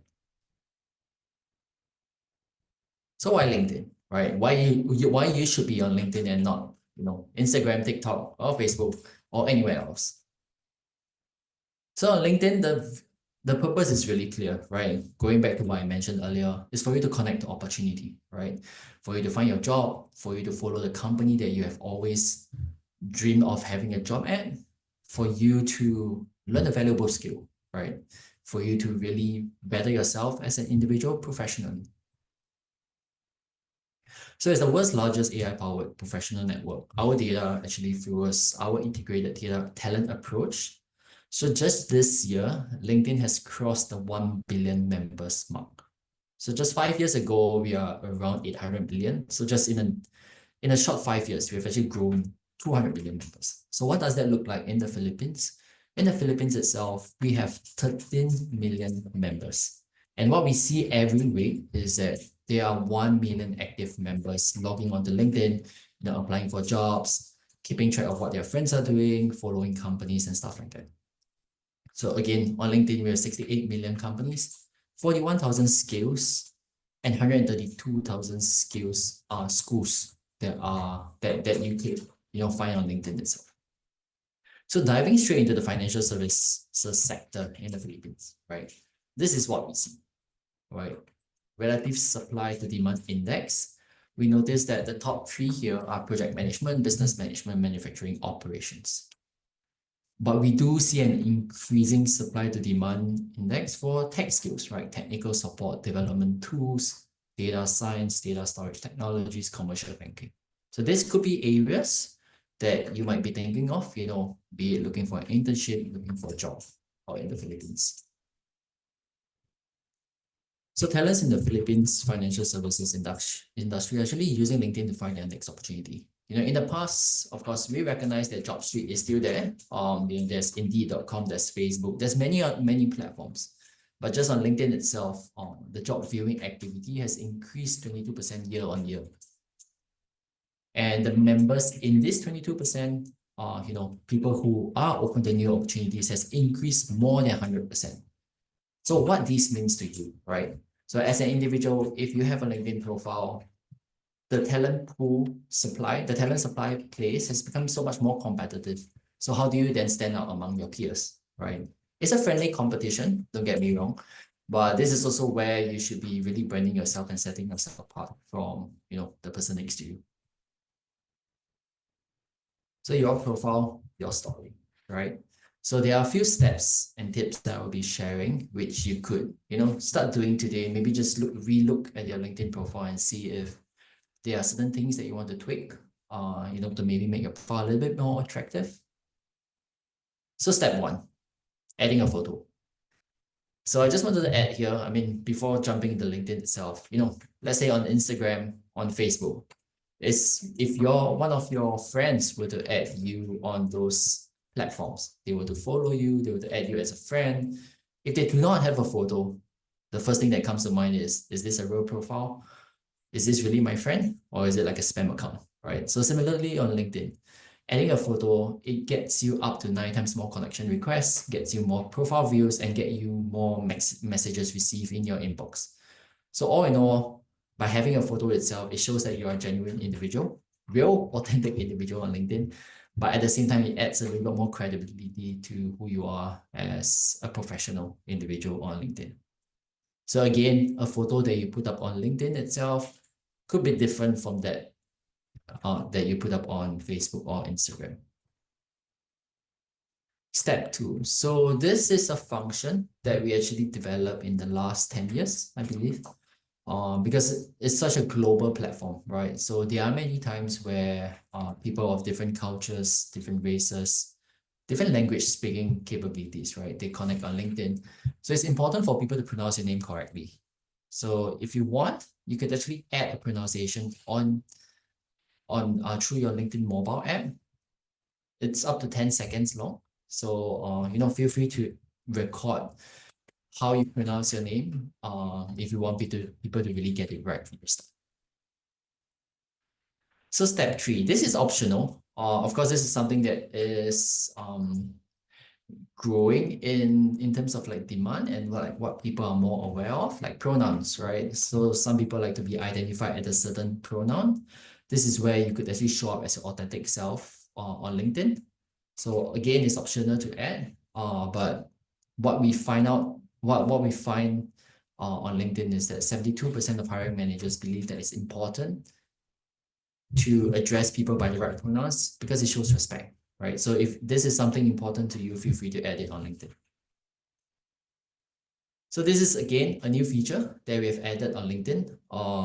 Maybe let me just take one step back and just to share. I think if you are an avid user of LinkedIn on your mobile, you will notice that on the second tab, we've actually added a video tab, right? That allows you to consume bite-sized videos, bite-sized content, which further boosts your professional knowledge for you to keep up with professional news on LinkedIn.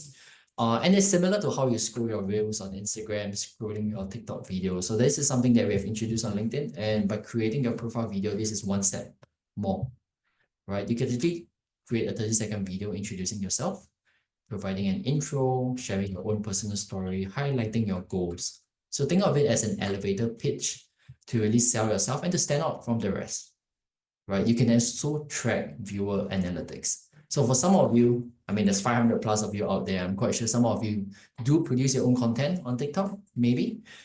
So if this is your arena, feel free to make use of this linking function to really stand out on the platform. So step 5, adding your industry, right? So members with industry information receive up to 9 times more profile views. So these profile views include views from recruiters, from headhunters. So please do add your industry on your LinkedIn profile, right? And more than 300,000 people actually search by industry on LinkedIn every week. So this will definitely get you more views. But of course, if you choose to be like me, after coming out from school, after spending a couple of years in finance, if this is not the industry that you believe that you fit in, somewhere down the road, remember to change your industry here for the relevant people to actually find you on LinkedIn. And step 6, right? So this is relevant to people who are currently looking for job opportunities.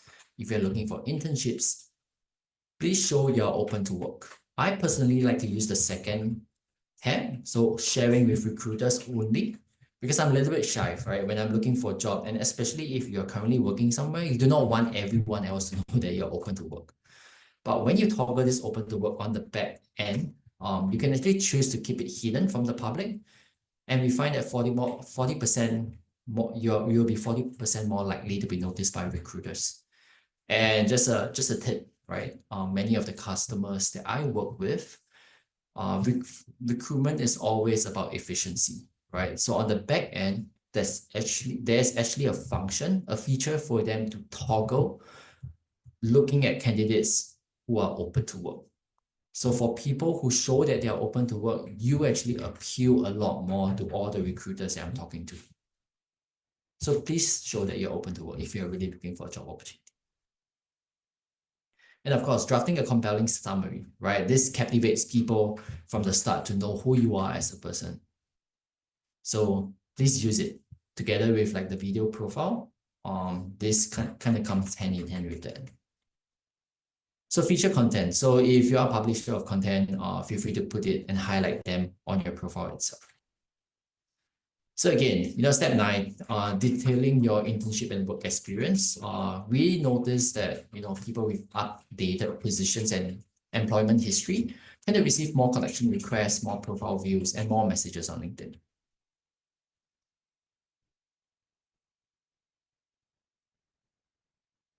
So again, adding skills and getting endorsed, I would heavily emphasize on this because I think that this is something that not many people actively add to their profile.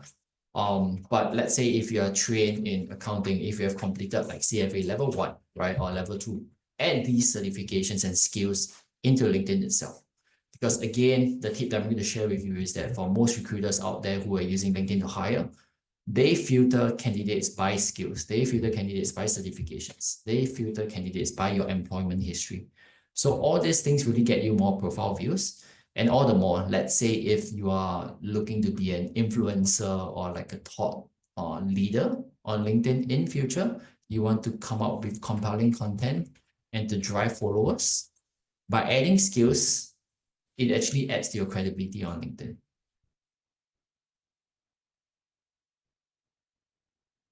So I'm reaching the end. So step 11, adding volunteer experience. If this is a huge thing that you believe in, please add it onto your LinkedIn profile because it shows that you have, many sides of you professionally. You're not just about work, right? There's volunteering that you do outside of work. And of course, if you know a couple of people, or let's say if I know you personally and we have worked together, don't be afraid, don't be shy, reach out for recommendations because these add to your professional credibility on the platform. And lastly, these are the 4 things that I didn't really cover in details. I think for the second one, education, most of you probably have it added onto your LinkedIn profile. But for the rest, do check it out if you are in the process of beefing up your profile. So for my last segment here, gaining knowledge and insights, just wanted to share a little bit more, right? On LinkedIn itself, even though the number 1 activity on LinkedIn is stalking, that's true, right? People do use LinkedIn heavily for, looking at what other people are doing. But aside from that, do use it to really gain more knowledge and insights into what's happening out there in the market, right? Following companies that you're interested in, following influencers, right? People like Bill Gates. And, if you like my segment today, feel free to follow me, right? I do post, updates frequently on what we do at LinkedIn, what we are doing in the Philippines market to help companies really thrive in finding the right talents. So people like you. And, search as skills. So advanced search filters help you to find what's important. You can also follow specific hashtags. So if you want to see the news, content, and posts that matter the most, you can actually save some hashtag. If you hashtag CFA, hashtag finance, hashtag accounting, those relevant posts will be pushed up to your newsfeed every single time you log in on your PC, on your mobile. So this is the last thing that I just wanted to cover. I guess I've been sharing so much. The last thing that you could maybe do for yourself, maybe to show that to show that you have invested some time in beefing up your profile, publish one LinkedIn post today or maybe over the weekend, right? And hashtag, EJFIS 2024, this event, hashtag CFA, hashtag LinkedIn, hashtag rock your profile, RYP. And yeah, that's it for my segment. Any questions?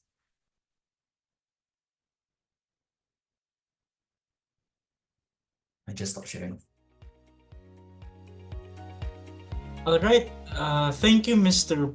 Thank you for those amazing insights, Mr. Po. And now we are moving into the final question and answer portion of the day. So drop those LinkedIn related questions in the chat and let's make sure your profile is in top shape. So for our first question is, why are the LinkedIn skill assessment tests getting removed? Isn't it helpful for employers to determine qualified potential employees with the help of this even by a small amount? Just to clarify, the person who posted this question, are you asking from the perspective of someone who's looking for candidates with specific skills, or are you a potential job seeker? I think, sir, this is in the perspective of a potential job seeker. Yeah, so I think for the skills assessment part, I think this is something that the reason why I can't speak for my headquarters in San Francisco, but I would say I think it's really a feature that we are tweaking. Because I think there were feedback given to us that the skills assessment weren't as robust as we want it to be. Yeah, so that's really what it is. I think this is something that definitely we are looking into it. But who knows? Maybe in future we'll bring it back. All right, thank you for that answer, sir. Moving forward to the next question. What is the proficiency of getting hired from LinkedIn compared to other job searching websites? So I would say to that position, to that question, it really depends on the type of industry they are in. I mean, in this case, if everyone's in the finance and accounting, finance and banking industry, I would say that you will really find the most number of jobs here on LinkedIn itself, because most of like the finance and banking institutions that we see in the Philippines are actually heavily promoting their roles on LinkedIn.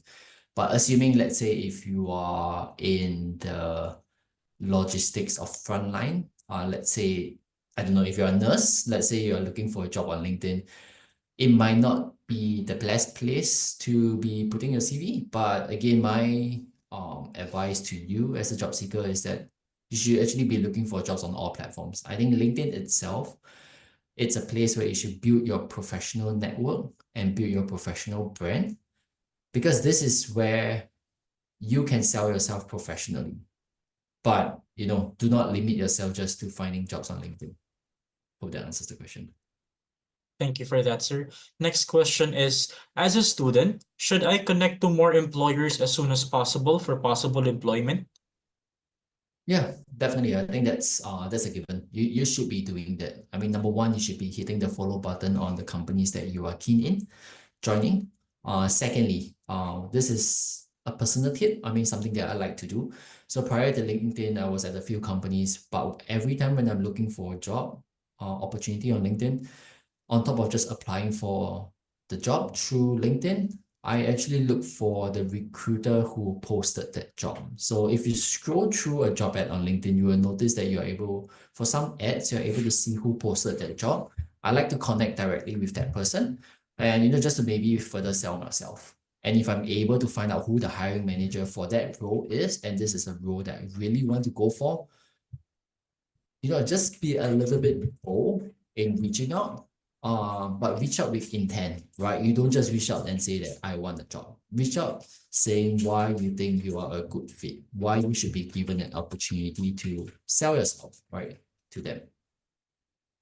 Thank you for that, sir. Moving forward to the next question.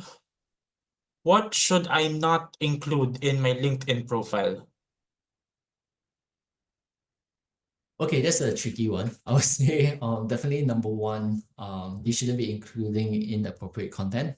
So content like related to, let's say, I don't know, offensive adult content. I mean, that's not supposed to be on LinkedIn. And I think a while back, right, many people were like sharing memes on social media and stuff like that. Those shouldn't be on LinkedIn as well, unless it's more of like a marketing material that people come up with, because you do see those on LinkedIn, but most of the time they are typically used as a marketing asset for companies to brand themselves, or for influencers to actually share more about themselves on LinkedIn.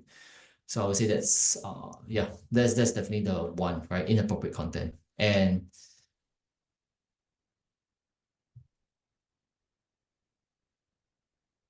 sorry. Oh no, I finished my answer to that. All right, sir. Thank you for that. Moving forward to the second to the last question is, can you suggest specific tips on how we can make an attractive description? Okay, so for this, it could be controversial for me to say this, but this is what I do, right?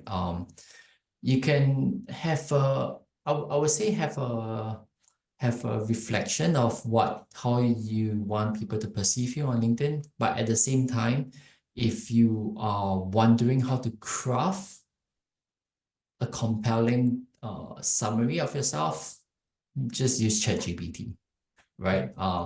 Because I do know many of my friends, I know leaders who use ChatGPT to actually craft that summary. Because once you have that skeleton of a summary, from there it's easier for you to actually change it the way you want. So I would say use it as a first draft, but after which you should really tailor it in a way that really speaks your genuine self, right? I always believe in, portraying your genuine self, because you know yourself the best. Yeah. So, and you should be doing that when you are selling yourself on LinkedIn. Thank you Yeah. for that, sir. And moving forward to our last question, is it beneficial to join LinkedIn Premium as a student? Okay, so for LinkedIn Premium, I'm not sure, but in the past, before I joined LinkedIn, so I mean, maybe just a fun fact, all LinkedIn employees actually have LinkedIn Premium. But before I joined LinkedIn, I do know that there's a 1 month trial that people could get LinkedIn Premium for. And what LinkedIn Premium actually help you do is that you gain access to a couple of messages, credits that you could send to potential employers or people who you want to connect with. And you could actually see more insights when it comes to applying for jobs. So I do see the benefits of it. It can actually help you to accelerate your job search. But at the same time, I have many friends who are not on LinkedIn Premium and they could still find jobs. So I would say if you feel like it's something that will help you to really find a job faster, feel free to get it. But I don't think it's necessary, because there isn't like a proven statistic that says that LinkedIn Premium helps you to find job faster, like 5 times faster or something like that, right? It just gives you more insights into applying for a job. And yeah, so that's my opinion on that. Thank you very much for those questions and answers. And that wraps up our question and answer portion. Once again, thank you, Mr. Po. And as our token of appreciation, may we please have CFA Society Philippines President and Chairman, Mr. John Balises, CFA, to present to you the e-certificate. Thank you so much, Jordan.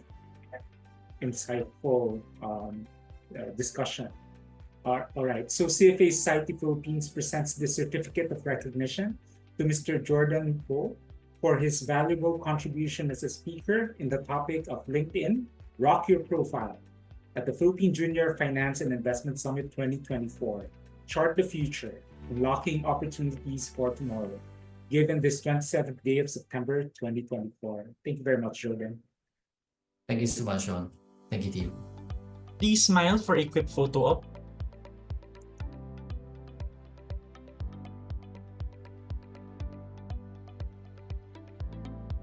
Again, our sincerest appreciation for your time and effort for being here today. Wow, what an incredible day we've had. From learning how to avoid career pitfalls to mastering LinkedIn, you're now equipped with some serious tools to chart your future. But guess what? It's not over yet. That's right, tomorrow we have even more amazing sessions lined up, and we'll be closing with something extra special, the biggest delegation award and other exciting awards. You don't want to miss it, so be sure to join us for Day 2 of PJFIS 2024.